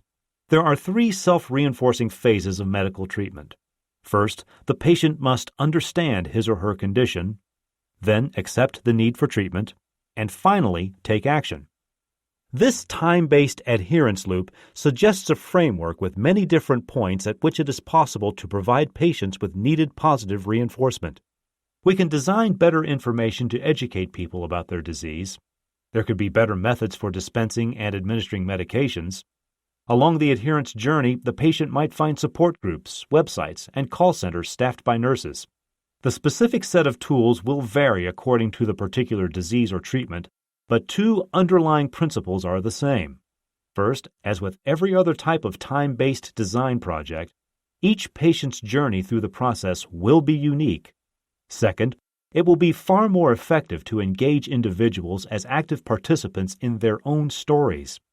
Designing with time means thinking of people as living, growing, thinking organisms who can help write their own stories. The politics of new ideas. An experience that unfolds over time, engages participants, and allows them to tell their own stories will have resolved 2 of the biggest obstacles in the path of every new idea: gaining acceptance in one's own organization and getting it out into the world. An idea may be a product, service, or strategy. More good ideas die because they fail to navigate the treacherous waters of the organization where they originate than because the market rejects them. Any complex organization must balance numerous competing interests, and new ideas, as Harvard's Clayton Christensen argues, are disruptive. If it is truly innovative, it challenges the status quo. Such innovations often threaten to cannibalize previous successes and recast yesterday's innovators as today's conservatives. They take resources away from other important programs. They make life harder for managers by presenting them with new choices, each with unknown risks, including the risk of making no choice at all. Considering all of these potential obstacles, it is a wonder that new ideas make it through large organizations at all. At the heart of any good story is a central narrative about the way an idea satisfies a need in some powerful way. Coordinating a dinner date with friends on opposite sides of town. Making a discreet insulin injection during a business meeting. Converting from a gasoline-powered to an electric-powered car. As it unfolds, the story will give every character represented in it a sense of purpose and will unfold in a way that involves every participant in the action. It will be convincing, but not overwhelm us with unnecessary detail. It will include plenty of detail to ground it to some plausible reality. It will leave the audience with no doubt that the organization narrating it has what it takes to make it real. All this takes skill and imagination, as a group of executives from Snap-on discovered. From the neighborhood gas station to the vast maintenance terminals of the major commercial airlines, the bright red and silver Snap-on toolbox is an icon of machine shops everywhere. The Wisconsin-based company felt less certain about how to tell a compelling story about the computerized products that were the key to its future survival. Every garage mechanic feels an emotional connection with his hand tools. But it's not so easy to personalize the experience of an electronic diagnostic device that interrogates a car's onboard computer to identify problems and parts in need of repair. Where Snap-on saw a problem, a design team at IDEO saw an opportunity to tell a new story. Once the brief was settled, the team took over an abandoned automobile repair shop a couple of blocks away in Palo Alto. During a frenetic week of activity, they transformed the place into a space-time narrative their client would not soon forget.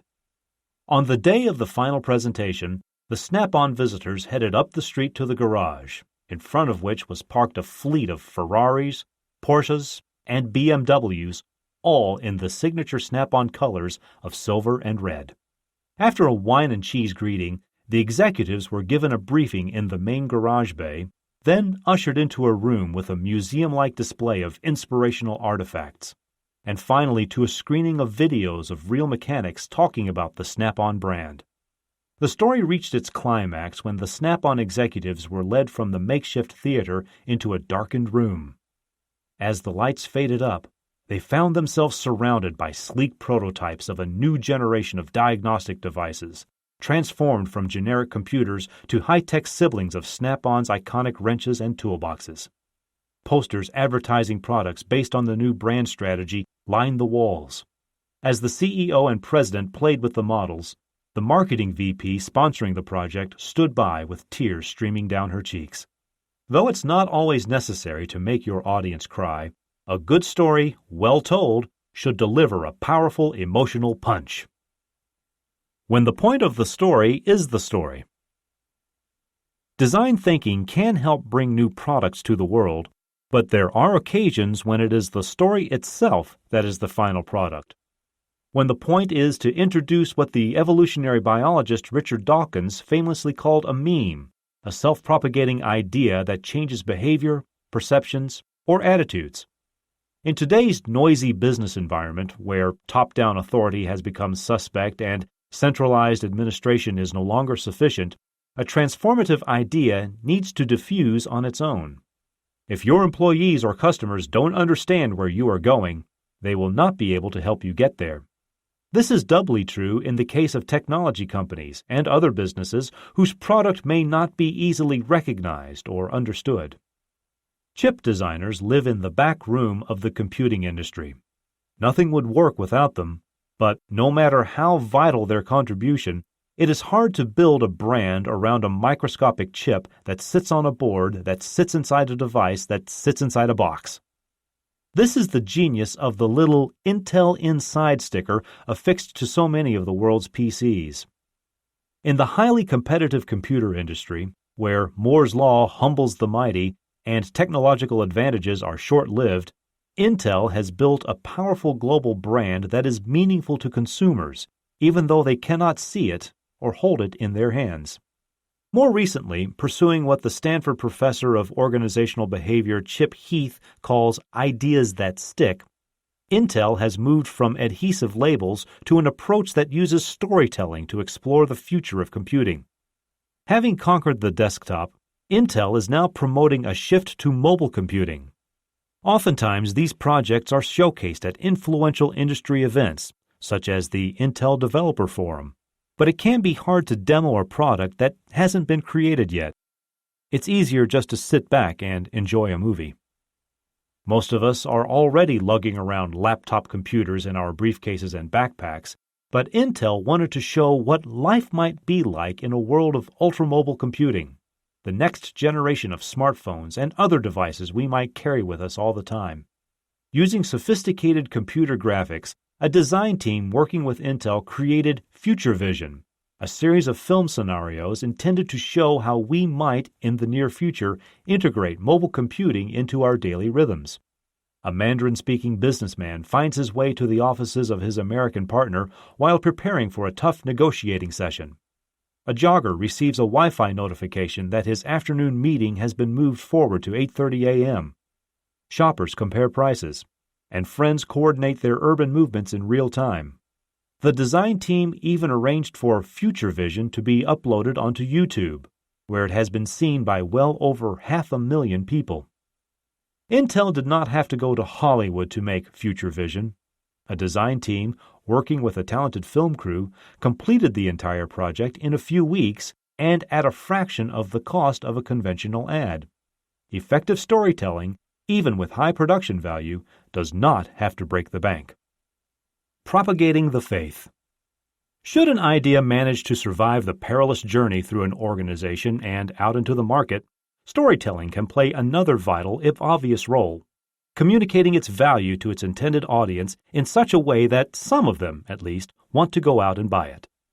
We are all familiar with the power of great advertising to tell stories and create myths about new products. I remember as a kid in the United Kingdom in the 1970s watching the great TV adverts for Hamlet cigars, Silk-cut cigarettes, and Cadbury Smash. They were clever, funny, and engaging. Advertising, in those days, greased the wheels of the consumer economy, and it resonated with a more optimistic, less skeptical public. By then, however, there were already indications that things were changing. I loved the ads, but I never took up smoking. And the taste of the powdered potato mix that went into Cadbury Smash still makes me slightly nauseous. Many observers have commented on the decline in the effectiveness of traditional advertising. One simple reason is that fewer people are reading, looking at, or listening to traditional forms of broadcast media. But there are other reasons why 30-second spots no longer serve as an effective vehicle for new ideas, including what the Swarthmore College psychologist Barry Schwartz has identified as the paradox of choice. Most people don't want more options. They just want what they want. When overwhelmed by choice, we tend to fall into behavioral patterns used by those whom Schwartz calls optimizers. People paralyzed by the fear that if they only waited a little while longer or searched a little harder, they could find what they think they want at the best possible price. That was not a problem in the days when automobile meant a black Model T or the phone company meant AT&T. The other camp is populated by the satisficers, who have given up on making consumer decisions and will put up with whatever works. Neither presents marketing departments with a happy situation, and marketers have been driven to increasingly desperate measures to deal with the fact, with dubious results. I suspect that I am not the only one who can recall an ad but have no idea which financial service, pain reliever, or limited-time offer it advertised. From the perspective of the design thinker, a new idea will have to tell a meaningful story in a compelling way if it is to make itself heard. There is still a role for advertising, but less as a medium for blasting messages at people than as a way of helping turn its audience into storytellers themselves. Anyone who has had a positive experience with an idea should be able to communicate its essential elements in a way that encourages other people to try it out for themselves. Bank of America launched its successful Keep the Change offering with plenty of advertising, but the campaign served mostly to build on a habit many customers already practiced and make them propagandists for it. Examples abound of effective storytelling, of design thinking engaging an audience and playing itself out in the medium of time. When the Mini Cooper brand launched in the USA, BMW made excellent use of storytelling to market a brand. Instead of relying on the normal mind-numbing TV ads full of cars speeding through the mountains or depositing their elegantly dressed cargo in front of fancy restaurants. The creative agency Crispin Porter Bogusky exploited the car's small, cute, and irreverent character. Their Let's Motor campaign evoked the story of David and Goliath, with the diminutive Mini bravely arrayed against its gigantic American competitors. Mini billboard ads appeared everywhere, and their clever visual puns inspired spontaneous storytelling about the place of the Mini, and of the billboards advertising it, in the urban environment. Magazine pullouts included fold-up Minis. In one particularly nasty tweak to the U.S. auto industry, professional drivers tooled around Manhattan in SUVs with Minis strapped to the roof. After signing the papers, including one headed The Sucky Financial Bit, new buyers were given a personal website where they could follow the progress of their Mini being made. All of these clever marketing tools not only were well executed, they also got people talking, and that became part of the story. The challenge of a good challenge. There is almost no trick in the design thinker's toolkit more enjoyable to observe or more productive of results than a design challenge. This exercise takes the form of a structured competition in which rival teams attack a single problem. A single team usually comes out on top, but the collective energy and the intelligence they mobilize ensures that everybody wins.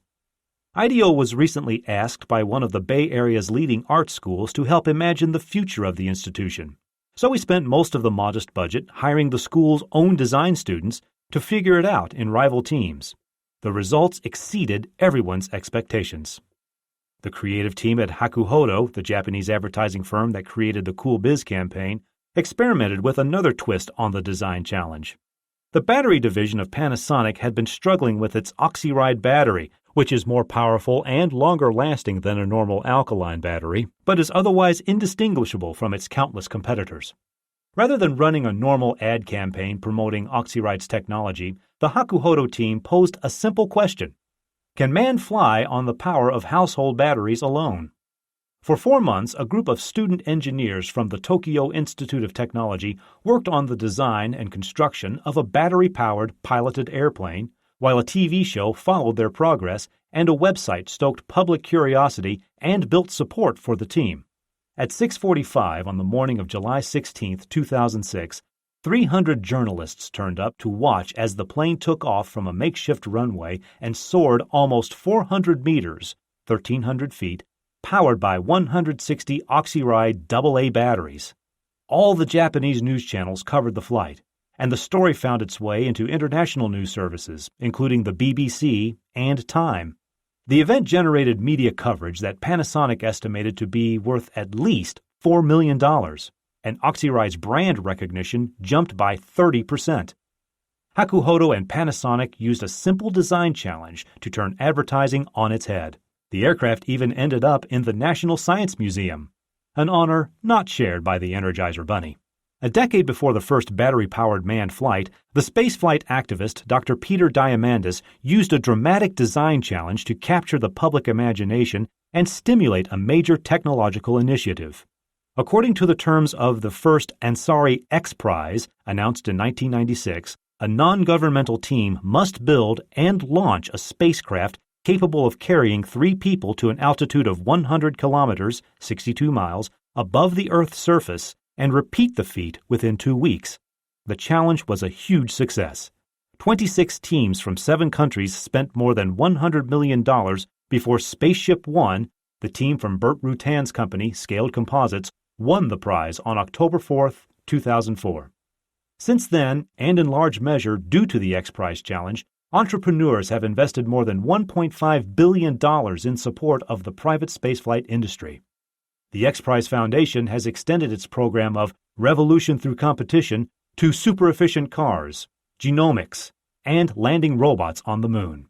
Numerous other organizations have followed Diamandis' example. Design challenges are not only a great way to unleash the power of competition, they also create stories around an idea, transforming people from passive onlookers into engaged participants. People love the idea of following bands of adventurers as they compete to achieve the impossible. Reality TV has exploited this fascination with dubious results, But organizations such as the X Prize Foundation have shown how this same fascination can be mobilized to fulfill technological dreams and achieve profound humanitarian goals. From chasing numbers to serving humans. Effective storytelling, as part of a larger campaign of using the element of time to advance an integrated program of design thinking, relies on two critical moments: the beginning and the end. At the front end, it is essential that storytelling begin early in the life of a project and be woven into every aspect of the innovation effort. It has been common practice for design teams to bring writers in at the end to document a project once it has been completed. Increasingly, they are building them into the design team from day one to help move the story along in real time. At the far end, a story gains traction when it is picked up by its intended audience, who feel motivated to carry it forward long after the design team has disbanded and moved on to other projects. Among the many ways that the American Red Cross provides relief to the disadvantaged, one of the most important is large-scale donor blood collection. This volunteer-run organization goes to schools and workplaces and sets up a donor clinic for a day. In recent years, the donor base has been shrinking, however, and the Red Cross decided to apply design thinking to the challenge of increasing the percentage of Americans donating blood from 3% of the population to 4%. This meant shifting the question from percentage points to a more human-centered focus. What are the emotional factors that lead people to donate blood or refrain from doing so? How might we improve the donor experience to make more people want to give blood? Together, the IDO Red Cross team explored various ways of making the temporary field clinics more comfortable for the donor and easier for the all-volunteer staff to set up and take down. Numerous practical ideas resulted from the effort: storage units that doubled as furniture, a system of mobile carts. But one detail expressed the new human-centered orientation. In the course of repeated on-site observations, the design team noted that many people had strong personal motivations for giving blood, in memory of a lost family member or on behalf of a close friend whose life had been saved by a blood donation. The stories they told were powerful and often the reason why donors came back again and again and even recruited their friends and coworkers. The design team decided that better signage and more comfortable seating were less important than inviting people to share their stories, and thus reinforce the emotional reasons for giving blood. Returning donors might feel that their private experiences were connected to something larger. New donors might learn something about the range of motivations behind this altruistic act. In the new experience, when donors check in, they are given a card and invited to write a brief story about their reasons for wanting to give blood. Donors who wish to have their pictures taken can add their photograph to the card before it is posted on a board in the waiting area. What could be simpler than telling a story and sharing it with others, each of whom is there for a different reason, but who are bound to one another by a common commitment? On the basis of promising results from a prototype set up in North Carolina, the American Red Cross is preparing to move forward with full-scale pilot programs in Minnesota and Connecticut. Life after the 30-second spot. The sheer excess characteristic of our time, of goods, services, and information, is one reason for the declining success of conventional advertising.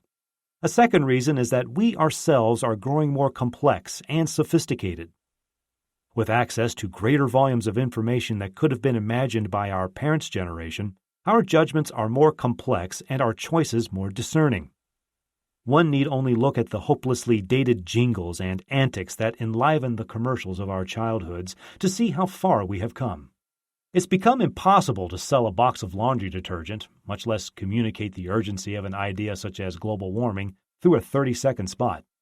As a result, storytelling needs to be in the toolkit of the design thinker, in the sense not of a tidy beginning, middle, and end, but of an ongoing, open-ended narrative that engages people and encourages them to carry it forward and write their own conclusions.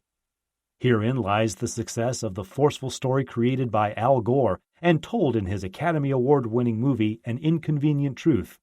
By the end of the film, the Nobel laureate, Academy Award winner, and self-described former next president of the United States presents the evidence of global warming to his viewers and challenges them to make it their own. Design is no longer a discrete stylistic gesture thrown at a project just before it is handed off to marketing. The new approach taking shape in companies and organizations around the world moves design backward to the earliest stages of a product's conception and forward to the last stages of its implementation and beyond. Allowing customers to write the last chapter of the story themselves is only one more example of design thinking in action. In each of the preceding chapters, I have tried to identify techniques that originated in the design community, field observations, prototyping, visual storytelling, that lie at the center of a human-centered design process. In the course of these studies, I have made two arguments. First, that it is time for these skills to migrate outward into all parts of an organization and upward into the highest levels of leadership. Design thinking can be practiced by everybody. There is no reason why everyone, up to and including the C-level, CEOs, CFOs, CTOs, and COOs, cannot master these thought processes as well. The second part of my argument will become clearer in the chapters that make up Part 2. It is that as design thinking begins to move out of the studio and into the corporation, the service sector, and the public sphere, it can help us to grapple with a vastly greater range of problems than has previously been the case. Design can help to improve our lives in the present. Design thinking can help us chart a path into the future. Part 2. Where do we go from here? In the first part of this book, we saw how business leaders, hospital administrators, university professors, and NGOs have begun to integrate the methods of the designer, and conversely, how designers have broadened their reach from the crafting of objects to the shaping of services, experiences, and organizations. Part 2 begins by looking at some case studies of what happens when the various elements of the design thinking methodology come together in an integrated, coordinated strategy. I then turn to what comes next. How can we apply this framework to the problems facing business and society today? We are at a critical point where rapid change is forcing us to look not just to new ways of solving problems, but to new problems to solve. Chapter 7. Design Thinking Meets the Corporation, or Teaching to Fish. Since the early 1990s, Nokia has been the most consistently successful cell phone manufacturer in the world. Its products dominate markets from Munich to Mumbai, and from Montreal to Mexico City. Nokia began as a paper mill in 1865, and, through a sequence of investments, moved from paper to rubber, cables, electronics, and ultimately mobile phones. A combination of technological prowess, organizational innovation, and top-notch industrial design kept Nokia ahead of the pack. In the last few years, however, the emergence of the mobile Internet has changed the rules of the game. In a growing number of markets, it is no longer enough to have a snappy device with which to make a phone call or send a text. People want mobile information services, whether for searching maps or for networking with friends. Indeed, many customers in emerging countries will have their first Internet experience not on a PC, but through a mobile handset. It is no longer the hardware that matters, but the services and applications it delivers.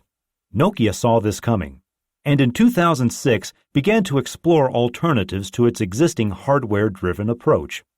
Technologists, anthropologists, and designers were sent out into the world to understand how consumers were communicating, sharing information, and entertaining themselves, and to look for what was missing. They found that people no longer simply wanted to make telephone calls. They wanted to express their creativity, to discover new things, and to share what they found with others. They also found that people were often forced to cobble together a variety of devices to make this happen. Nokia had all the components, 3-megapixel cameras with high-quality Zeiss lenses, 3G and Wi-Fi network connectivity, but they were not integrated with services that could connect people in richer, more powerful ways. On the basis of these observations, Nokia's design teams brainstormed, prototyped, and explored a variety of new ideas that would enable the company to meet this need and seize this opportunity: mobile blogging, online gaming, photo sharing, location services, and time management. The teams presented these concepts to management in the form of stories from the field and future-oriented scenarios intended to show how these new services might be pulled together into a seamless experience that involved not just the phone, but the web and desktop. Under the new model, Nokia would continue to design and sell mobile handsets, but the design teams were proposing a radical new future in which hardware ceased to be the company's offering and became the platform for a richly interactive service-based business. Barely a year later, Nokia announced Ovi, a new service offering that could be accessed through any of its multimedia devices.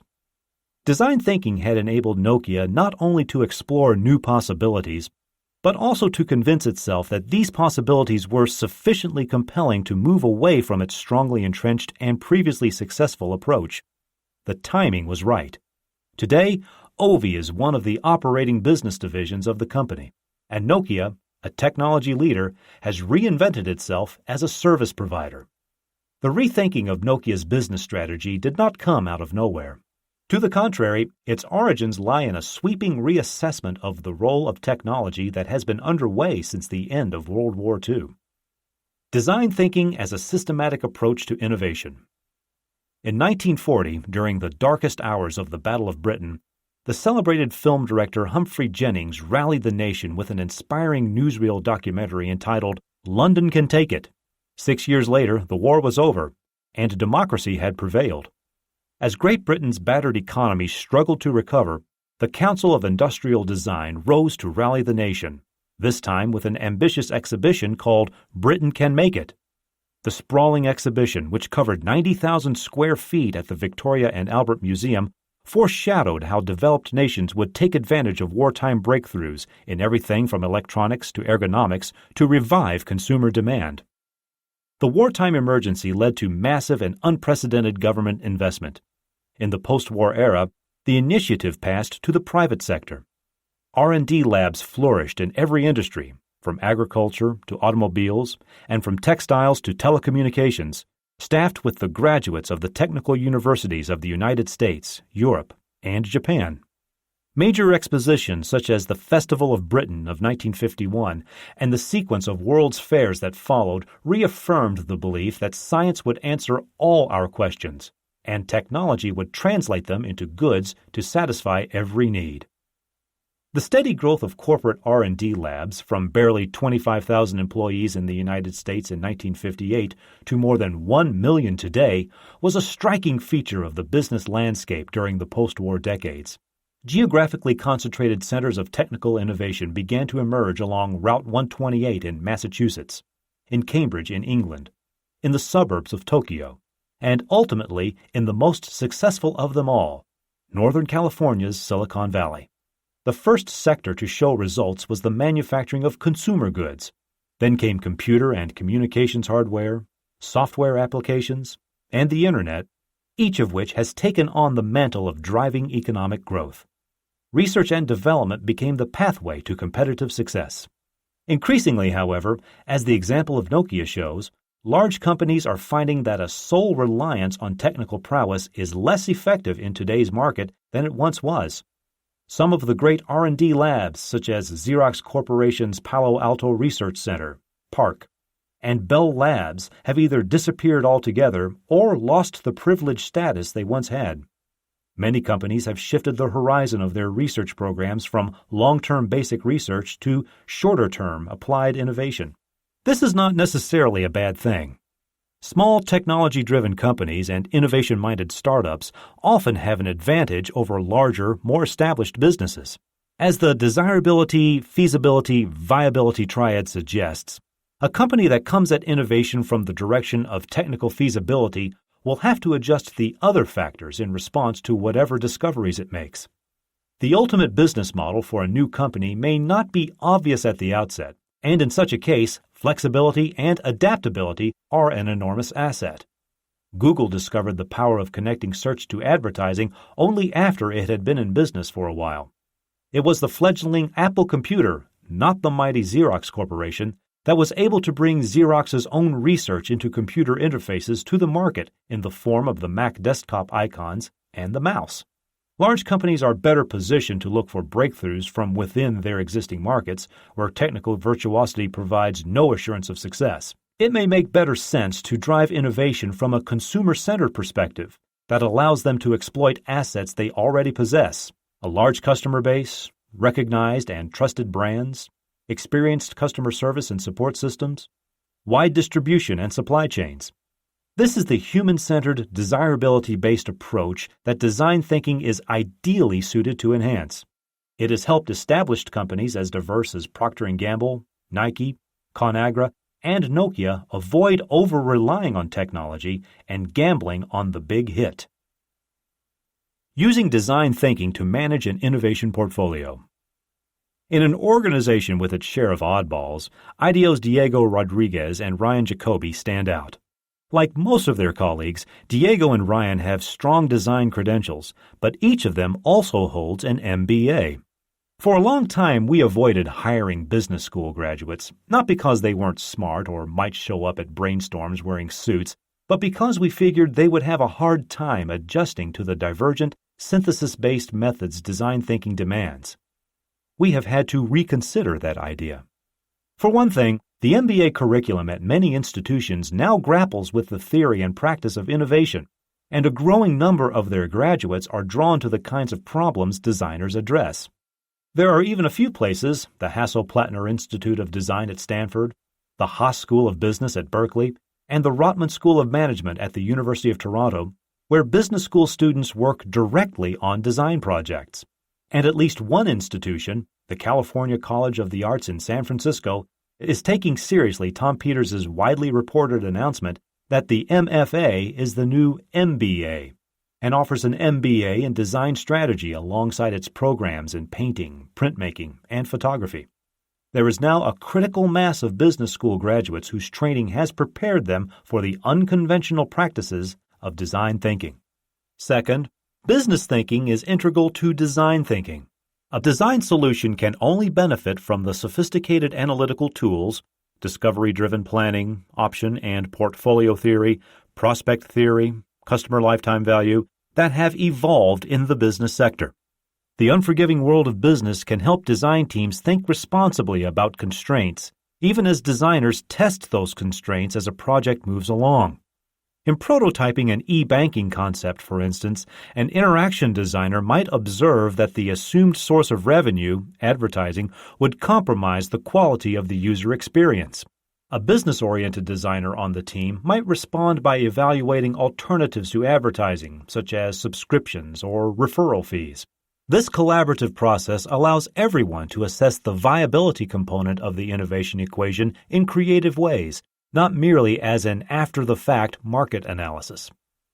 Alongside their ongoing project commitments, Diego and Ryan have applied their business expertise to thinking about how companies can manage their portfolios of design-based innovation.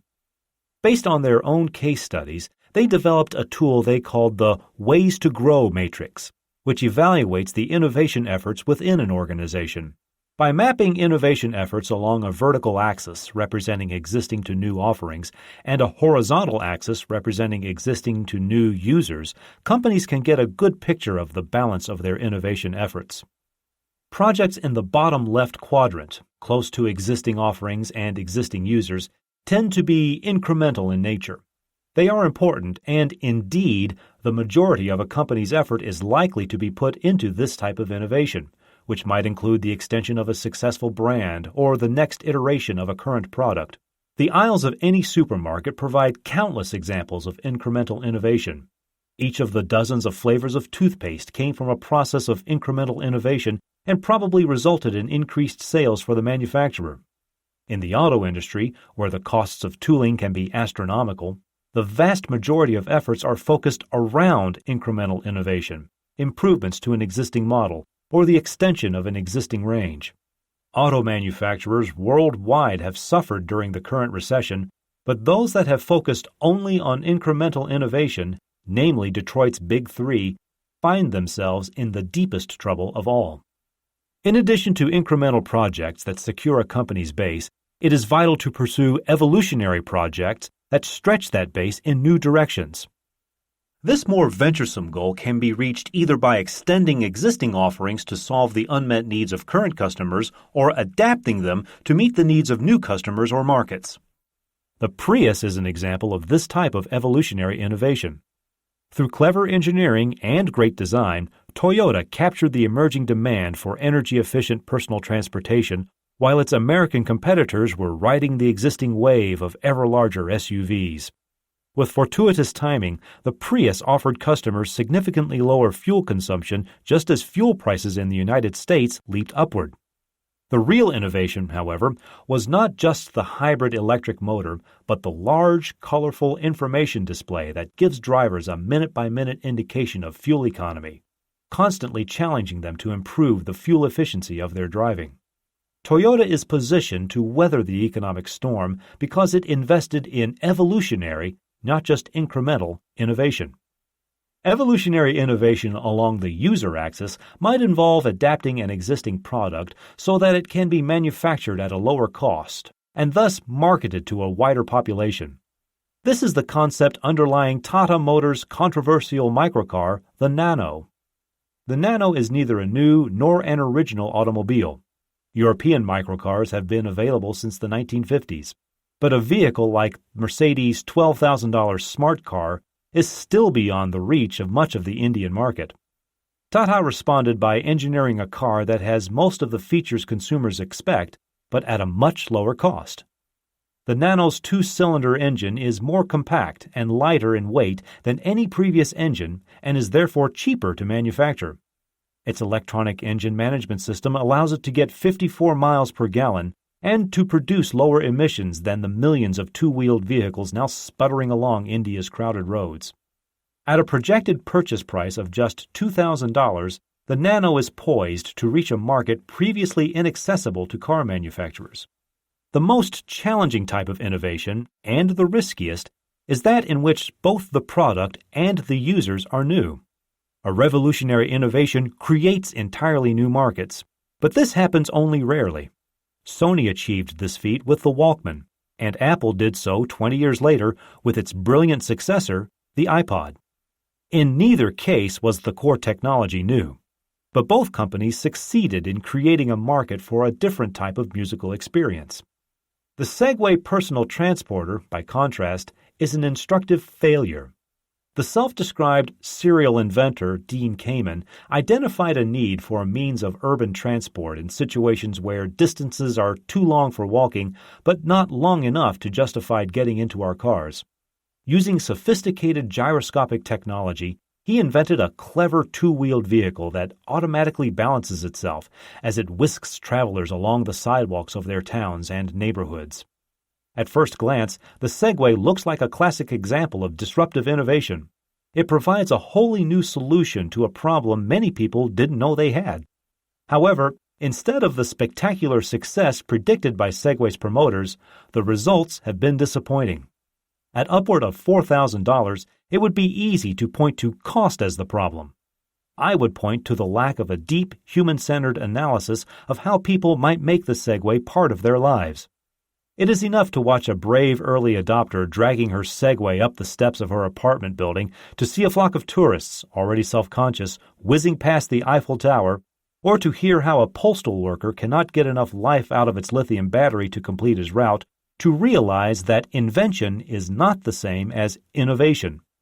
If a multidisciplinary design team had gone out into the field to understand the realities of urban life, conducted analogous observations, created scenarios and storyboards, brainstormed late into the night, built early prototypes of pipe cleaners, and later ones using real users in real situations, and allowed its thinking to diverge before settling upon a single concept, we might all be cruising around town on our Segway personal transporters.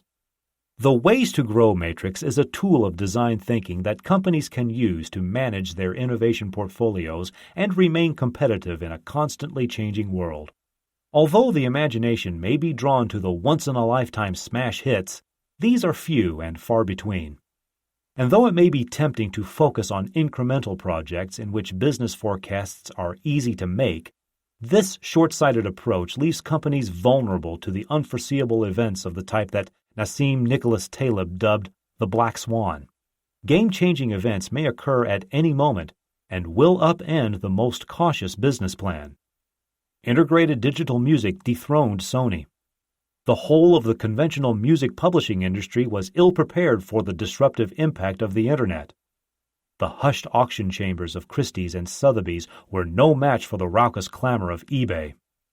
While there is no greater clarity than 20/20 hindsight, the financial meltdown of 2008 demonstrated that no company is too big to fail, and even the most robust organizations would do well to write themselves an insurance policy. The next black swan could come from the labs of Genentech, the towers of Wall Street, or the caves of Tora Bora. A company's best defense is to diversify its portfolio by investing across all 4 quadrants of the innovation matrix. Transforming organizations. Here, then, are the paired challenges facing most companies today. How to incorporate designers' creative problem-solving skills into their larger strategic initiatives, and how to engage a far greater percentage of their workforce in design thinking itself. Designers have learned that it is possible to add doctors and nurses to their project teams, not to mention supermarket clerks, warehouse workers, office staff, professional athletes, marketing executives, HR managers, truck drivers, and union representatives. It is no less realistic to ask junior marketing executives and senior research scientists from the same organization to join forces and think beyond their respective disciplines. Some of the boldest initiatives in today's business landscape come from companies that are using design thinking to increase their innovation efforts and drive their growth. When I speak to CEOs, the question they most often ask is, how can I make my company more innovative? They recognize that in today's fluid business environment, innovation is key to their competitiveness, but they are equally aware of the difficulties in focusing their organizations around this goal. Jim Hackett, the CEO of Steelcase, is one of a small number of enlightened business leaders who understand that a steady flow of innovative products rests upon an underlying culture of innovation. While he is excited by the challenge of designing new products, he is even more excited by the challenge of designing the organization itself. Like many innovators, Hackett paid a price for coming to this question years before the business press turned innovation into a new kind of religion. There were no roadmaps to help him achieve his goals, and few metrics to help gauge his success. Over time, however, through the hard work of his leadership team and his own willingness to experiment, Steelcase came to look like a different company from the one that offered the world its first fireproof wastebasket back in 1914. Whereas once technology and manufacturing capability drove most of its new product development, the innovation process at Steelcase now begins with the focus on the needs of users and customers. Steelcase works outward from the perspective of human-centered design thinking. One unit within the company, Workplace Futures, operates as a sort of internal think tank to explore areas ranging from higher education to information technology.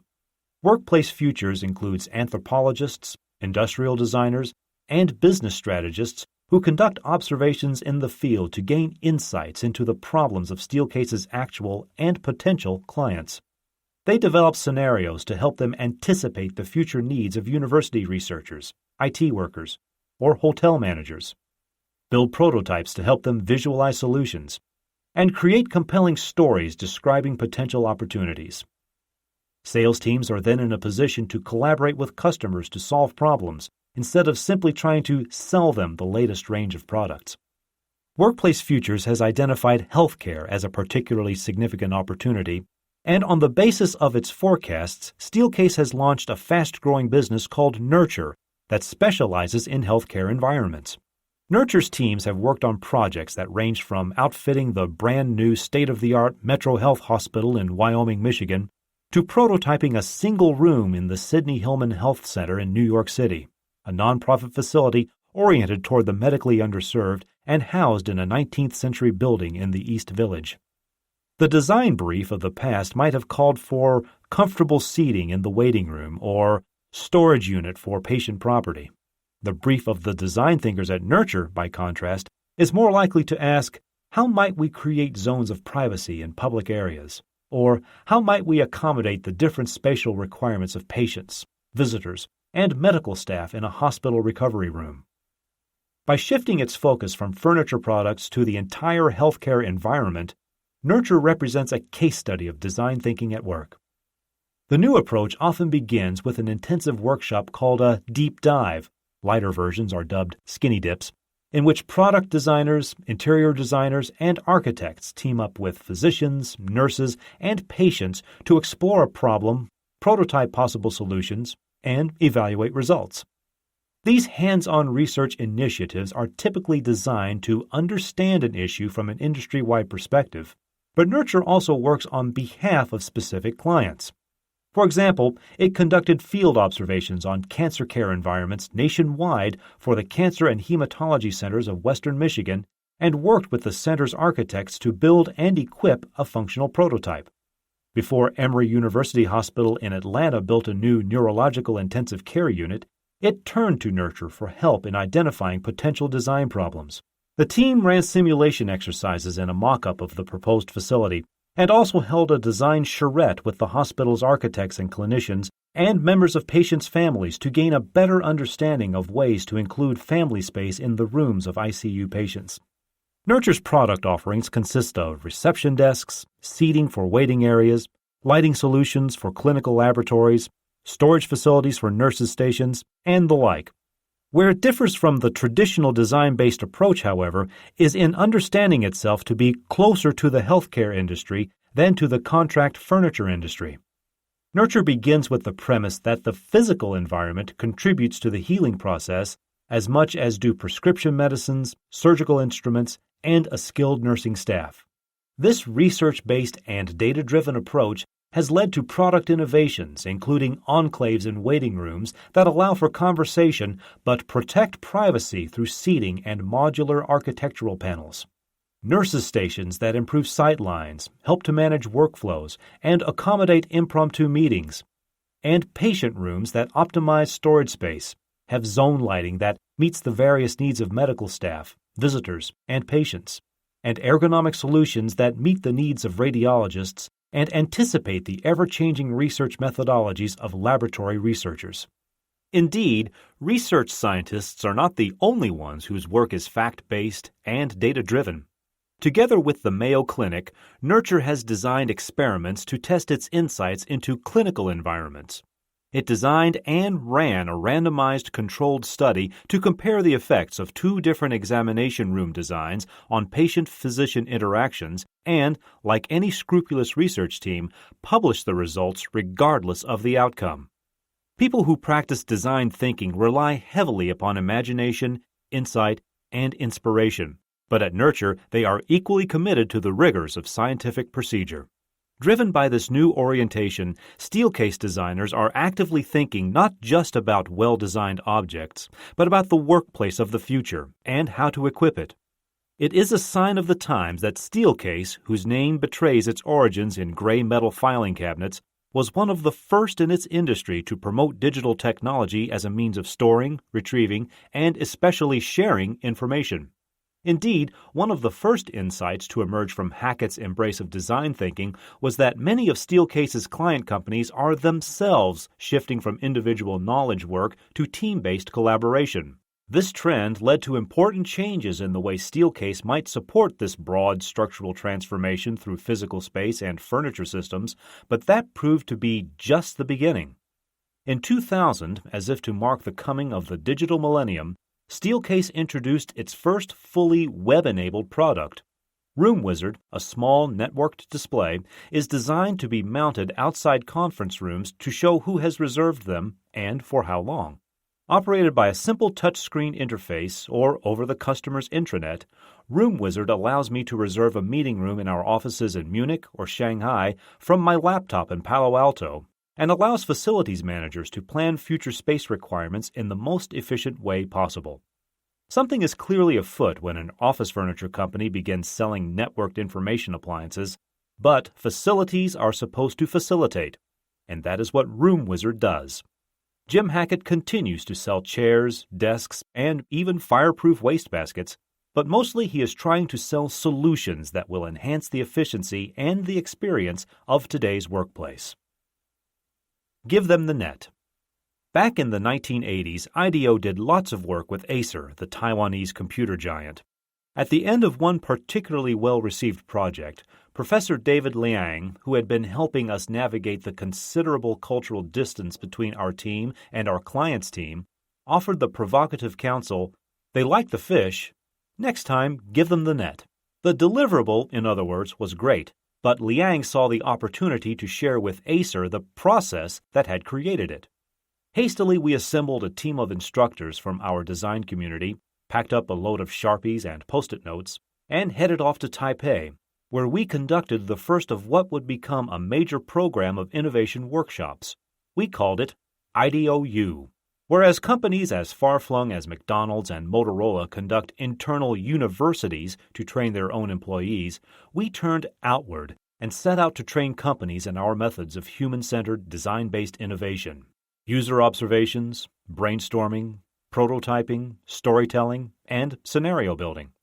Over time, however, and after countless workshops conducted throughout the world, we learned that planting a cell of design-trained, innovation-minded conspirators inside a large organization is not the most effective way to proceed. Innovation needs to be coded into the DNA of a company if it is to have large-scale, long-term impact. As the concept evolved, we began to run more structured workshops focused around the specific objectives of companies, including Nestle, P&G, and Kraft Foods. Still, in the absence of broader organizational changes, the impact of a standalone workshop will be limited. All the innovation workshops in the world would not have transformed P&G if A.G. Lafley had not designated a chief innovation officer, increased the number of design managers by more than 500%, built the P&G Innovation Gym, created a new approach to partnering with the outside world, connect and develop, and elevated innovation and design to core strategies of the company. Companies such as P&G, Hewlett-Packard, and Steelcase that make products and manage brands have a head start when it comes to transforming their internal cultures because they already have designers, and even some design thinkers, on their payrolls. Though it may be difficult to convince management of the merits of a more strategic role for design, once they are convinced, there is often a base of talent already in place. In service organizations or even manufacturing companies where design has traditionally been outsourced, that base may not exist, and the challenge is greater. The giant healthcare provider Kaiser Permanente is a case in point. In 2003, Kaiser set out to improve the overall quality of the healthcare experience from the point of view of both patients and medical practitioners.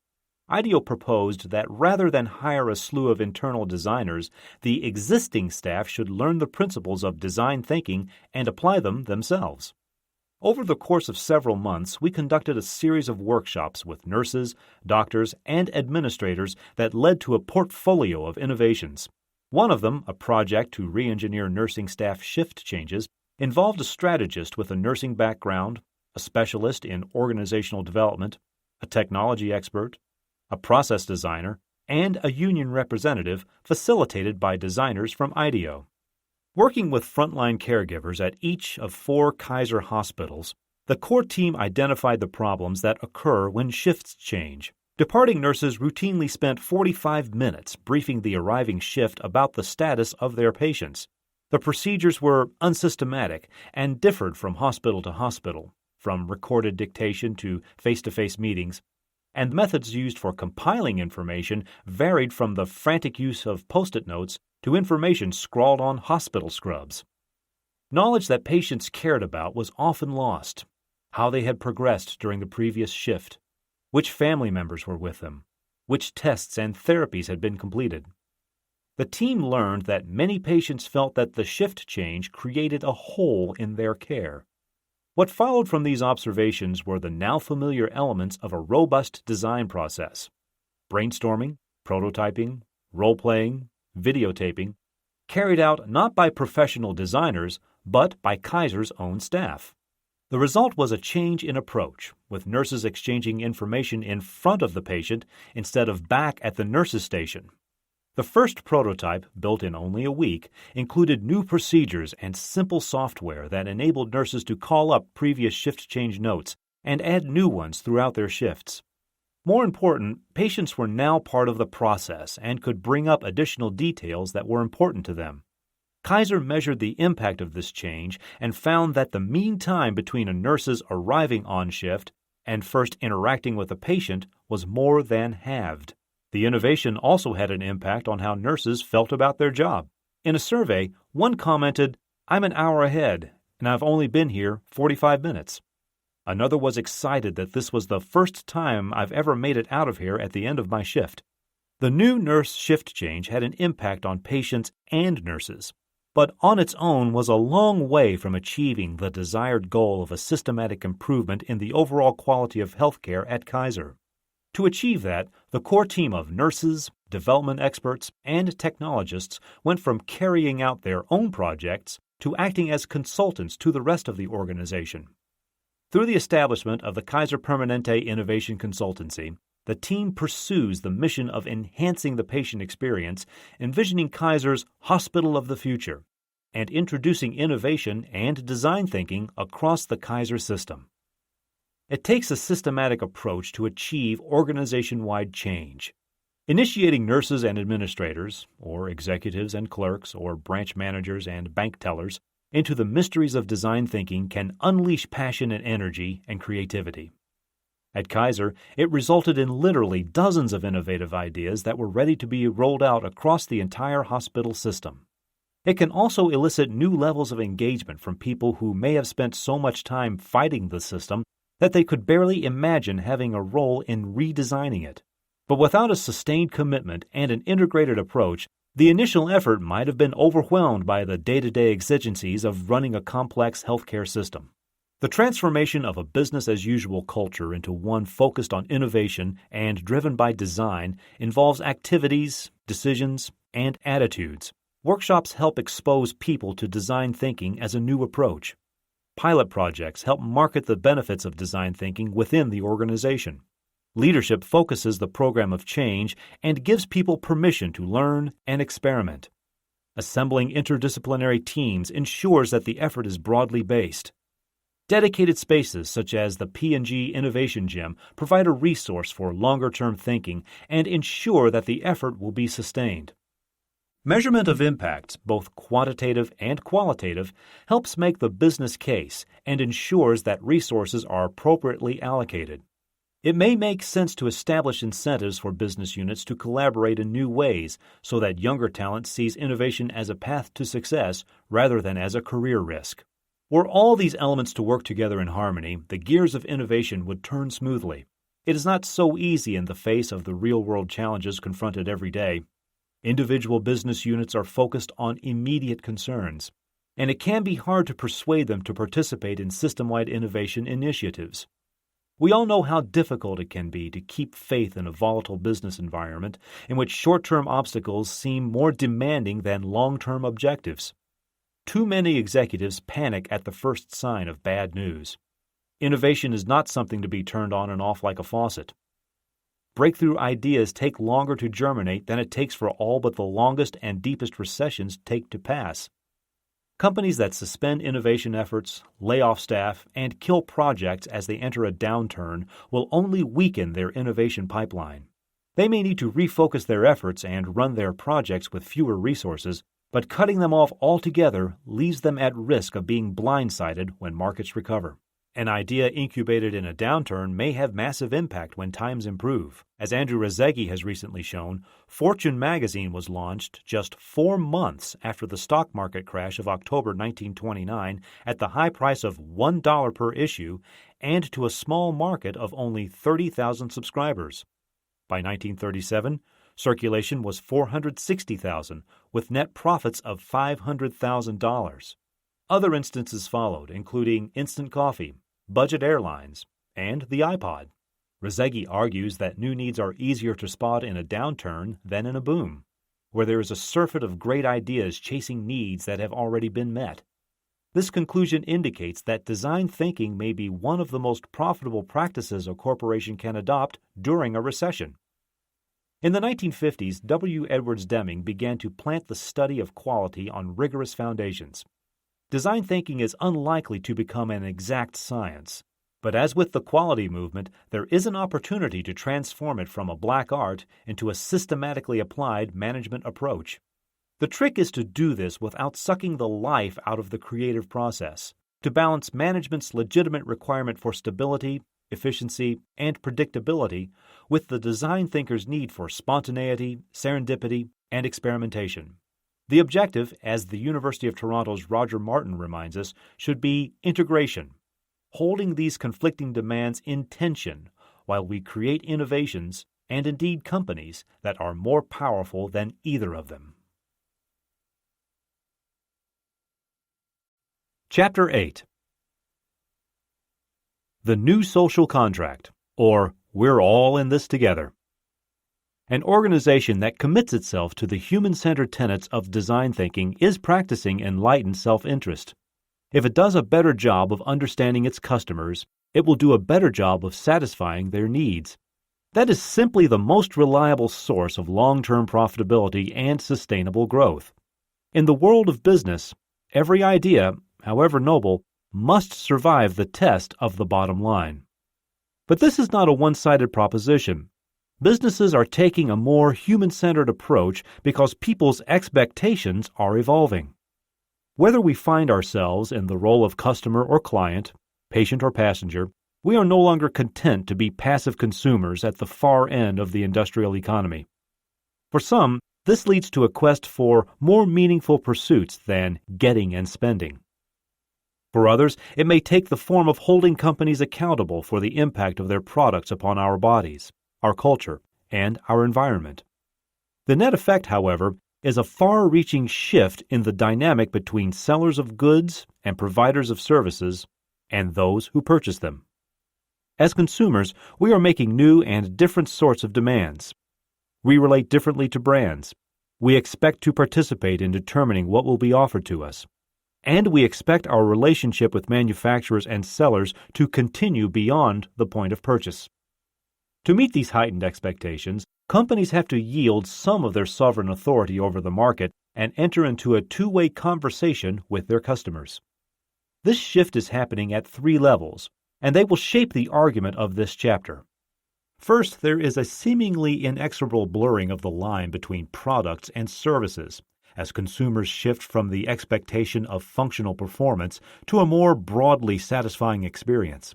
Second, design thinking is being applied at new scales in the move from discrete products and services to complex systems.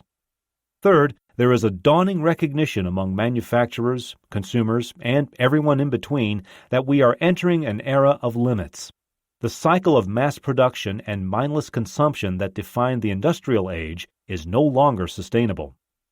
These trends converge around a single, inescapable point. Design thinking needs to be turned toward the formulation of a new participatory social contract. It is no longer possible to think in adversarial terms of a buyer's market or a seller's market. We are all in this together. The shift to services. In some sense, every product is already a service. However inert it may seem, a product implies a prior association with the brand that stands behind it and carries the expectation of the maintenance, repair, or upgrade that will follow once we have purchased it. By the same token, few services do not include something tangible, whether it be the airplane seat that carries us across a continent or the BlackBerry that connects us to a vast network of telecommunications services. The line between product and service has become blurred. Some companies, Virgin Atlantic Airways, the European mobile operator Orange, Four Seasons Hotels and Resorts, have been quicker to recognize this than their competitors and have been rewarded by a loyal customer following. It is surprising, then, that service businesses have been so much slower to innovate than companies that produce office furniture, consumer electronics, or sportswear. Few of them have built strong research and development cultures. Their business operations are rarely informed by the strategies that have proven so successful elsewhere. The core of the problem is that the manufacturing sector deals with machines and the service sector deals with people.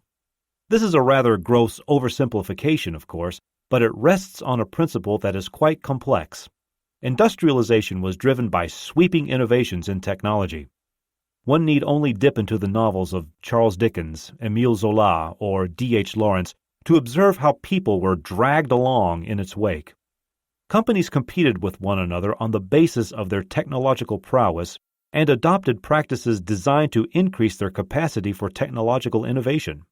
As small startups grew into industrial empires such as General Electric, Siemens, and Krupp's, they established research labs, design studios, university affiliations, and other means of systematizing innovation. Historians such as David Noble and Thomas Park Hughes have tracked how new forms of intellectual property, patents, copyrights, and licensing arrangements of every imaginable sort were tied to the growth of these new megacompanies. Even governments took on the role of protectors of intellectual property as a matter of national competitiveness. Britain in the 1850s, Germany in the 1910s, Japan in the 1950s, and China today. Investing in a future stream of technical innovation became part of the management of the large industrial company. Thomas Edison led the way with the opening of the first modern industrial research lab, the so-called Invention Factory, in 1876, and research and development has been part of manufacturing companies ever since. Though they may not be quite as ambitious as the Wizard of Menlo Park, Edison famously promised a minor invention every 10 days or so and a big trick every 6 months, most manufacturing companies assume that the way to ensure a stream of products tomorrow is to invest in technological research today. Investment in innovation continues to grow and evolve. It now includes a variety of models. Apple Incorporated does not maintain a large research facility, but it does invest hundreds of millions of dollars every year in the design and engineering of new products. Procter & Gamble maintains a large commitment to R&D, but also invests heavily in consumer-centered innovation and design. Toyota, the world's biggest automaker, is famous for investing in process innovation to improve the quality of its manufacturing. Product companies are so dependent on their stream of new ideas that the stock market often values them on their commitment to innovation. Why is this not the case with the service sector?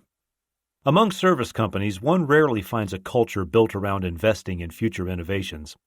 Where it does exist, it tends to be concentrated on the infrastructure that makes a service possible rather than the service itself. Telecommunications companies invested in copper wire-based networks and then in mobile technology, but they paid little attention to the customer experience. AT&T built one of the most famous research laboratories of them all, but even during its heyday, Bell Labs behaved more like a manufacturer of telephones than a provider of telecommunication services. In the Main Street world of retailing, food services, banking, insurance, and even healthcare, there was little thought given to systematic innovation before the advent of home computing and, more specifically, the Internet. Citibank gained its reputation as one of the most innovative financial institutions in 1977 when it installed networked ATMs in its branches around New York. This radical service innovation allowed customers to do their banking on their own terms. For the first time since the invention of the slot machine, a piece of technology got between us and our money, and many people had a difficult time with that. Eleanor Wetzel, whose husband invented it, claims never to have used one.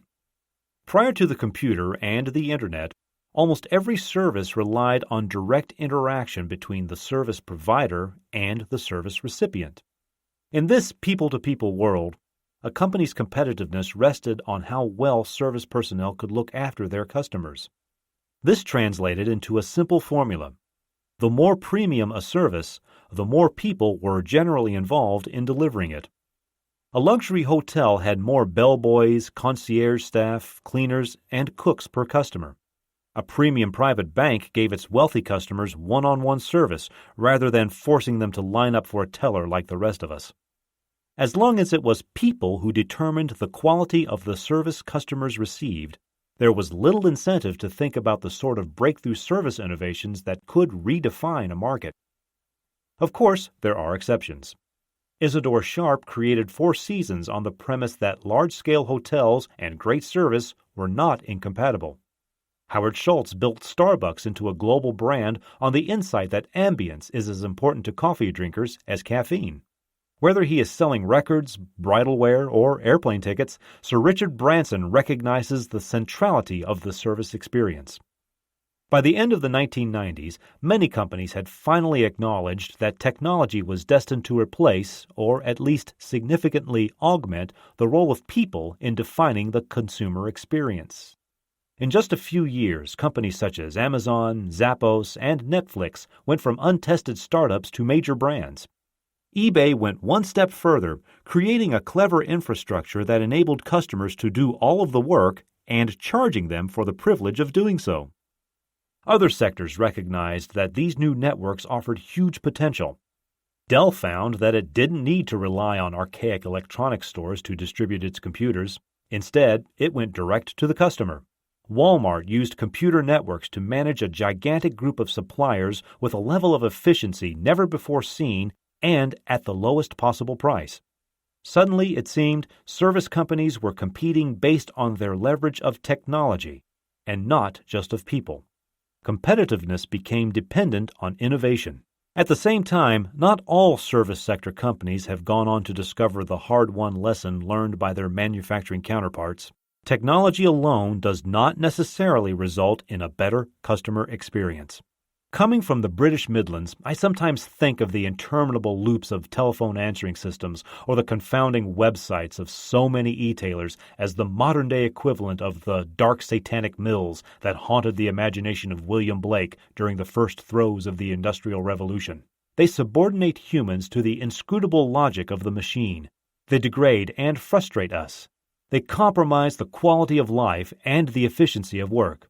Service companies that use innovative technology but do not innovate to improve the quality of people's experience are destined to relearn the bitter lesson of the companies of the industrial age, that past innovation is no guarantee of future performance. Netflix is one service company that understands this. During its first few years, once it had launched its breakthrough innovation of renting DVDs via the Internet and having them delivered by the Postal Service, Netflix focused on building its core proposition and securing a customer base large enough to sustain it. Early experiments were incremental and focused on improving the usability of its website and tinkering with different subscription levels. Next, the company began identifying networks of trends and providing subscribers with a repository of film data and rankings. More recently, it has begun experimenting with what is probably the inevitable shift to using the Internet not just as a sales counter, but as an online movie delivery system. This first required downloading movies and watching them on a home computer, but technology is advancing. The California-based company Roku builds a set-top box that allows people to download movies and watch them on a standard television. The South Korean giant LG Electronics has Netflix downloading capability built into its standard Blu-ray players. With every advance, Netflix has focused on the design of the experience and not just the technology. There's still a long way to go before thousands of letter carriers no longer drop millions of red envelopes into mailboxes, but Netflix has begun to guide its customers on a gradual journey without frustrating them, alienating them, or losing them along the way. Just as products become more like services, services are becoming more like experiences. Underlying this profound and inevitable evolution is an understanding of the importance of investing in systematic, design-based innovation that engages people, both employees and customers, at the deepest level. Eventually, it will be as natural to see innovation labs in service sector companies as it is to see research and development facilities in manufacturing companies. Systems at scale and why we should act more like honeybees. Every design challenge at IDEO begins with a "how might we?" Navigating between the overly general and the too specific, we ask ourselves, HMW simplify the interface on an emergency heart defibrillator. HMW encourage healthy snacking among preteens. HMW promote the revival of a historic jazz district in Kansas City. How might we improve the human condition is too big a problem to get our arms around. How might we adjust the tension in a disk drive eject mechanism is probably too small. Here is a good one. How might we improve the airport security experience?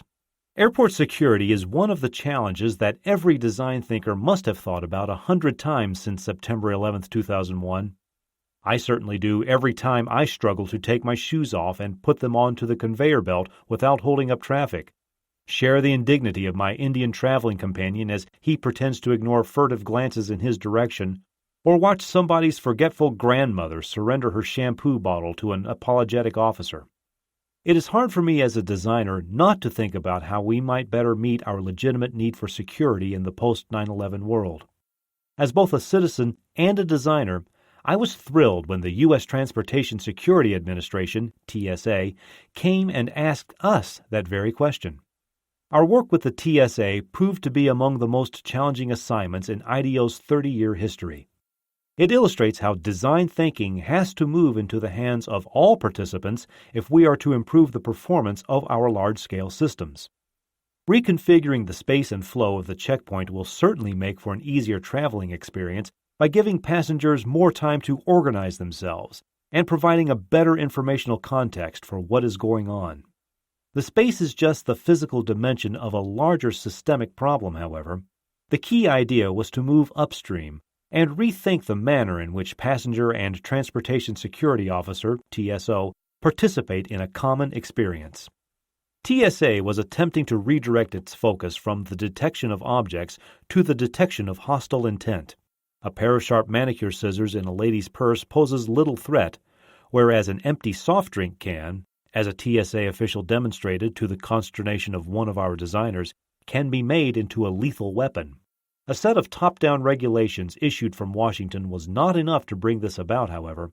To implement the new security strategy, a comprehensive new design strategy seemed essential.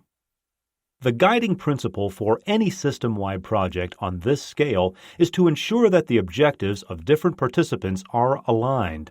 In the case of airport security, this insight meant recognizing that security personnel and the traveling public are not adversaries, but partners, whose respective goals, to spot likely terrorists and to get to their departure gates quickly and with minimum stress, are complementary. Taking the stress out of the normal passenger experience makes it easier to spot abnormal behaviors of those who might do us harm. If everyone in the queue is nervous and agitated, the malefactor with a bomb in his shoe will blend right in. This became the framework within which we pressed forward with concrete proposals for how we might streamline processes and modify environments. In the observation phase of our research, we saw how passengers, confronted with opaque procedural rules, become anxious, aggressive, and uncooperative. TSOs, for their part, responded by retreating into scripted roles that made them appear intimidating, aloof, and unsympathetic. A vicious circle of inefficiency and unpleasantness is the result, and to the extent that an adversarial climate creates unnecessary distractions, it actually impedes the common goal of safe travel. Thus, the designer's question, how might we reconfigure the security checkpoint, evolved into the design thinker's question, how might we instill a feeling of empathy in participants on both sides of the X-ray machine? Our physical design solutions became tactics in the service of a broader, human-centered strategy. This led us in two parallel directions. First, we created a program of environmental and informational design elements designed to smooth the transition from lobby to final checkpoint and brought to life in a working prototype in Baltimore Washington International Airport. The physical layout and information displays were designed to explain as much as possible about what to expect. If passengers understand what is being asked of them and why, they are more likely to be tolerant of procedures that might otherwise seem pointless and arbitrary. At the same time, however, we helped create for TSA officers a training program designed to give them authority to engage the system in a new way. It encourages a broadening out from rote-based procedures to a more flexible yet rigorous reliance on critical thinking. The new training includes an emphasis on understanding behavior, people, and security measures while instilling confidence among colleagues and passengers. Much has been written about complex non-hierarchical systems in which the behavior of the system is the result not of centralized command and control, but of a set of individual behaviors that, when repeated thousands of times, achieve predictable results. Anthills and beehives are good examples, but when it comes to colonies of humans, we have to reckon with the additional factors of individual intelligence and free will, often to the despair of designers, police officers, and high school teachers. The implication is that we must think differently. Instead of an inflexible hierarchical process that is designed once and executed many times, we must imagine how we might create highly flexible, constantly evolving systems in which each exchange between participants is an opportunity for empathy, insight, innovation, and implementation.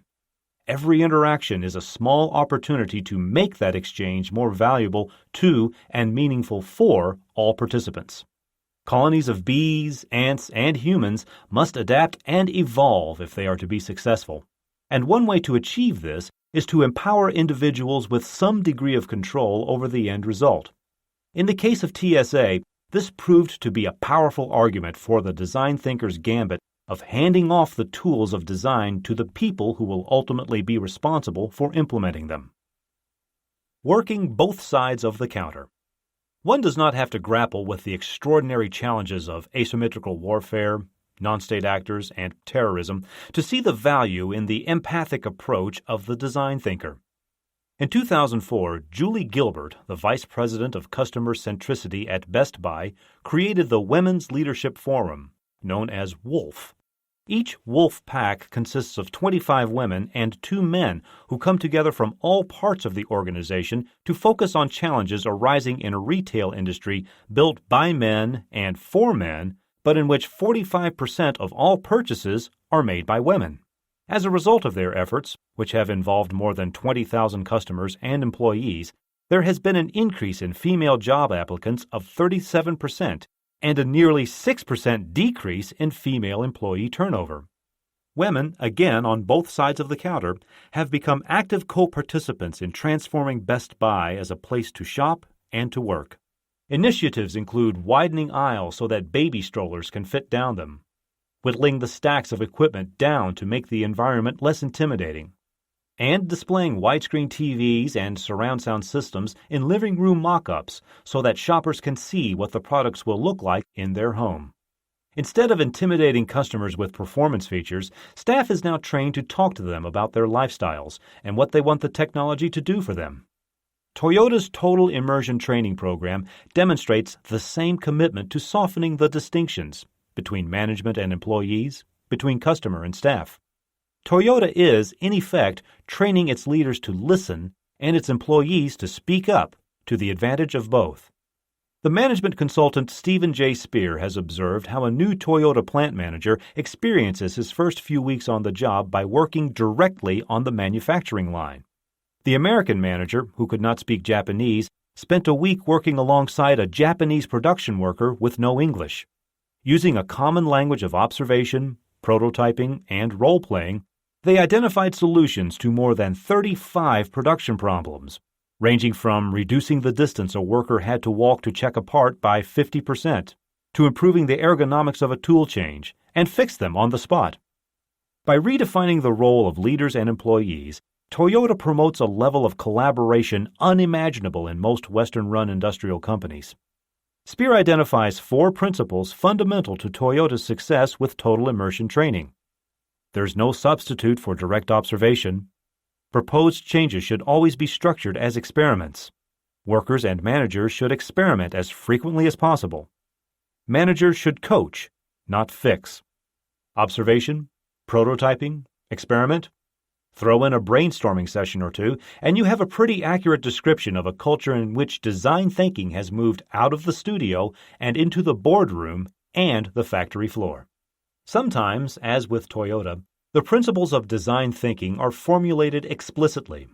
In other instances, it takes the form of a more generalized commitment to the alignment of system and participants.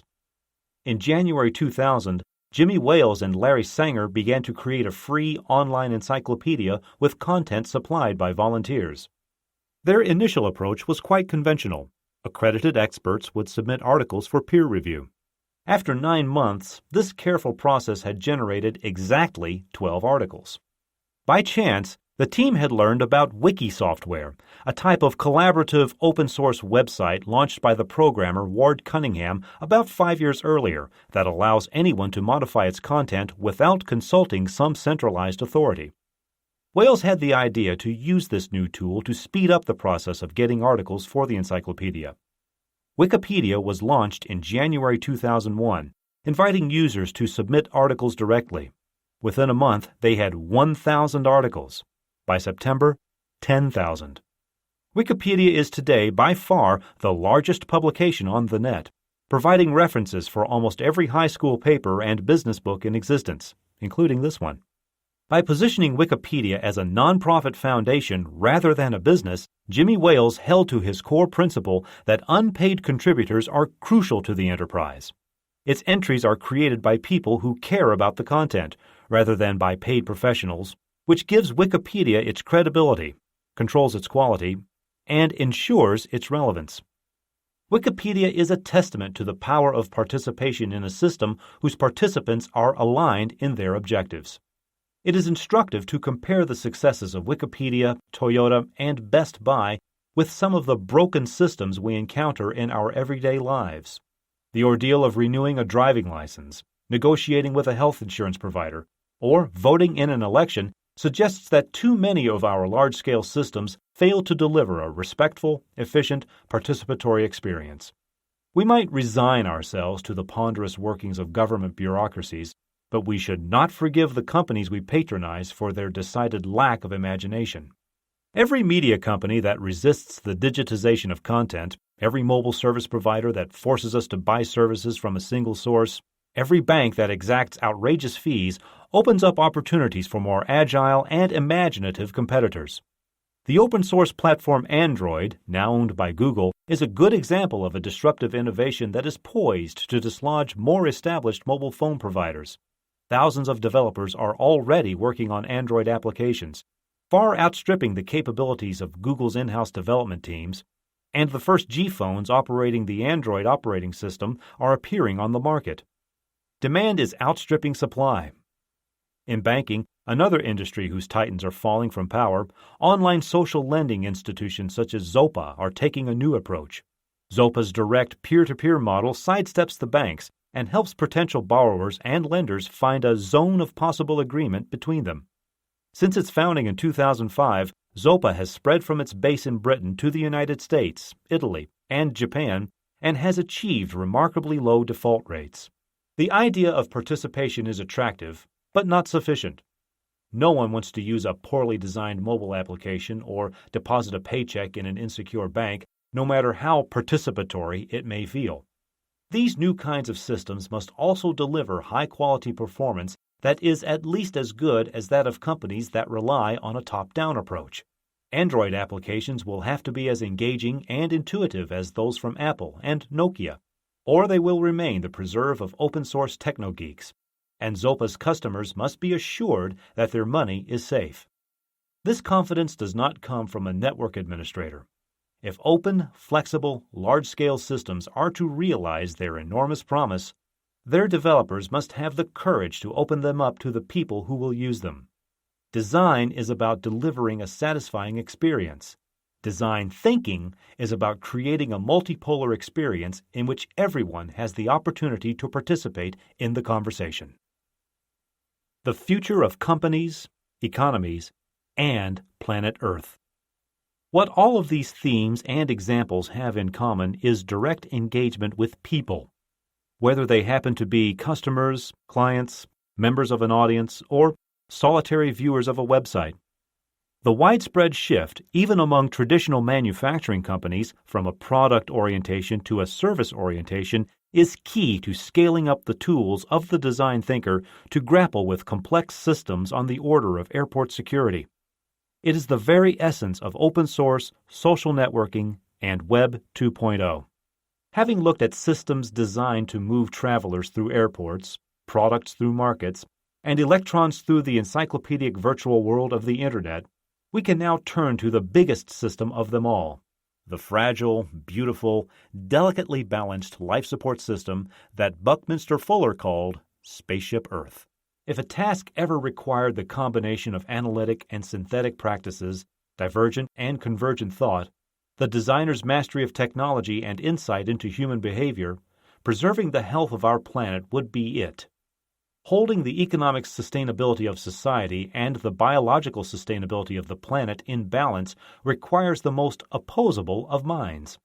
As a designer, I am proud that we have helped create better products that meet people's needs and help humanize the technology they rely on. We have better buildings that allow us to live and work more comfortably.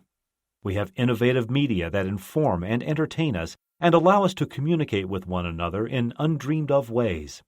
But we also have a Pandora's box of unanticipated problems that may have already contributed to long-term damage to our culture, our economy, and our environment. Some years ago, a talented team at IDEO worked with Oral-B to design a better children's toothbrush.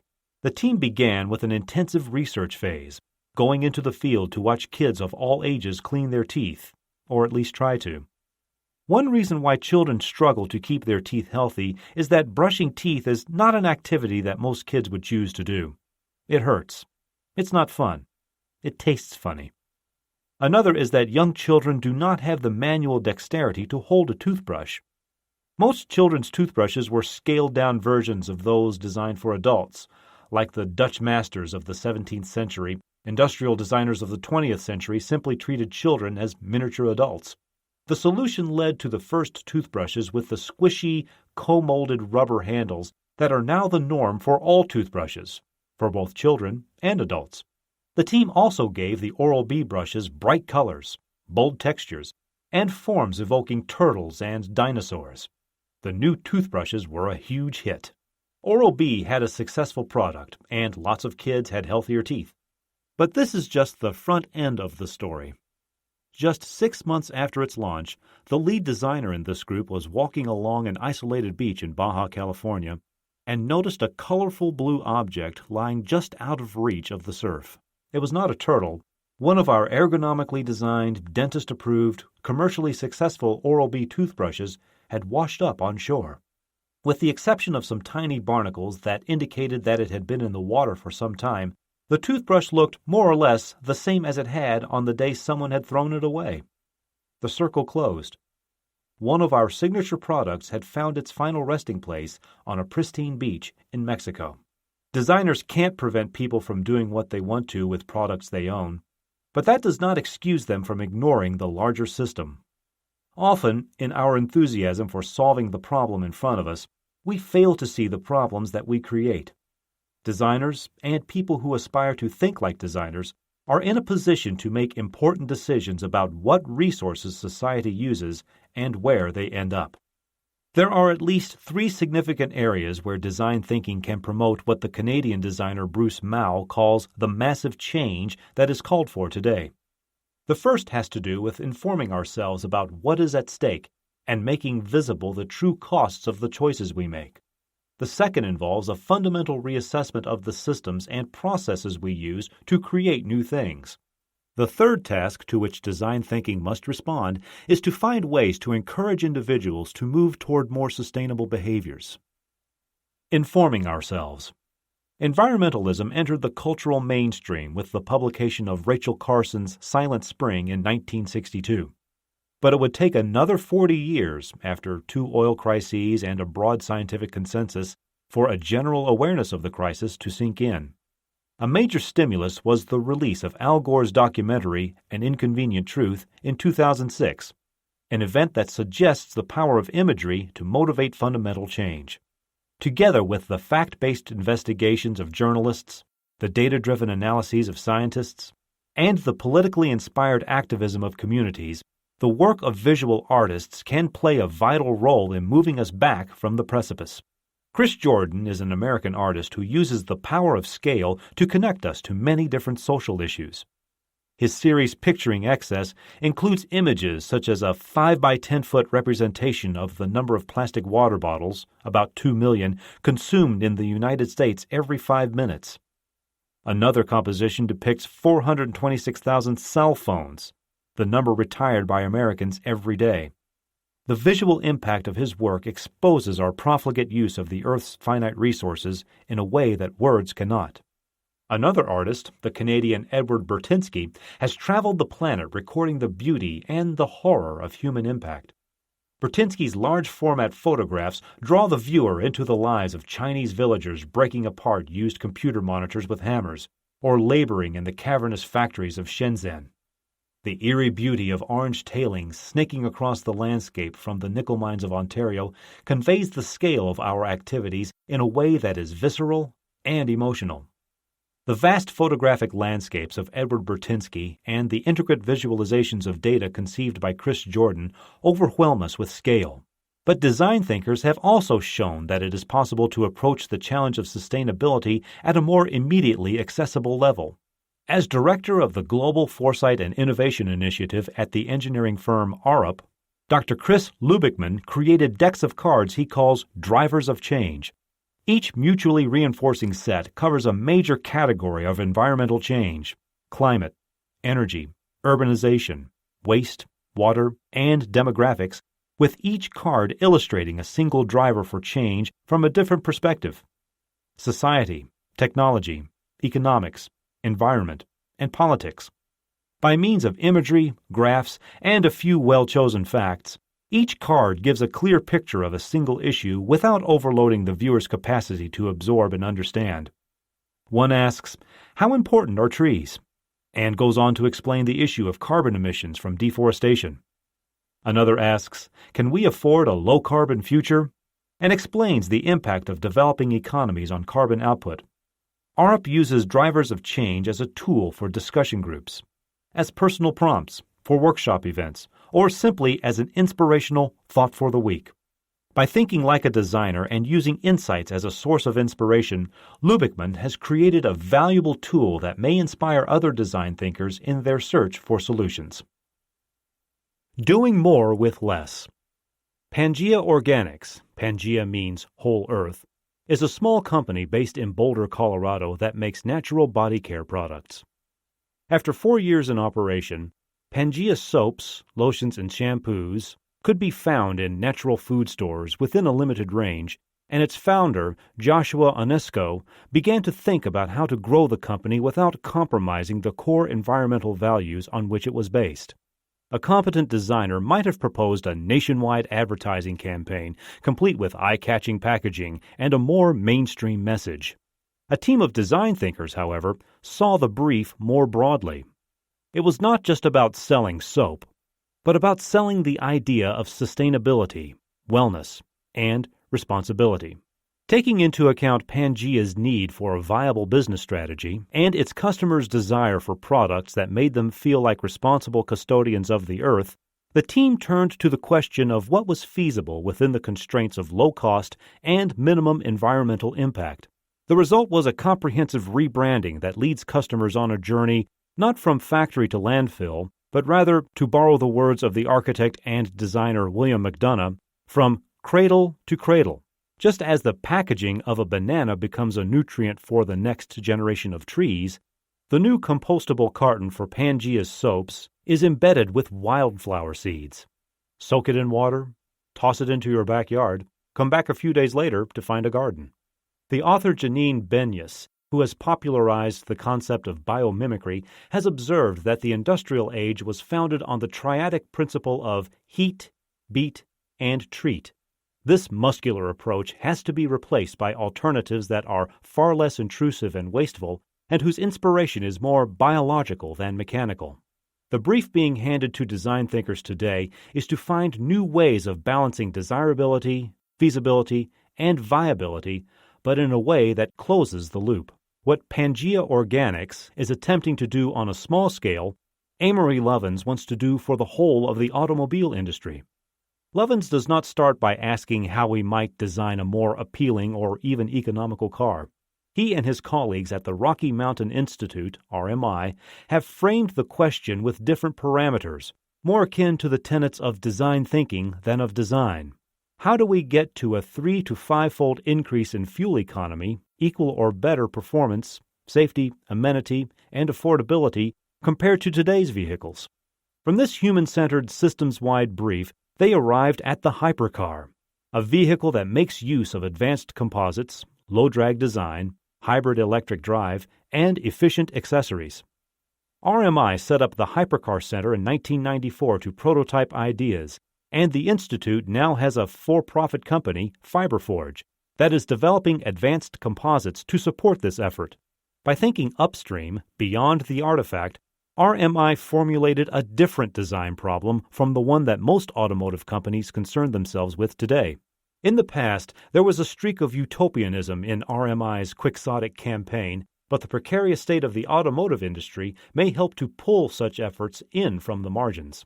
If we take time to examine the whole cycle of creation and use of a product, from the extraction of raw materials used in manufacturing to disposal at the end of its useful life, we may be able to find new opportunities for innovation that reduce environmental impact while enhancing rather than diminishing the quality of life we have come to expect. By thinking in terms of the whole system, companies can capture bigger opportunities. But we can't stop there. Design thinkers must also consider the demand side of the equation. Altering our behaviors. The SUV may be the defining artifact of our time. More than any other product, it embodies the nature of corporations to respond to what people want, usually with more of the same, in this case, much more, no matter what the cost. The popularity of these dangerous, expensive, inefficient, and ecologically disastrous vehicles demonstrates that change needs to happen simultaneously at the level of demand and supply. We need to find ways to encourage people to see energy conservation as more of an investment than a sacrifice, as so many have when they resolved to give up cigarettes, lose weight, or save for retirement.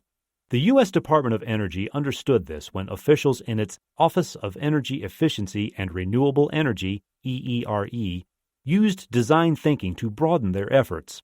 DOE had traditionally begun with the assumption that people already care about energy efficiency and directed its resources toward R&D programs whose fruits, new energy-efficient technologies, would satisfy this demand. In a program code-named Shift Focus, IDEO proposed a new, human-centered approach that began by questioning this assumption. After an intensive period of field research in which the IDEO team sampled consumer opinion in Mobile, Dallas, Phoenix, Boston, Juneau, and Detroit, it came to an arresting conclusion. People do not care about energy efficiency. This does not mean that the public is ignorant, profligate, or irresponsible, but that energy efficiency is an abstraction that is at best a means of achieving goals that people really do care about: comfort, style, community. This finding led the design team to recommend that DOE shift from finding engineering solutions to people's presumed needs to finding ways to engage them at the level of their actual values and at meaningful points in their lives. The design proposals that followed built upon these foundations: stylish but thermally efficient window coverings, retail displays of energy-efficient lighting, informational and educational tools to capitalize upon people's heightened receptivity at moments of change, such as buying a new house or upgrading their utilities. We are in the midst of an epochal shift in the balance of power as economies evolve from a focus on manufactured products to one that favors services and experiences. Companies are ceding control and coming to see their customers not as end users, but rather as participants in a two-way process. What is emerging is nothing less than a new social contract. Every contract, however, has two parties. If people do not wish companies to treat them like passive consumers, they must step up to the controls and assume their fair share of responsibility. This means that we cannot sit back and wait for new choices to emerge from the inner sanctum of corporate marketing departments, R&D labs, and design studios. The implications are clear. The public, too, must commit to the principles of design thinking, just like the nurses at Kaiser, the production workers at Toyota, the wolf packs at Best Buy, and the public servants at the Transportation Security Administration and the Department of Energy. As the circle of design thinkers grows, we will see solutions evolving that will improve the character of the products and services we buy. Even on a large scale and even at the level of the most challenging problems we face in our society today, design thinking can provide guidance. Left to its own, the vicious cycle of design, manufacture, marketing, consumption will exhaust itself, and Spaceship Earth will run out of fuel. With the active participation of people at every level, we may just be able to extend this journey for a while longer. Chapter 9. Design Activism, or Inspiring Solutions with Global Potential. A half-century ago, Raymond Loewy boasted of his role in boosting the sales of Lucky Strike cigarettes by fiddling with the graphics on the box. Few designers today would even touch this type of project. The rise of design thinking corresponds to a culture change, and what excites the best thinkers today is the challenge of applying their skills to problems that matter. Improving the lives of people in extreme need is near the top of that list. This is not merely a matter of collective altruism. The greatest design thinkers have always been drawn to the greatest challenges, whether delivering fresh water to Imperial Rome, vaulting the dome of the Florence Cathedral, running a rail line through the British Midlands, or designing the first laptop computer. They have searched out the problems that allowed them to work at the edge because this is where they were most likely to achieve something that has not been done before. For the last generation of designers, those problems were driven by new technologies. For the next generation, the most pressing and the most exciting challenges may lie in the highlands of Southeast Asia, the malarial wetlands of East Africa, the favelas and rainforests of Brazil, and the melting glaciers of Greenland. I do not mean to suggest that designers have never before taken on problems at the scale of sustainability and global poverty. Victor Papanek's Design for the Real World was required reading when I entered art school 3 decades ago, and I still recall our late-night discussions about design being for people, not profit. Out of this righteous indignation came any number of tin can radios and emergency shelters, but apart from a dawning consciousness of our social responsibilities, there is little evidence of its having had a lasting impact. The reason is that as designers we focused our skills on the object in question and ignored the rest of the system. Who will use it? How? And under what circumstances? How will it be manufactured, distributed, and maintained? Will it support cultural traditions or disrupt them?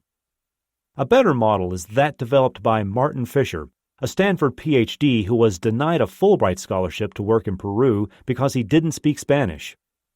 Fisher reluctantly agreed to a 10-month assignment in Kenya, where he ended up staying for 17 years. In Nairobi, he observed that people in poor countries who have been thrust into the global economy do not need money so much as the means to earn money. Together with his development partner Nick Moon, Fisher founded Kickstart, a provider of low-cost microtechnologies, including a treadle-operated deep-water pump, significantly called the Super Moneymaker, that have helped more than 80,000 local farmers launch small businesses in East Africa. Fisher understood that the ingenious pumps, brick presses, and palm oil extractors were not enough. His customers needed a local infrastructure, including marketing, distribution, and maintenance. Educated in the high-technology world of Silicon Valley and schooled in the slums of Nairobi, Fisher shows how design thinking extends the perimeter around a problem. The most extreme users of them all. When Hewlett-Packard asked IDEO to study microfinance in East Africa, our human factors experts did not know what they were getting into. We did not have much experience with Africa, and it would be generous to say that we are experts in microfinance. So, of course, we accepted the assignment. The 2-person team traveled to Uganda, where they planted themselves in various rural communities and in the capital city of Kampala, where they talked to local women about the on-the-ground realities of microfinance. In the course of their fieldwork, the pair noted an acute need for keeping accurate records of financial transactions, but also saw the obstacles of doing so with the tools and technologies we take for granted in the West. The use of electronics is not widespread in rural Africa. Components need to be simple and robust. Products need to be designed so that they may be easily repaired or inexpensively replaced. Reprogramming a Windows-like interface is far too costly for the small populations of tribes speaking numerous languages and dialects. The closer the team looked, the more daunting the list of constraints became. With the return of the field researchers, the full design team began work on a product that owed more to IDEO's decades-long work with the toy industry than with consumer electronics. The device uses simple off-the-shelf electronic components that are inexpensive, readily available, and easy to repair. Instead of an interface based on a large, expensive display, a simple printed paper keyboard sits over the buttons so that adapting to a new language is as simple as printing a new piece of paper, or even handwriting a new sheet. The Universal Remote Transaction Device would not have been a big hit at the annual International Consumer Electronics Show in Las Vegas, but it was an appropriate tool for an emerging market in a developing country. Even better, the device could be used not just for keeping track of microfinancial transactions, but also for remote monitoring of healthcare incidents, agricultural issues, supply chain management, and more. I wrote early on about the benefits that come from seeking out extreme users and why the most compelling insights often come from looking outward to the edges of the market. The objective is not so much to design for these marginal, outlying populations as to gain inspiration from their passion, their knowledge, or simply the extremity of their circumstances. We may, however, be far too timid about what this concept implies. Even when we look at tech-savvy teenagers in Korea to help us think about what's next for middle-aged Americans, we are sticking to the places and people we already know and to consumer-oriented problems that are basically our own. We do not often think of going to the poorest, most neglected corners of the earth to learn about the lives of people who have fallen out of the system. But this is where we may find globally applicable solutions to the world's most pressing problems. Sometimes necessity is the mother of innovation. This argument can be misconstrued. Though it is praiseworthy to contribute our talents to the eradication of preventable disease, disaster relief, and rural education, too often our instinct has been to think of these interventions as social acts that are different from and superior to the practical concerns of business. They are the domain of foundations, charities, volunteers, and NGOs, not of soulless corporations which attend only to the bottom line. Neither of these is any longer an acceptable model, however. Businesses that focus solely on bumping up their market share by a few tenths of a percentage point miss significant opportunities to change the rules of the game, and nonprofit organizations that go it alone may be denying themselves access to the human and technical resources necessary to create sustainable, systemic, long-term change. The influential business strategist C.K. Prahalad has written about the fortune to be found at the bottom of the pyramid, by companies that dare to approach the world's poorest citizens not as suppliers of cheap labor or recipients of their charitable largesse, but rather as partners in creative entrepreneurship. Prahalad's description of the Aravind Eye Hospital in Madurai, India, is a case in point. A Passage to India. Aravind was founded in 1976 by the late Dr. G. Venkataswamy, Dr. V, as everyone called him, to explore ways to deliver medical care to inhabitants of poor and developing countries. The alternatives at that time were to import practices and facilities from the West, which placed them impossibly beyond the reach of most Indians, or to rely on traditional practices, which deny people the fruits of modern research and often simply mean no treatment at all. Dr. V felt there must be a third way. My own passage to India began with a visit to one of Aravind's mobile eye camps in the suburbs of Madurai in the southern Indian state of Tamil Nadu. I didn't expect neat three-bedroom houses in planned communities. On the other hand, I was not prepared for what I saw. Shantytowns cobbled together out of cardboard boxes and corrugated metal. Simple houses mixed with workshops left over from the Raj. Shops the size of a Walmart parking space selling every imaginable necessity. But I also saw people having their eyes tested. I saw how more complex cases were transmitted via satellite back to the hospital, where experienced doctors could make the final diagnosis. I watched patients with operable cataracts boarding a bus headed for Aravind, where they would have the operation the same day. Aravind has its own in-house manufacturing facility that makes the intraocular lenses and sutures used in cataract operations. It is an amazing example of the use of extreme constraints as the inspiration for breakthrough innovation. Dr. David Green, who has been honored by the Ashoka Foundation, the MacArthur Foundation, and the Schwab Foundation for Social Entrepreneurship, working with Dr. P. Balakrishnan at Aravind, hypothesized that it might be possible to use small-scale computer-aided manufacturing technology to make the lenses locally, rather than importing them from foreign medical suppliers at a cost of approximately $200 per pair. In 1992, through his nonprofit Project Impact, Green set up a small manufacturing unit in the basement of one of the hospitals and started making plastic lenses. Over time, it expanded to make sutures as well, and ultimately met all the international standards it needed to export products internationally. Aurolab, as they eventually named their basement startup, is now the biggest exporter of lenses and sutures in the developing world. It has recently relocated to a new factory. A confessed serial social entrepreneur, Green has turned his attention to hearing loss and pediatric AIDS drugs, a global campaign that started as a prototype within the Aravind system. In the hospital itself, we dressed in scrubs and toured the wards, where physicians perform more than 250,000 surgeries per year. Assembly line operating procedures are at the core of Aravind's productivity. As a surgeon removed the damaged lens from one patient in a quick but skillful procedure, the next patient was being prepared right alongside in the operating room. Post-operative recovery did not take place in a fancy ward with satellite TV and cut flowers, but in a simple room with rush mats on the floor, where patients spent the night before returning home the next day. It was not luxurious by the standards of the West, but it was as comfortable as the beds they slept in at home. For about a third of the patients, it was free.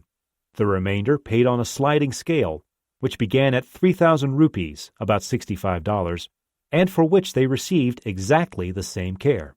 It is unlikely that a Western doctor, hospital administrator, architect, or industrial designer would have foregone expensive wards in favor of rush mats and concrete floors, even if their mission were to help the blind. This insight grew out of Dr. V's empathy with the culture of the poor. He realized that giving his patients something consistent with what they were accustomed to in their villages, but still good enough to meet acceptable medical standards, allowed him to serve the poor in an economically viable way. And he has succeeded. The Aravind Eye Hospital has served millions of patients. Aurolab operates at a 30% profit, which is plowed back into clinics in Nepal, Egypt, Malawi, and Central America. While the Aravind management team takes private donations to fund additional work, the operating model is self-sustaining, and the clinic is no more reliant on charitable donations than the majority of Western healthcare facilities. Although many people have praised Aravind for its entrepreneurial model of compassionate capitalism, as a designer, my experience there showed me the enormous potential of working under extreme constraints. How ironic that the holy grail of corporate America, where innovation leads to breakthrough solutions and enhanced profitability, should be realized on the straw mats of an eye clinic in rural India. Not only is Aravind providing untold benefits to the citizens of Madurai, Pondicherry, and other cities in which its hospitals now operate, it is also exporting its ideas and approaches to other healthcare facilities throughout the developing world, and perhaps beyond. Indeed, there are signs that Aravind's approach, and that of others like it, may become accepted practice in the West. Not only are young surgeons coming from the United States and Europe to train at Aravind, patients too are beginning to travel to India in search of world-class care at a fraction of the price they would pay in New York or Los Angeles. Dr. Venkataswamy died in 2006. To the end of his life, when he spoke about his vision for Aravind, he liked to use McDonald's as the standard of scale and efficiency that he dreamed of bringing to healthcare. His achievement was to use the design thinker's tools of empathy, experimentation, and prototyping to reach McDonald's-like efficiency in an organic, sustainable way. Food for thought. 1,000 miles to the north, on the outskirts of New Delhi, lies the demonstration farm set up by International Development Enterprises, IDE, India. Founded by the social entrepreneur Paul Pollock, IDE's mission is to provide low-cost solutions that meet the needs of small farmers in developing countries. The narrow road that leads to the farm passes through fields of healthy crops irrigated by a variety of techniques. In one corner there are drip irrigation pipes. In another, sprinklers made from very simple, low-cost materials. Anitaba Sadangi, who heads IDE India, repeats the same message over and over. Designing for the poor begins and ends with a focus on cost. Every detail must be designed to be no more expensive than necessary, and no efficiency is too small not to seize. This approach would seem sensible to most Western manufacturers, but Sadangi and Pollock take it one step further. In a rural twist on the quarterly bottom line, they require that any investment made by a farmer be repaid many times over in just one growing season. Whereas an American farmer may take out a loan to buy a $100,000 tractor and repay it over many years, farmers in the developing world cannot take the risk, nor do they have the capital to make such investments. This constraint has led to innovations that have the potential to transform agriculture in the developing world, and perhaps beyond. Many of IDE's drip irrigation products are designed to last not a decade or two, as we might expect in the West, but for only 1 or 2 seasons. This seemingly short-sighted approach may seem irresponsible to a Western engineer, but by using less durable and therefore less expensive materials, IDE has brought the cost of irrigation down to approximately $5 for a 20-meter square, 67-foot square plot of land. A farmer can expect to reap many times this amount in extra profit by growing fruit or vegetables, which will enable him to irrigate more land in future seasons. By driving the cost down, IDE enables farmers to reinvest the additional profits to reach economic sustainability faster and with less risk. And by thus increasing demand for its low-cost systems, IDE, like Aprenda, operates on the basis of a sustainable business model. This approach has the potential to make a significant difference to subsistence farmers in India, Africa, and beyond, but its potential impact may be greater than that. The idea of designing products in an integrated manner such that low-cost, entry-level offerings create wealth quickly for customers has applications well beyond farming. In the developing world, this business model is being applied to mobile computing, communication services, clean water delivery, rural health care, and affordable housing. Why could it not apply to many of the same sectors in the West? The economic convulsions rocking the developed world as I write suggest that the prevailing model is not working. There could be no more opportune moment to imagine how we might move in the direction of a society where what we buy helps create wealth rather than just consume it. The idea of designing products, services, and business models that create a rapid return on investment seems very attractive, and it is no accident that it first appeared in places where most people have no choice. Organizations such as the Aravind Eye Hospital, International Development Enterprises, and many others like them are experimenting with approaches that measure success not by profit, but by social impact, and they challenge us to think about how these lessons might be applied elsewhere. In one sense, we have seen this kind of innovation before. Toyota, Honda, and Nissan all began their meteoric rise by creating inexpensive solutions for their own markets, at a time when Detroit measured the success of its cars by the height of their tail fins. They went on to demonstrate to the world that there is nothing intrinsically Japanese about good design, efficient manufacturing, reduced fuel consumption, and low cost. Might the Aravind model not bounce back to show us all the way forward? The argument for working with the most extreme users, where the constraints are unforgiving and the cost of failure high, is not just a social one. It may be how we will spot opportunities that have global relevance and how we will avoid becoming the victims of the new competitors who thrive in environments where more prudent organizations fear to tread. Whom to work with? Whether or not they have adopted or even heard of design thinking, many of these social entrepreneurs are applying its tenets. Social issues are, by definition, human-centered. The best of the world's foundations, aid organizations, and NGOs know this, but many of them have lacked the tools to ground this commitment in ongoing sustainable enterprises, fueled not just by outside donations, but by the energies and resources of the people they serve. In 2001, Jacqueline Novogratz created Acumen Fund, a New York-based social venture fund that invests in enterprises in East Africa and South Asia committed to serving the poor in an ongoing and sustainable way. Acumen has invested in both for-profit and not-for-profit enterprises, ranging from franchised health clinics to affordable housing.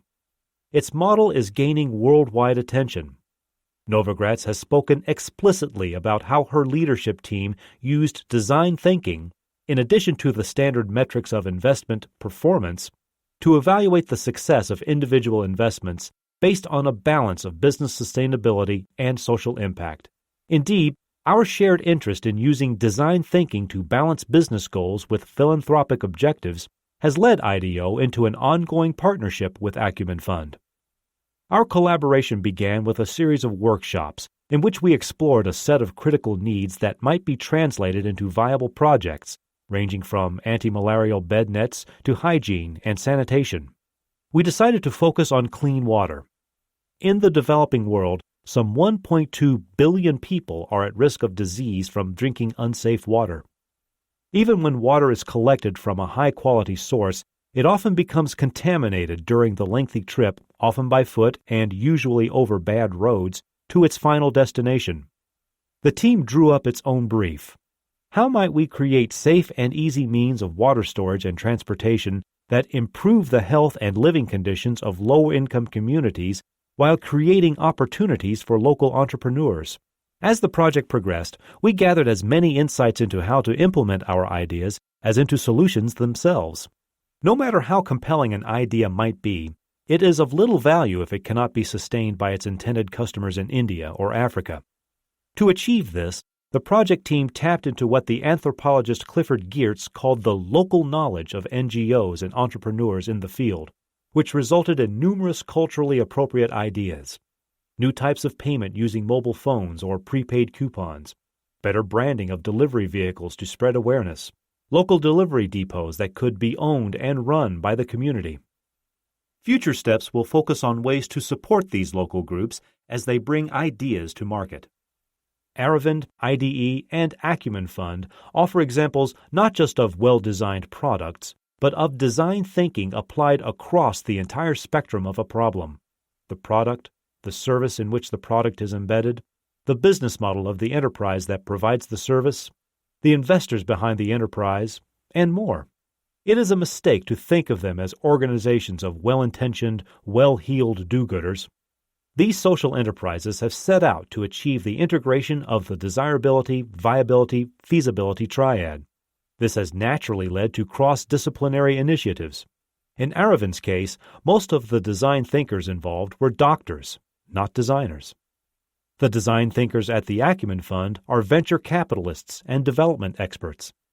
They have learned to maneuver their way through government bureaucracies and adapt their efforts to available infrastructure because systemic problems can be addressed only through system-wide collaboration.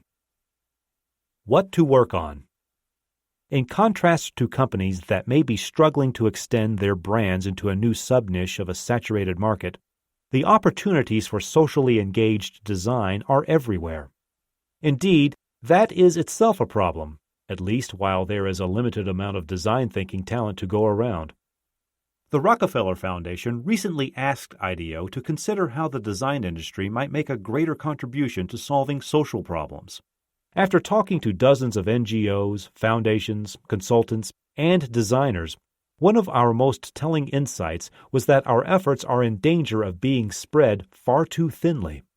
There are 10 potential projects for every design thinker with the time and the talent to tackle them, and 95% of them are in Africa, Asia, and Latin America, which complicates the challenge of getting out into the field to gain insight or quickly and iteratively prototype our ideas. The solution is to find some way to aggregate the efforts of design thinkers globally so as to create a critical mass, build momentum, and begin to make real progress on some of the selected problems we want to address. One of the most promising examples of this is the charitable organization Architecture for Humanity, co-founded in 1999 by Cameron Sinclair. In its first iteration, Sinclair used the web to bring architectural talent to bear on the design of emergency housing and shelters in response to major disasters such as the 2004 tsunami that devastated Southeast Asia and Hurricane Katrina in the following year. A TED Prize enabled him to create the Open Architecture Network, which provides a platform for tackling longer-range systemic issues, not just responding to ad hoc emergencies. The network's modest mission is to improve the living standards of 5 billion people by setting design challenges, posting design solutions so that they can be shared and improved, connecting stakeholders, and creating a participative approach to solving design problems. It seeks, in effect, to leverage the collective energies of architects and designers worldwide in a way that aggregates, focuses, and amplifies them. If we need to set priorities, the United Nations Millennium Development Goals would be a good place to start. But eradicating extreme poverty and promoting gender equality are far too broad to serve as effective design briefs. If the Millennium Development Goals are to be met, they will have to be translated into practical design briefs that recognize constraints and establish metrics for success.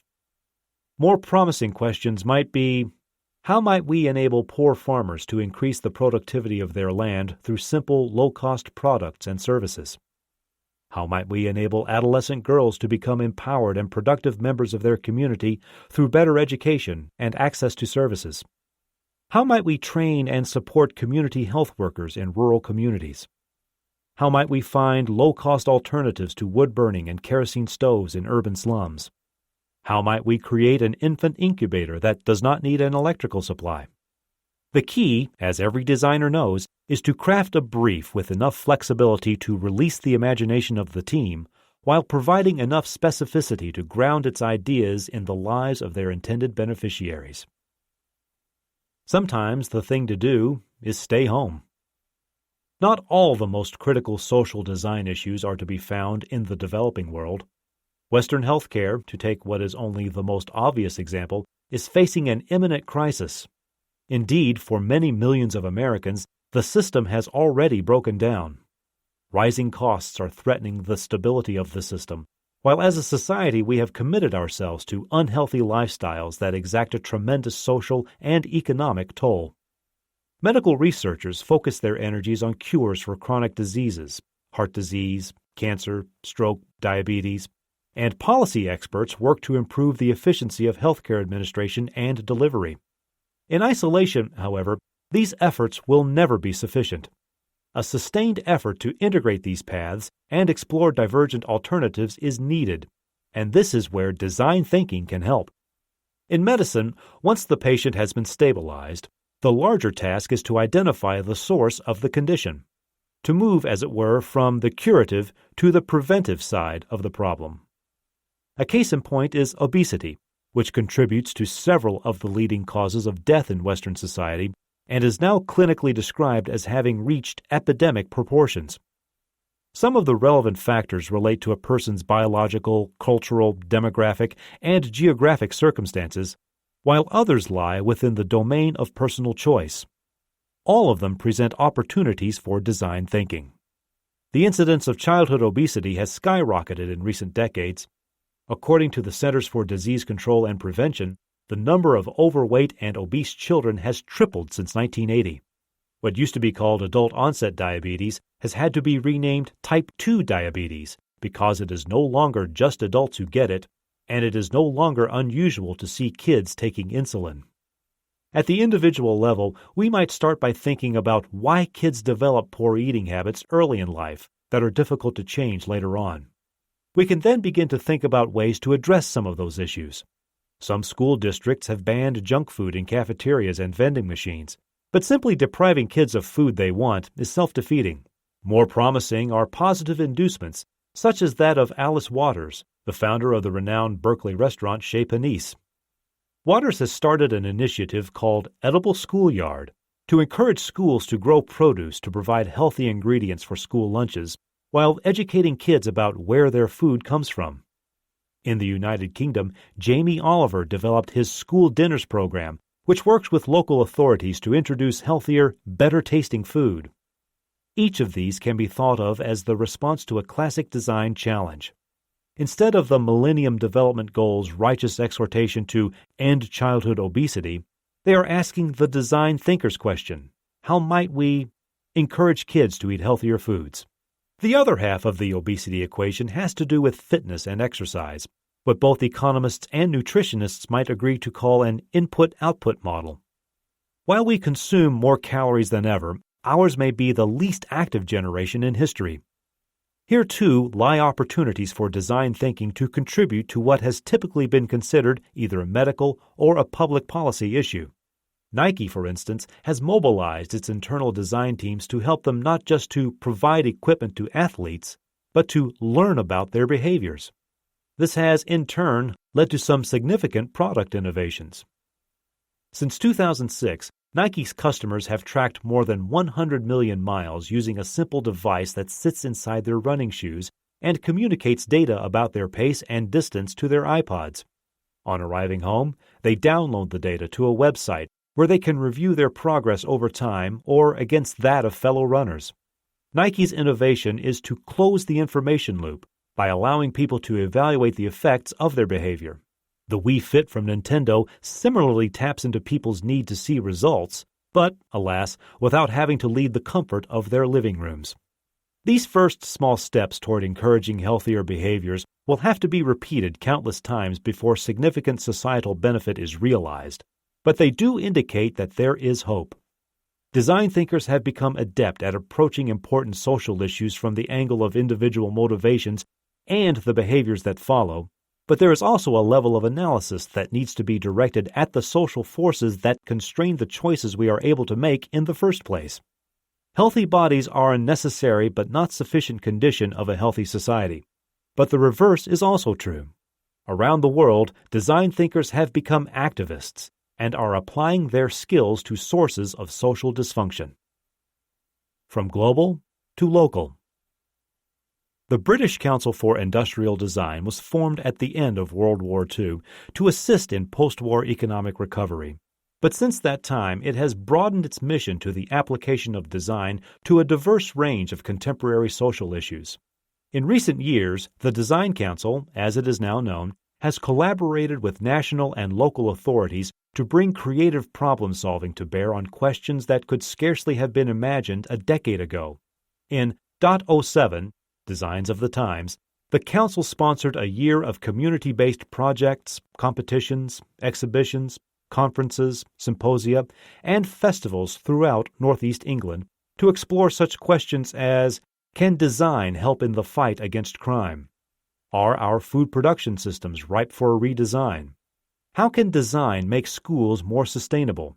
One particularly successful program, Design and Sexual Health, set out to balance the requirements of publicity and discretion in encouraging people to take advantage of a social service that typically carries a stigma.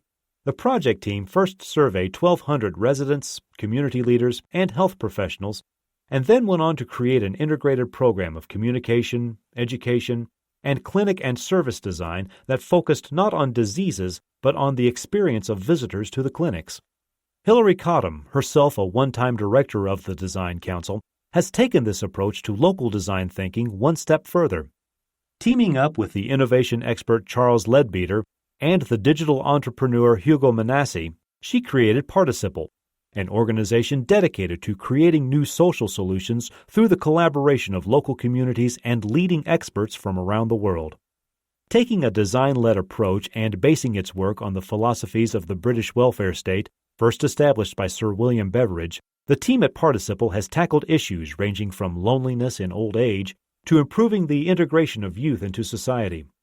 One project, called Southwark Circle, resulted in a new membership organization that helps the aged take care of household tasks. Ideas were refined and prototyped in collaboration with older people and their families before the service was launched in Southwark, South London in early 2009. Cottam believes that locally created solutions can ultimately lead to national models for community-based social services. Designing future design thinkers. Perhaps the most important opportunity for long-term impact is through education. Designers have learned some powerful methods for arriving at innovative solutions. How might we use those methods not just to educate the next generation of designers, but to think about how education as such might be reinvented to unlock the vast reservoir of human creative potential? In 2008, I spoke to students at the Art Center College of Design in Pasadena about serious play, the connection between the activities we all participated in as children and the characteristics of innovation and creativity. I argued that exploring the world with our hands, testing out ideas by building them, role-playing, and countless other activities are all natural characteristics of children at play. By the time we enter the adult world, however, we have lost most of these precious talents. The first place this begins to happen is at school. The focus on analytical and convergent thinking in education is so dominant that most students leave school with the belief either that creativity is unimportant or that it is the privilege of a few talented oddballs. Our objective when it comes to the application of design thinking in schools must be to develop an educational experience that does not eradicate children's natural inclination to experiment and create, but rather encourages and amplifies it. As a society, our future capacity for innovation depends on having many more people literate in the holistic principles of design thinking, just as our technological prowess depends on having high levels of literacy in math and science. Surprisingly, perhaps, for a firm that won its reputation doing industrial design for the likes of Apple, Samsung, and Hewlett-Packard, engagements with public and private schools, with the educational initiatives of groups such as the W.K. Kellogg Foundation, and with colleges and universities has become a growing part of IDEO's work. Ormondale is a public elementary school in the affluent Bay Area community of Portola Valley. The school staff had become convinced that in order to produce 21st century learners, we could not use 18th century methods.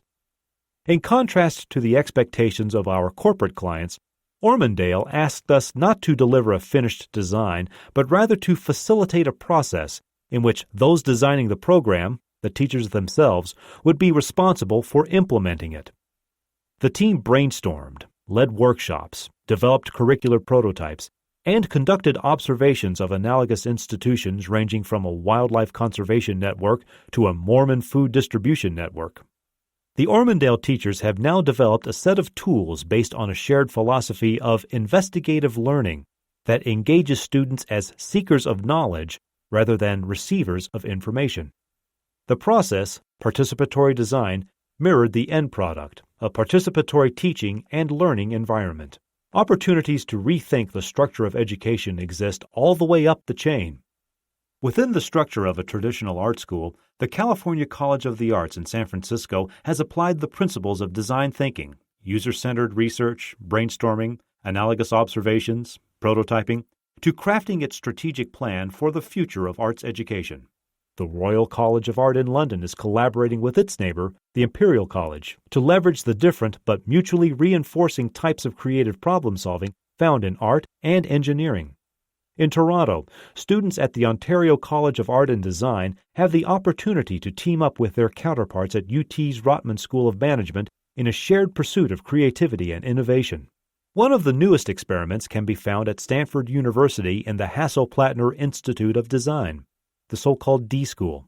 The D-School does not seek to educate traditional designers and does not, in fact, offer any design courses at all. Rather, it serves as a unique environment where graduate students in fields as far-flung as medicine, business, law, and engineering can come together to work on collaborative design projects in the public interest. The D-School encourages human-centered research, brainstorming, and prototyping in every student project, but it also applies these core principles of design thinking to itself. Spaces are fungible. Academic ranks are irrelevant. The curriculum is in permanent flux. It is, in short, an ongoing prototype of the educational process itself. Finding ways to apply the principles of design thinking to the problems of society, on the outskirts of Kampala, in the offices of a social venture fund in New York, or in the classrooms of an elementary school in California, is the sort of problem that is attracting the most ambitious designers, entrepreneurs, and students today. They are motivated not by an altruistic desire to give something back for a few months after graduation or upon retirement, but by the fact that the greatest challenges are always the source of the greatest opportunities. The projects and personalities highlighted in this chapter are about not charity, philanthropy, or self-sacrifice, but a genuine reciprocity of interests. There is nothing wrong with stopping out for a year or two to help the Peace Corps build a playground in Nepal or El Salvador. The initiatives examined here, however, do not call for highly trained specialists to interrupt their careers, but for them to redirect them in ways that serve those in extreme need. If we are to build on one another's good ideas, one of the key tenets of design thinking, we will, at least for the time being, have to focus on a finite set of problems so that our successes can be cumulative over time and place. This begins with nurturing the natural creativity of all children and keeping it alive as they advance through the educational system and into professional life. There is no better way to fill the pipeline with tomorrow's design thinkers. Chapter 10. Designing Tomorrow, Today. It would be tempting to end this book on the inspiring theme of how design thinking can not only contribute to the success of companies, but also promote the general welfare of humanity. The people and projects described in the previous pages are at the leading edge of design thinking. They show what is possible when people tackle the right problems and are committed to seeing them through to their logical conclusions. But, to steal a phrase from Stanford professors Jeffrey Pfeffer and Bob Sutton, design thinking requires bridging the knowing-doing gap. The tools of the design thinker, getting out into the world to be inspired by people, using prototyping to learn with our hands, creating stories to share our ideas, joining forces with people from other disciplines, are ways of deepening what we know and widening the impact of what we do. Throughout this book, I have tried to show not only how the designer's skills can indeed be applied to a wide range of problems, but also that these skills are not innate and are accessible to a far greater range of people than may be commonly supposed. These two threads come together when we apply them to one of the most challenging problems of them all: designing a life. Getting started. Design thinking evolved from humble beginnings. Craftsmen such as William Morris, architects such as Frank Lloyd Wright, industrial designers such as Henry Dreyfuss and Ray and Charles Eames aspired to make the world around us more accessible, more beautiful, and more meaningful. The complexity and sophistication of the discipline grew over time as designers sought to systematize and generalize what they did.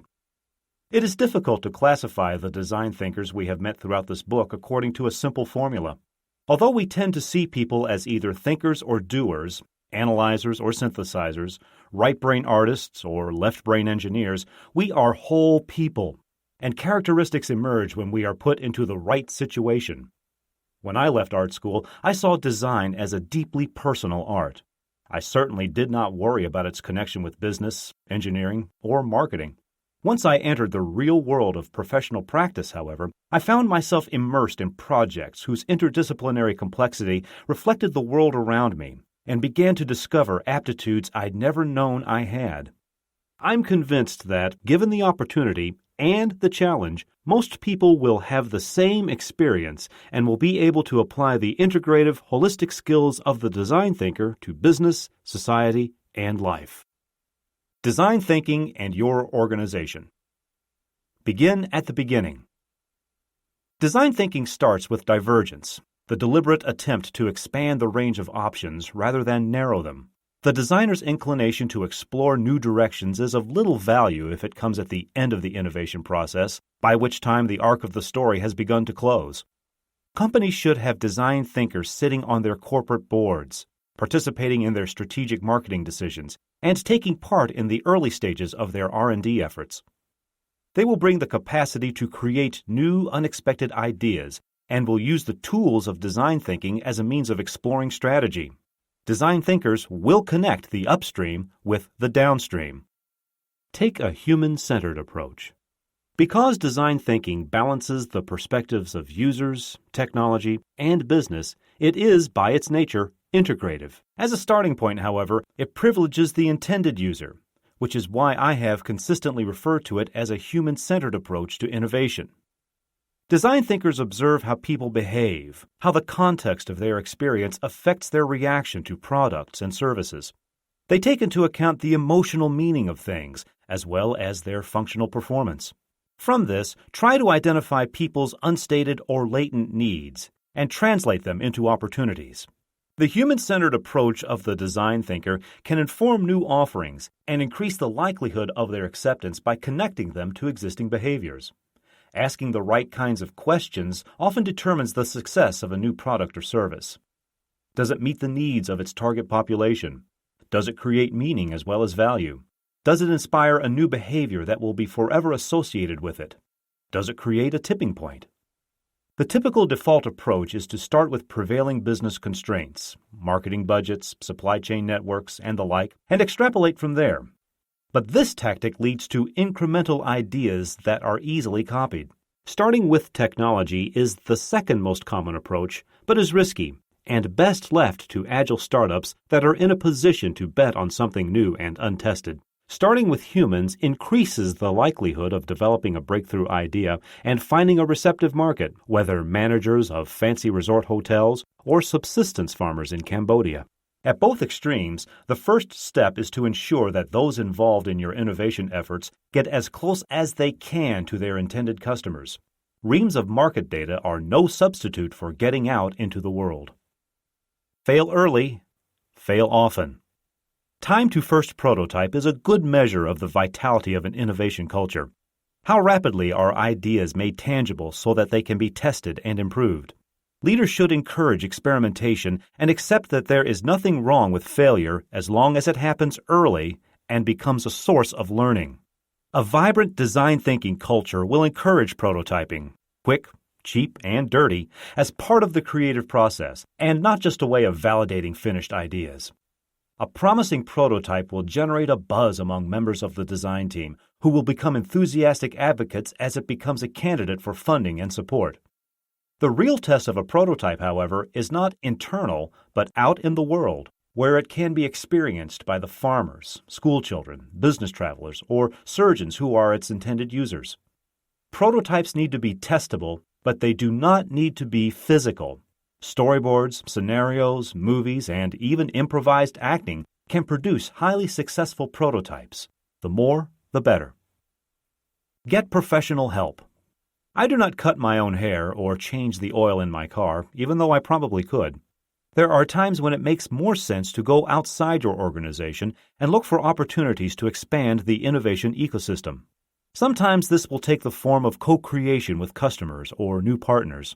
Sometimes it will mean hiring experts who may be technology specialists, software geeks, design consultants, or 14-year-old video gamers. We have seen how, with the help of the Internet, products and services are moving beyond passive consumption. The active participation of customers and partners is not only likely to yield more ideas, but will create a web of loyalty that will be hard for your competitors to erode.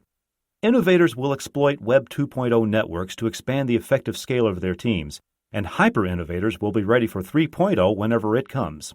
Extreme users are often the key to inspirational insights. These are the specialists, the aficionados, and the outright fanatics who experience the world in unexpected ways. They force us to project our thinking to the edges of our existing customer base and expose issues that would otherwise be disguised. Seek out extreme users and think of them as a creative asset. Remember that they may be found on the other side of town or the other side of the world. Share the inspiration. Don't forget your internal network. Much of the effort concerning knowledge sharing over the past decade has been focused on efficiency. It may be time to think about how your knowledge networks support inspiration, not just streamlining the progress of existing programs, but stimulating the emergence of new ideas. How can you connect like-minded folks to leverage their common passions? What is the typical fate of new ideas within your organization? How can you leverage insights about consumers to inspire multiple projects? Are you using digital tools to document your project outcomes in a way that deepens the knowledge base of your organization and allows individuals to learn from it and to grow? The rise of virtual collaboration and of airfares makes it easy to forget the value of bringing people together in the same room. In 100 years, this notion may seem quaint, but for now it is the way to create powerful bonds. Challenge your organization to think about how it can spend more time doing collaborative, generative work that will produce a tangible outcome at the end of the day, not having more meetings.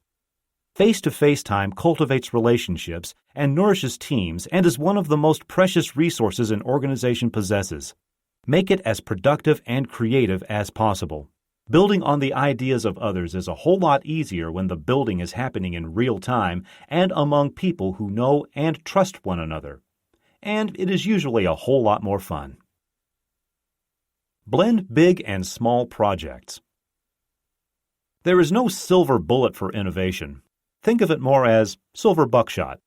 It makes sense to take a variety of approaches to innovation, but think about which ones are most likely to leverage the strengths of your organization. Diversify your assets. Manage a diversified portfolio of innovation that stretches from shorter-term incremental ideas, how to increase the mileage of this year's model, to longer-term revolutionary ones, how to produce a car that runs on soybeans or sunbeams. The majority of your efforts will take place in the incremental zone, but without exploring more revolutionary ideas, you risk being blindsided by unexpected competition. The downside, you may see fewer of these projects going to market. The upside, those that do are likely to have a lasting impact. Encouraging experimentation is easy in the incremental zone. Business units should be encouraged to drive innovation around existing markets and offerings. The creative leader must also be willing to support the search for more breakthrough ideas from the top, whether this means introducing a new line of office furniture or a new primary school curriculum. Most organizations have metrics that measure the effectiveness of a division on its own terms. This type of thinking undermines effective collaboration across departmental silos. It is precisely in the interstitial spaces, however, that the most interesting opportunities lie. Budget to the pace of innovation. Design thinking is fast-paced, unruly, and disruptive, and it is important to resist the temptation to slow it down by relying on cumbersome budgeting cycles or bureaucratic reporting procedures. Rather than sabotage your most creative asset, be prepared to rethink funding schedules as projects unfold according to their own internal logic, and teams learn more about the opportunities before them. Agile resource allocation is challenging in any organization and downright scary in large ones. But there may be ways around a crippling reliance on the predictability of markets and the discipline of annual budgets. Some companies have experimented with venture funds that can be tapped to support promising projects. Others rely on the judgment of senior management to release funding as projects reach certain milestones.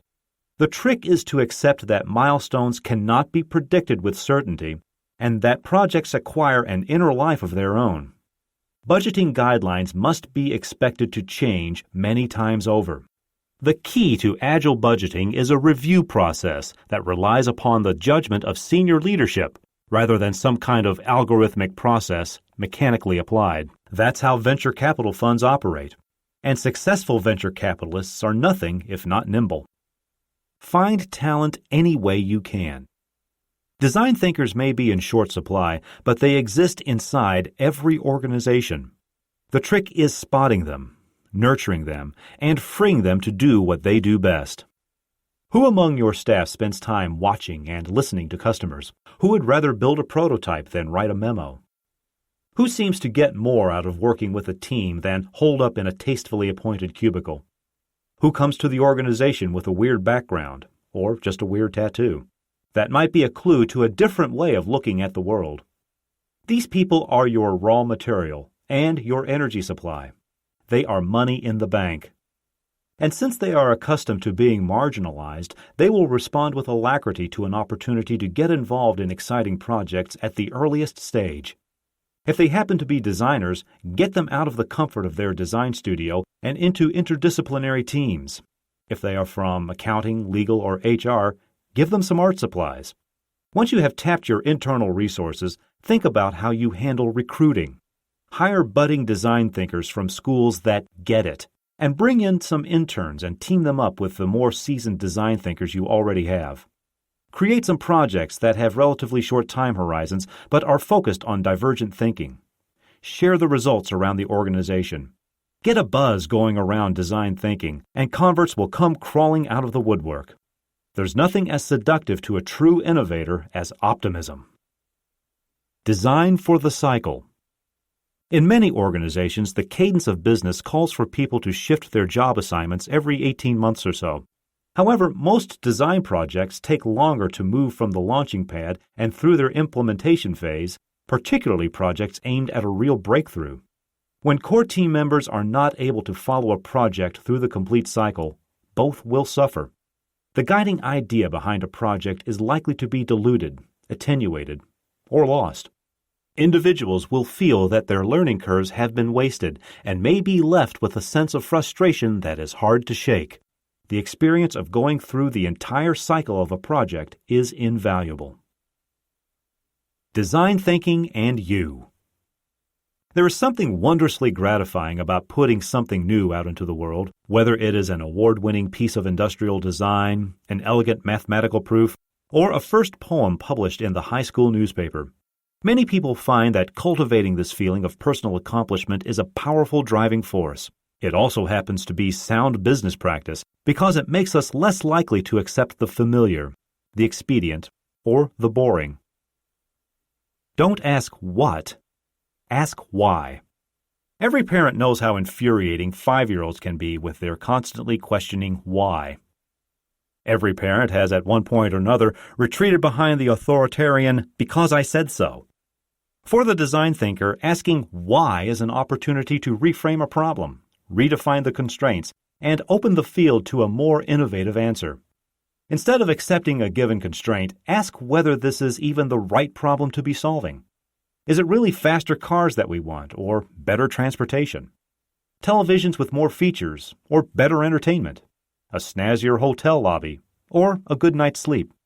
A willingness to ask why will annoy your colleagues in the short run, but in the long run, it will improve the chances of spending energy on the right problems. There is nothing more frustrating than coming up with the right answer to the wrong question. This is as true in responding to a brief or designing a new strategy for a company as it is in striking a meaningful balance between work and life. Open your eyes. We spend most of our lives not noticing the important things. The more familiar we are with a situation, the more we take for granted, which is why it usually takes a visiting relative to get us to visit Alcatraz or the Golden Gate Bridge or spend a weekend in the wine country. My friend Tom Kelly likes to point out that innovation begins with an I, but I'd like to take this one step further. Good design thinkers observe. Great design thinkers observe the ordinary. Make it a rule that at least once a day you will stop and think about an ordinary situation. Take a second look at some action or artifact that you would look at only once, or not at all, as if you were a police detective at a crime scene. Why are manhole covers round? Why is my teenager heading off to school dressed like that? How do I know how far back I should stand from the person in front of me in line? What would it be like to be colorblind? If we immerse ourselves in what Naoto Fukasawa and Jasper Morrison have recently called the supernormal, we can gain uncanny insights into the unwritten rules that guide us through life. Make it visual. Record your observations and ideas visually, even if just as a rough sketch in a notebook or a picture on your camera phone. If you think you can't draw, too bad. Do it anyway. Every designer I know carries a sketch pad the way a doctor carries a stethoscope. These images will become a treasure trove of ideas to refer to and share. The same is true for the way we develop our ideas. Ludwig Wittgenstein was the most cerebral of 20th century philosophers, but his motto was, "Don't think, look." Being visual allows us to look at a problem differently than if we rely only on words or numbers. I found it more useful to visualize this book as a mind map than to draw up an orderly table of contents. It gave me a sense of the whole that I couldn't get from a linear table of contents. The biologist Barbara McClintock used to speak about a feeling for the organism. Her colleagues stopped ridiculing her touchy-feely approach to science when she was awarded the Nobel Prize in Physiology or Medicine. From Al Gore helping us to visualize the melting of the Greenland ice cap to the artist Tara Donovan helping us to visualize 1,000,000 styrofoam cups, one picture can, as they say, be worth 1,000 words. Maybe more. Build on the ideas of others. Everyone has heard of Moore's Law and Planck's constant, but we should be suspicious when an idea becomes too closely identified with the person who first thought it up. If an idea becomes a piece of private property, it is likely to grow stale and brittle over time. If it migrates throughout an organization, undergoing continual permutations, combinations, and mutations, it is likely to flourish. Just as habitats need ecological diversity, corporations need a culture of competing ideas. Jazz musicians and improvisational actors have created an art form around their ability to build on the stories being created in real time by their fellow artists. There are a lot of ideoisms floating around our office, but my favorite might be the oft-repeated reminder that all of us are smarter than any of us. Demand options. Don't settle for the first good idea that comes into your head or seize the first promising solution presented to you. There are plenty more where they came from. Let 100 flowers bloom, but then let them cross-pollinate. If you haven't explored lots of options, you haven't diverged enough. Your ideas are likely to be incremental or easy to copy. This can be a difficult commitment to honor. The pursuit of new options takes time and makes things more complicated, but it is the route to more creative and satisfying solutions. In the meantime, your colleagues may get frustrated and your customers impatient, but they will be happier with the eventual results. You just have to know when to stop. And that is an art that can be learned, but probably cannot be taught. Setting deadlines is one way. Not only will they put an outer limit on the amount of time you take, you will find that you become even more productive as the deadline looms. Curse deadlines all you want, but remember that time can be our most creative constraint. Balance your portfolio. One of the most satisfying things about thinking like a designer is that the results are tangible. Something new exists at the end of a project that didn't exist before. Remember to document the process as it unfolds. We don't wait for our kids to become finished adults before taking their pictures. Shoot videos. Preserve drawings and sketches. Hold on to presentation documents. And find somewhere to store physical prototypes.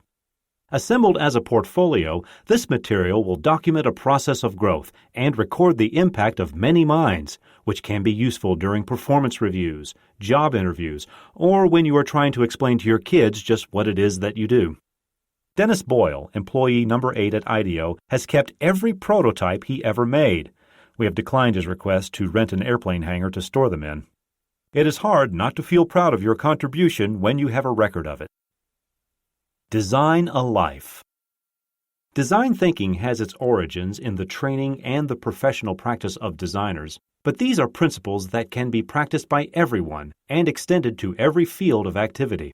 There is a big difference, though, between planning a life, drifting through life, and designing a life. We all know of people who go through life with every step pre-planned. They knew which university they would attend, which internship would lead to a successful career, and at what age they will retire. If they falter, they have parents, agents, and life coaches to take up the slack. Unfortunately, this never works. Remember the black swan? And anyway, if you know the winner before the start, there's not much point in playing the game. Like any good design team, we can have a sense of purpose without deluding ourselves that we can predict every outcome in advance, for this is the space of creativity. We can blur the distinction between the final product and the creative process that got us there. Designers work within the constraints of nature and are learning to mimic its elegance, economy, and efficiency. And as citizens and consumers, we too can learn to respect the fragile environment that surrounds and sustains us. Above all, think of life as a prototype. We can conduct experiments, make discoveries, and change our perspectives. We can look for opportunities to turn processes into projects that have tangible outcomes. We can learn how to take joy in the things we create, whether they take the form of a fleeting experience or an heirloom that will last for generations. We can learn that reward comes in creation and recreation, not just in the consumption of the world around us. Active participation in the process of creation is our right and our privilege. We can learn to measure the success of our ideas not by our bank accounts, but by their impact on the world. I began this book by describing one of my heroes, a man who lived before the profession of design, not to say design thinking, even existed, the Victorian engineer Isambard Kingdom Brunel. As the challenges of the industrial age spread to every field of human endeavor, a parade of bold innovators who would shape the world as they have shaped my own thinking would follow him. We have met many of them along the reader's journey that I have tried to construct. William Morris, Frank Lloyd Wright, the American industrial designer Raymond Loewy, and the team of Ray and Charles Eames. What they all shared was optimism, openness to experimentation, a love of storytelling, a need to collaborate, and an instinct to think with their hands, to build, to prototype, and to communicate complex ideas with masterful simplicity. They did not just do design, they lived design.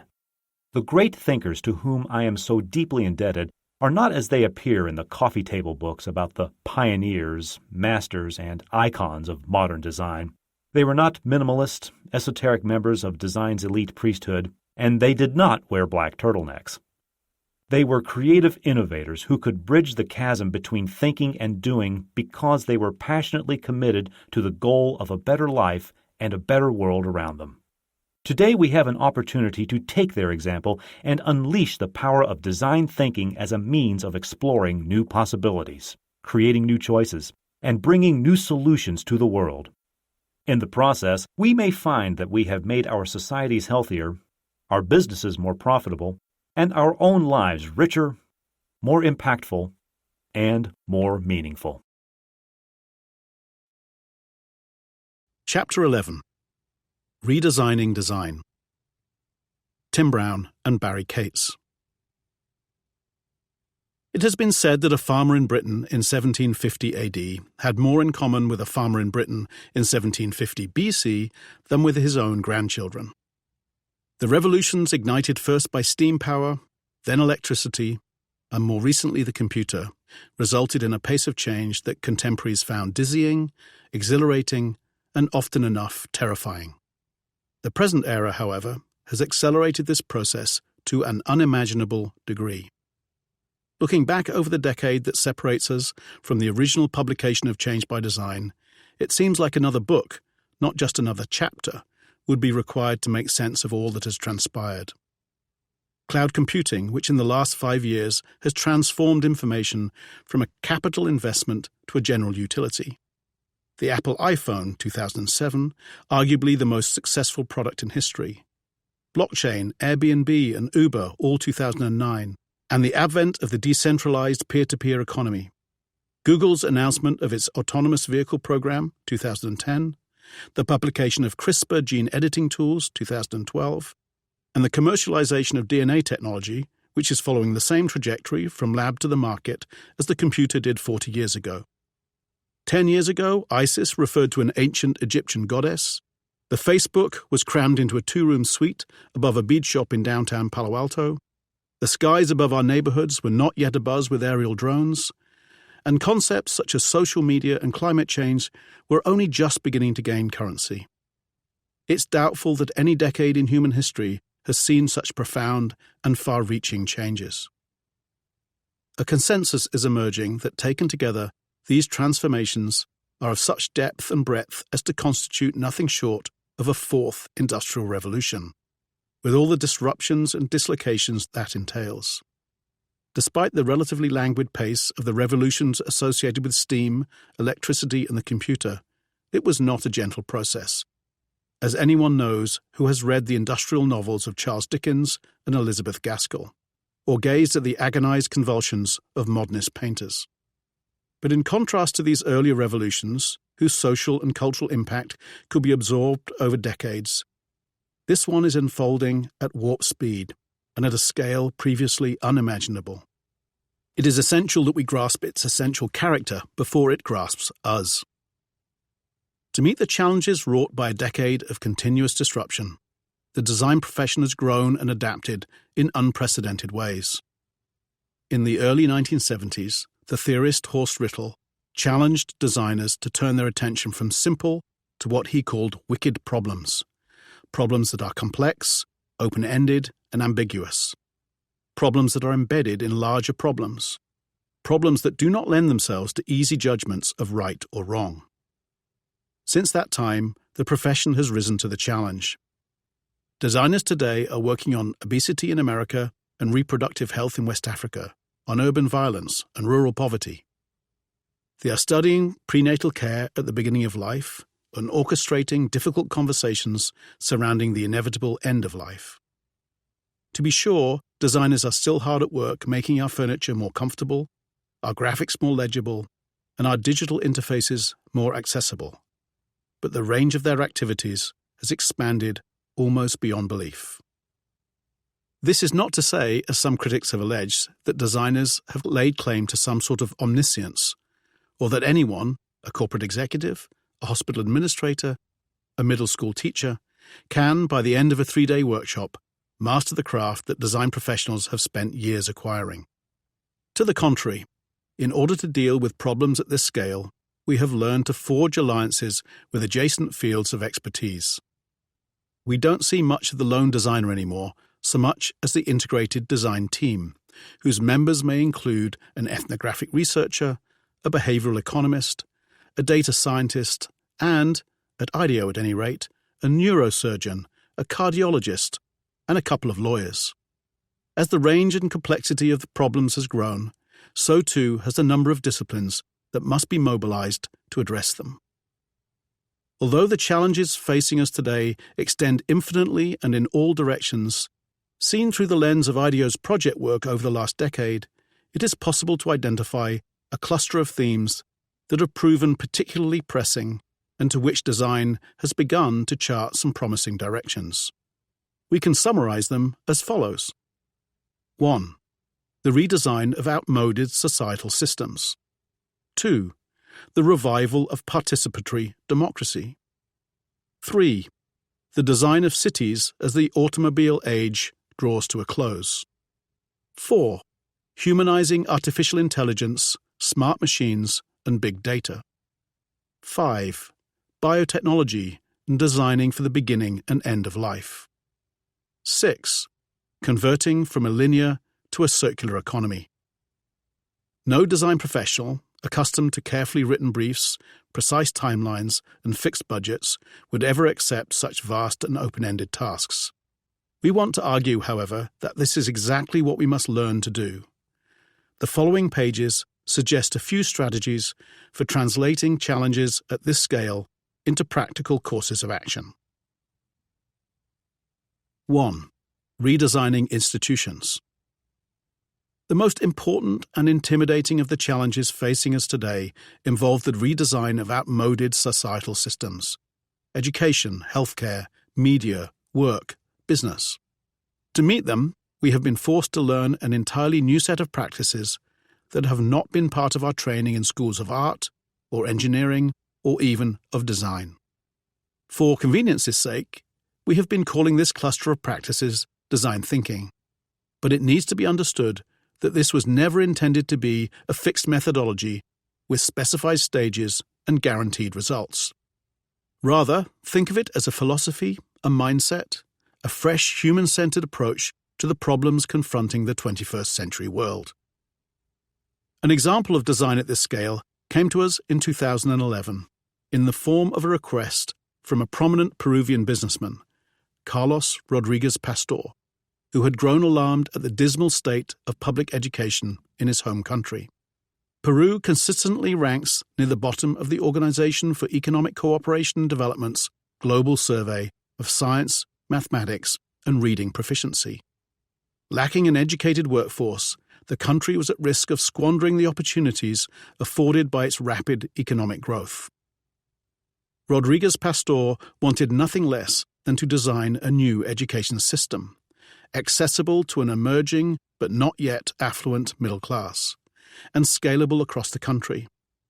It is hard to imagine a design challenge more daunting, but this is precisely the scale at which designers are learning to operate.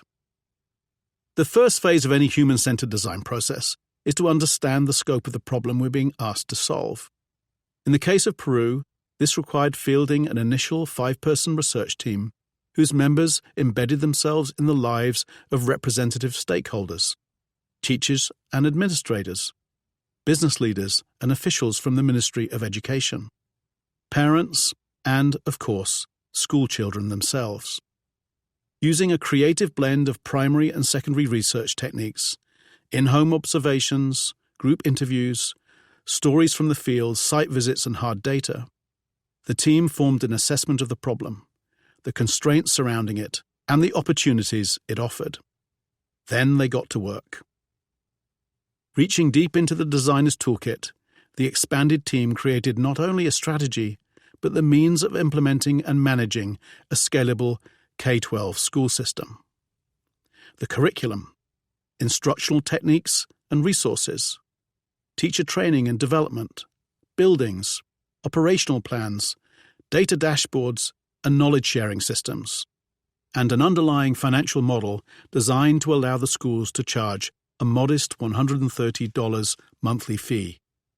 A visionary idea that cannot be sustained through normal market mechanisms is likely to remain just that, a vision. The 2018 school year opened with 49 Innova schools across Peru, enrolling more than 37,000 students and employing some 2,000 teachers. An adaptation is being piloted in Mexico, and it is being hailed as perhaps the most ambitious privately funded educational initiative in Latin America. It is one thing to design an innovative seating solution for school classrooms. We tackled that problem for Steelcase. But it requires a different skill set, indeed a different mindset, to take on a problem at the scale of the Innova schools. What we learned from our work in Peru was the value, indeed the absolute imperative, of integrated whole systems design, of understanding a problem at its most fundamental level, locating it within its broadest context, and mobilizing the necessary fields of expertise, in this case including architecture, curriculum design, and the behavioral sciences, necessary to tackle it. The key insight we derive from the Innova Schools project is that schools, no less than sunglasses, street signs, or electric scooters, are designed. And like any other artifact of our civilization, they may be designed well or poorly, or may simply have been designed to meet challenges that are no longer relevant. The experience of the Innova Schools led us almost inevitably to ask, could we do this again? Could we do it for something other than education? Education is perhaps the most telling index of the needs of a culture in transition, but there are plenty of others awaiting the interventions of designers, of people who are willing to think like designers, and of people who are prepared to act like designers. 2. Redesigning democracy. Such a person is Dean Logan, who holds the supremely undesignally title of Los Angeles County Registrar Recorder County Clerk. In that capacity, Logan oversees the largest and probably the most demographically complex voting jurisdiction in the United States, with a voter population larger than 42 of the 50 American states, which must be supported in more than a dozen languages.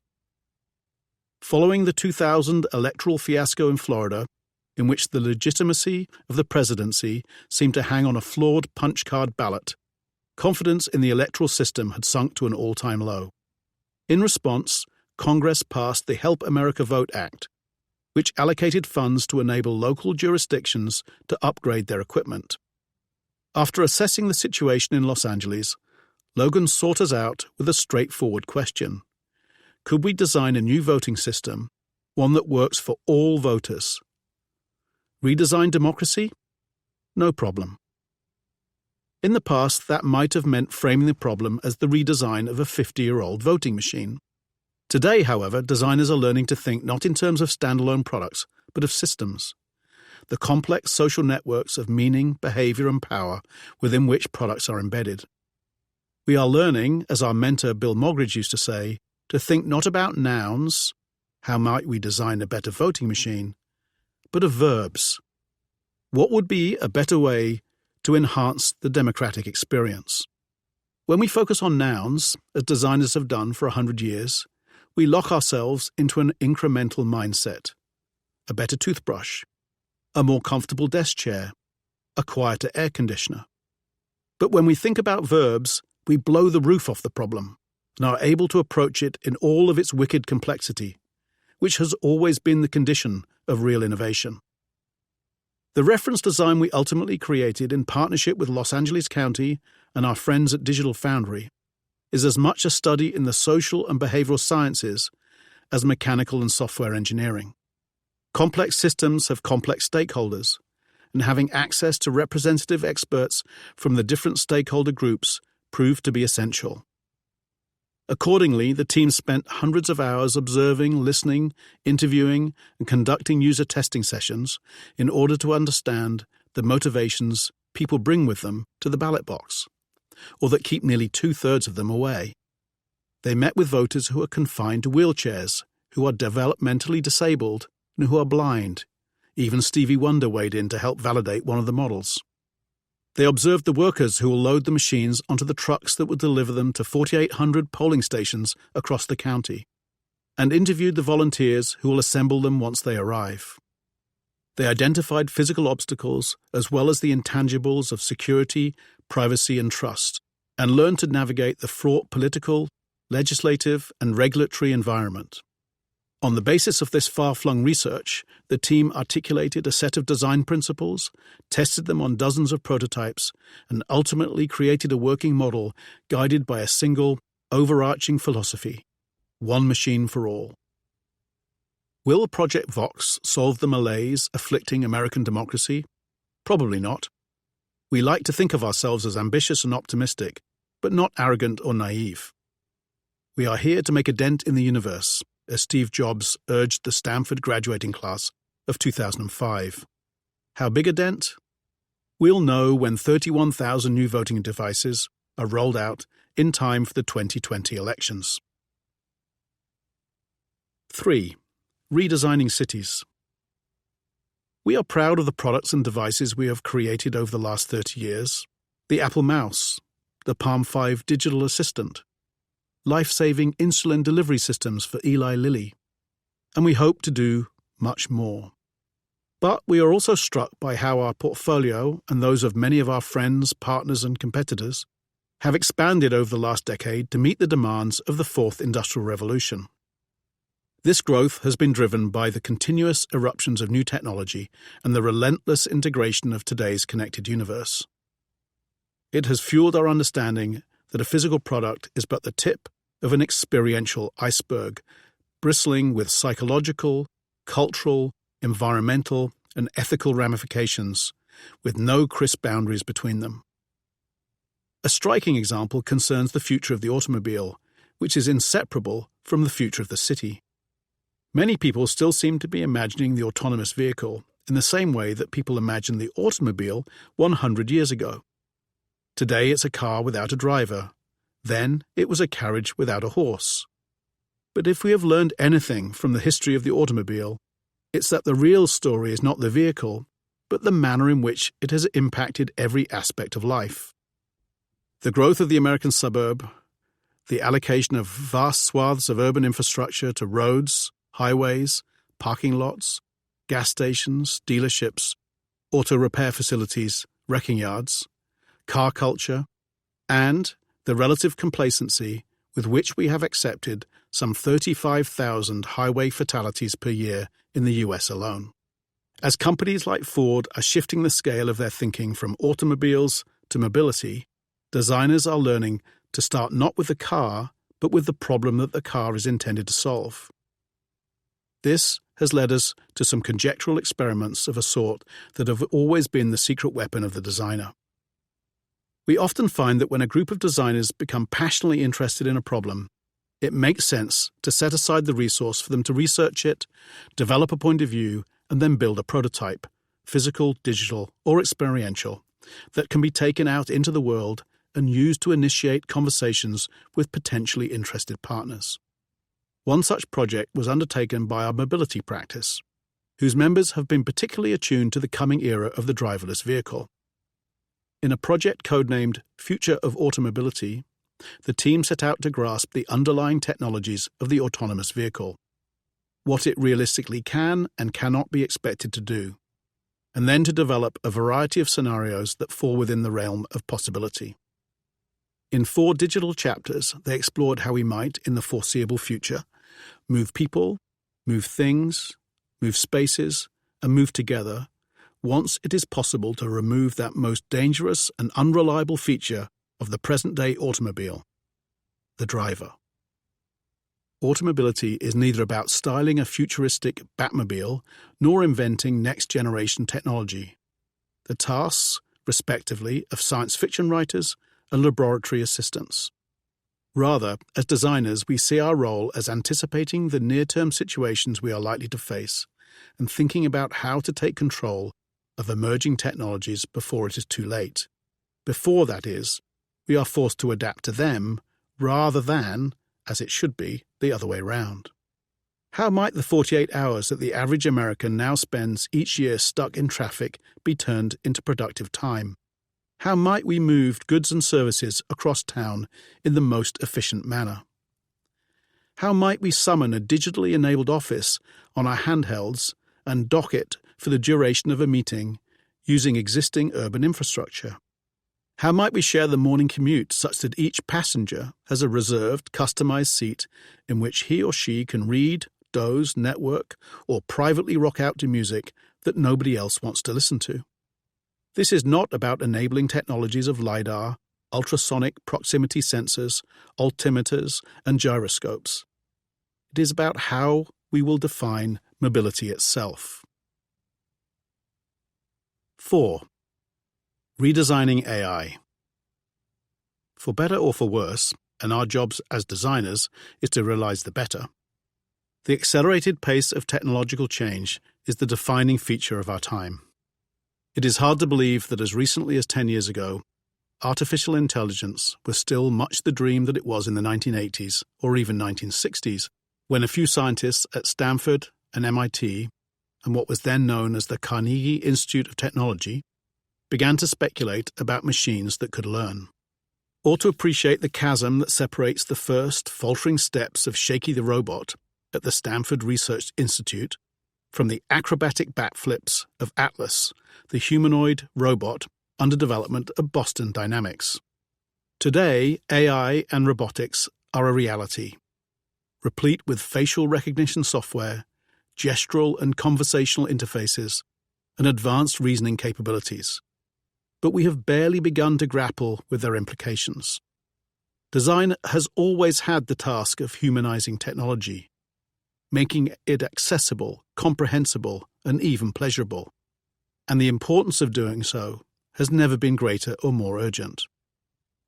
During the first machine age, designers responded to the mass production of goods by trying to apply art to industrial objects. Only gradually did the professional practice of industrial design take shape. In similar fashion, the commercial artist who sought to decorate the pages of the mass media was supplanted by the trained graphic designer. The advent of the computer and of digital products prompted the birth of interaction design out of forced cohabitation of print layout and computer science. What would it mean to bring the principles of human-centered design into a productive alliance with artificial intelligence, smart machines, and big data? Not as the shotgun marriage of mutually suspicious partners, but as an entirely new design discipline. Back in the 1960s, the computer pioneer, Douglas Engelbart, created the Augmentation Research Center at what was then the Stanford Research Institute. The goal of the lab was not to build a machine, but to augment the human intellect. And in 1968, in The Mother of All Demos, he gave the world its first glimpse of what that might look like. A half-century later, inspired by Engelbart's example, IDEO formally acquired Datascope, a data science company in Chicago. Together we have launched a new practice called D for AI, or Design for Augmented Intelligence. The next generation of truly smart products, our phones, our cars, our clothing, our medications, our services, will have to engage us in ways that are dynamic, flexible, and responsive to the rhythms of everyday life. It is not a question of data engineers implementing solutions at massive scale, or data scientists researching new statistical models. We are talking, rather, about data designers who must learn to work with data and algorithms in order to create a truly human-centered AI. An artificial intelligence, that is, that does not feel artificial. 5. Redesigning life and death. Everyone knows about Moore's law, which accurately predicts that the cost of computing will drop by about half every 12 to 18 months. Less well known is the so-called Carlson curve, which charts the price per base of sequencing the human genome, about $100 million when the Human Genome Project was completed in 2001. We know what happened when the cost of computing plummeted to the point where every middle school kid now carries around an internet-enabled computer in his or her backpack with more processing power than NASA had available when it sent 3 astronauts to the moon. There are indications that genetics is now following the same trajectory, from lab to industrial applications to the general consumer market, with potentially comparable implications. Just as computing migrated from the back rooms of banks, airlines, and the military to the desktops of boomers, the laptops of Gen X, and the palm tops of millennials, consumer applications of genetic information are dramatically on the rise. 23andMe has been offering DNA testing kits since 2007, and the price has dropped by 90% in the last 5 years alone. If the 2018 Consumer Electronics Show in Las Vegas is any indication, there are hundreds of startups preparing to give us information about our ancestry, our progeny, and everything in between. Habit, located on the edge of the biotech epicenter in Oakland, California, will exchange a few drops of blood, a swab of DNA from the inside of your cheek, and some basic metabolic information for genomically specific dietary recommendations, which they will then prepare and deliver to your door. For $69.95, National Geographic offers Geno 2.0, an app that will link subscribers to their Neanderthal ancestors from the comfort of their smartphones. How is the non-specialist public to navigate the brave new world of consumer DNA? We had an opportunity to explore that question when we were approached by Helix, one of the growing number of Silicon Valley startups crowding into the emerging consumer market in genomics. Although the last decade has seen a blaze of activity, the ethical issues, the fraught regulatory environment, and the potential applications of such products are uncharted territory. The technology is maturing rapidly, and the investment community has stepped forward. Less certain is how people might use their genetic data. To answer this question, we fielded a team of ethnographers, data scientists, and designers who surveyed a sample population of about 1,000 people. Early adopters, quantified selfers, curious newbies, at various locations across the United States. From this research, we were able to confirm what we have learned in numerous other projects. People do not just want information. There's more of that nowadays than any of us can deal with. They want information that is meaningful and relevant, and that they can put to use. "Give me things I can act on," one respondent said. "Give me advice, action plans, apps and tools," said another. "Information is just air until I can put it to use." This helped us to identify a cluster of themes, the synthesis phase of the design thinking process, that were in turn translated into a set of guiding design principles that informed a brand strategy. For a one-time fee, $80, not $2 billion, Helix will sequence a customer's genome and direct that person to an online app store of DNA-based offerings in the areas of ancestry, entertainment, family, fitness, health, nutrition, and entertainment. Yes, some people will pay for a tote bag imprinted with their ACGT sequence. It's as easy as spitting into a tube. Our DNA was given to us at birth, but at the other end of the human life cycle are questions even more perplexing. Not all of us will choose to sequence our genome, ride in a driverless car, vote in an American election, or attend school in Peru. But all of us, every single one of us, will at some point depart this earthly life. Must this inevitable, universal, and unalterable fact be a source of fear and foreboding? It's hard to believe that designers, who, not so long ago, were content to busy themselves with hairdryers and electric pencil sharpeners, today find themselves grappling with questions of such profundity. But that is exactly what is happening.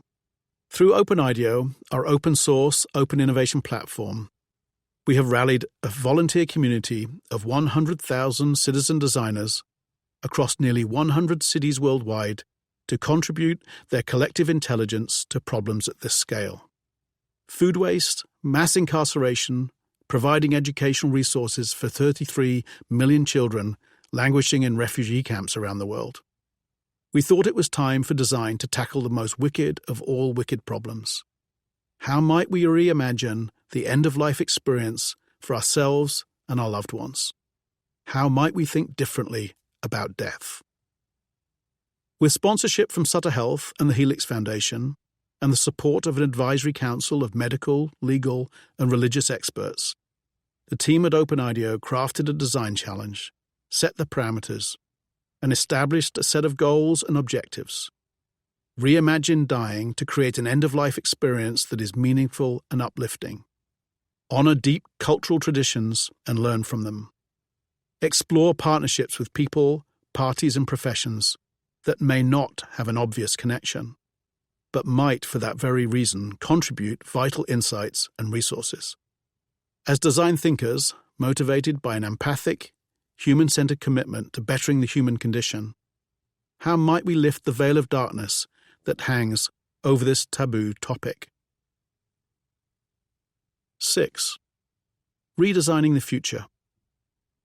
It should now be clear that design has entered a new era, one in which the ground has shifted beneath our feet and the old rules no longer apply. We compromise ourselves to the extent that we create products that are foolish or trivial. We compromise our society when we fail to respond to the challenges of new technologies.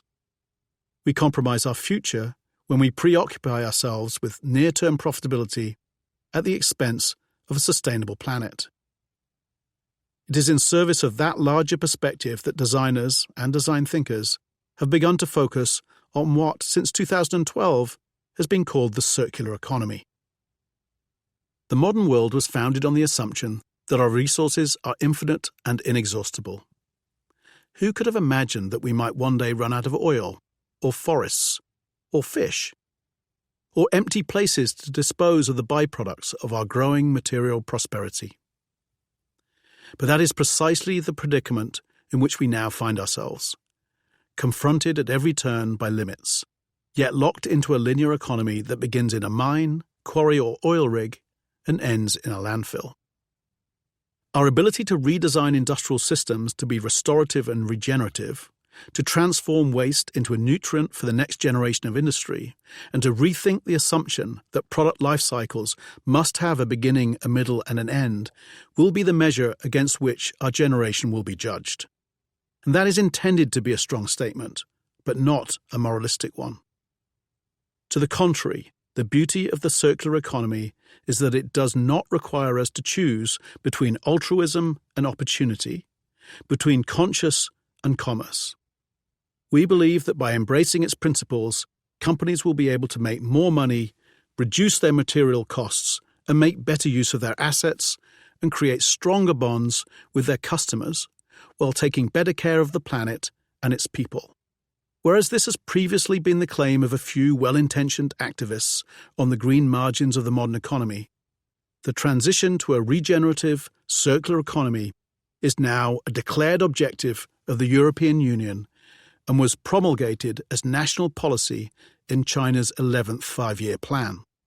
It has been a centerpiece of discussion at the World Economic Forum at Davos, the most mainstream of all mainstream gatherings, and a growing list of companies with the global reach of Apple, Philips, Steelcase, and L'Oreal have committed themselves to its implementation. In 2017, IDEO entered a partnership with the Ellen MacArthur Foundation, with the goal of producing a practical roadmap for businesses that may wish to close the circle but may not know how to begin. Through the online and freely available Circular Economy Guide, we have begun to engage industry leaders in the pursuit of a business model that restores and regenerates, that creates new value, and that delivers long-term economic prosperity and ecological stability, and turns a profit.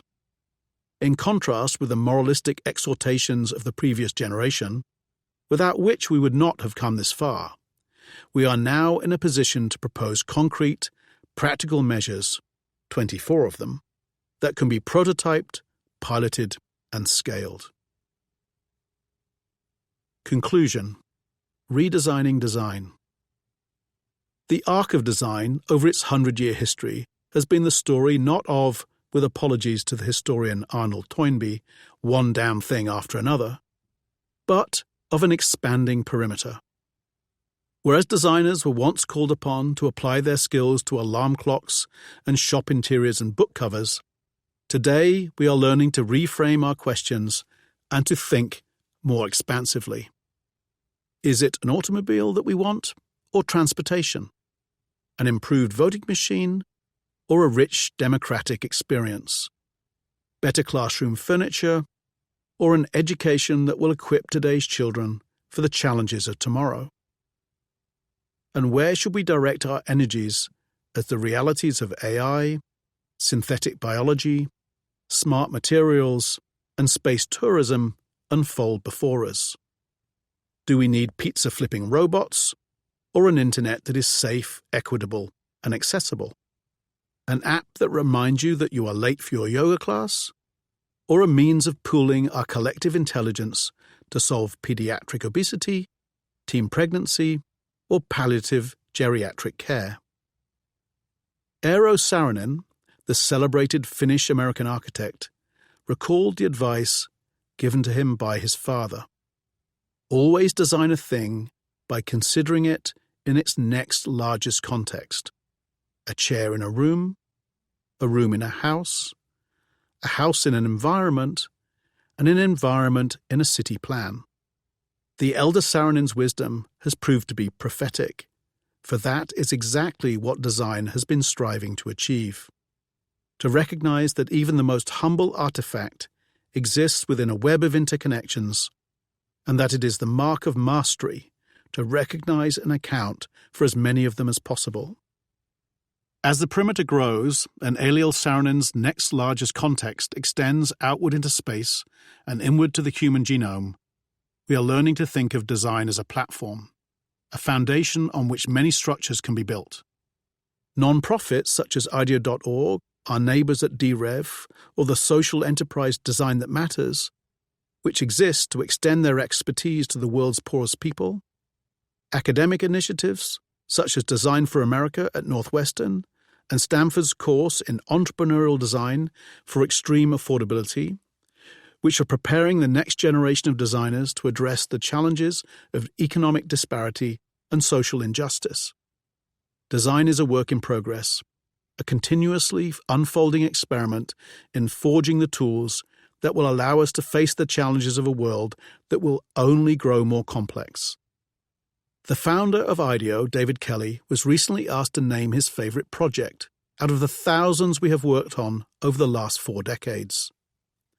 Without missing a beat, he replied, "The next one." That's pretty much how we feel as we gaze across the myriad challenges that rob the human community of some of its most potentially valuable assets. Poverty, climate change, terrorism, discrimination. Who would have thought, when the first industrial designers hung out their shingles, when the first graphic designers laid out a printed page, when the first generation of digital designers grappled with the mysteries of the internet, that by virtue of their unorthodox training and their frequently anti-establishment practices, they would one day have a major role to play in addressing these challenges. But that is exactly what has happened, and we are now face to face with the biggest challenge of them all: to redesign design.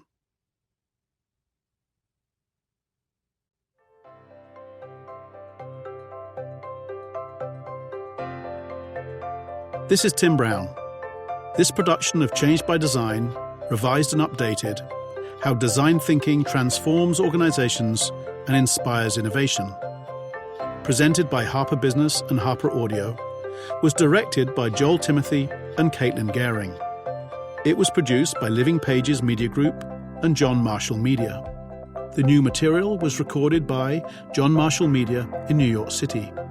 Engineered by Richard Osborne, Senior Editor Steve Winarski, Executive producer, Karen Jakonski and Caitlin Gehring.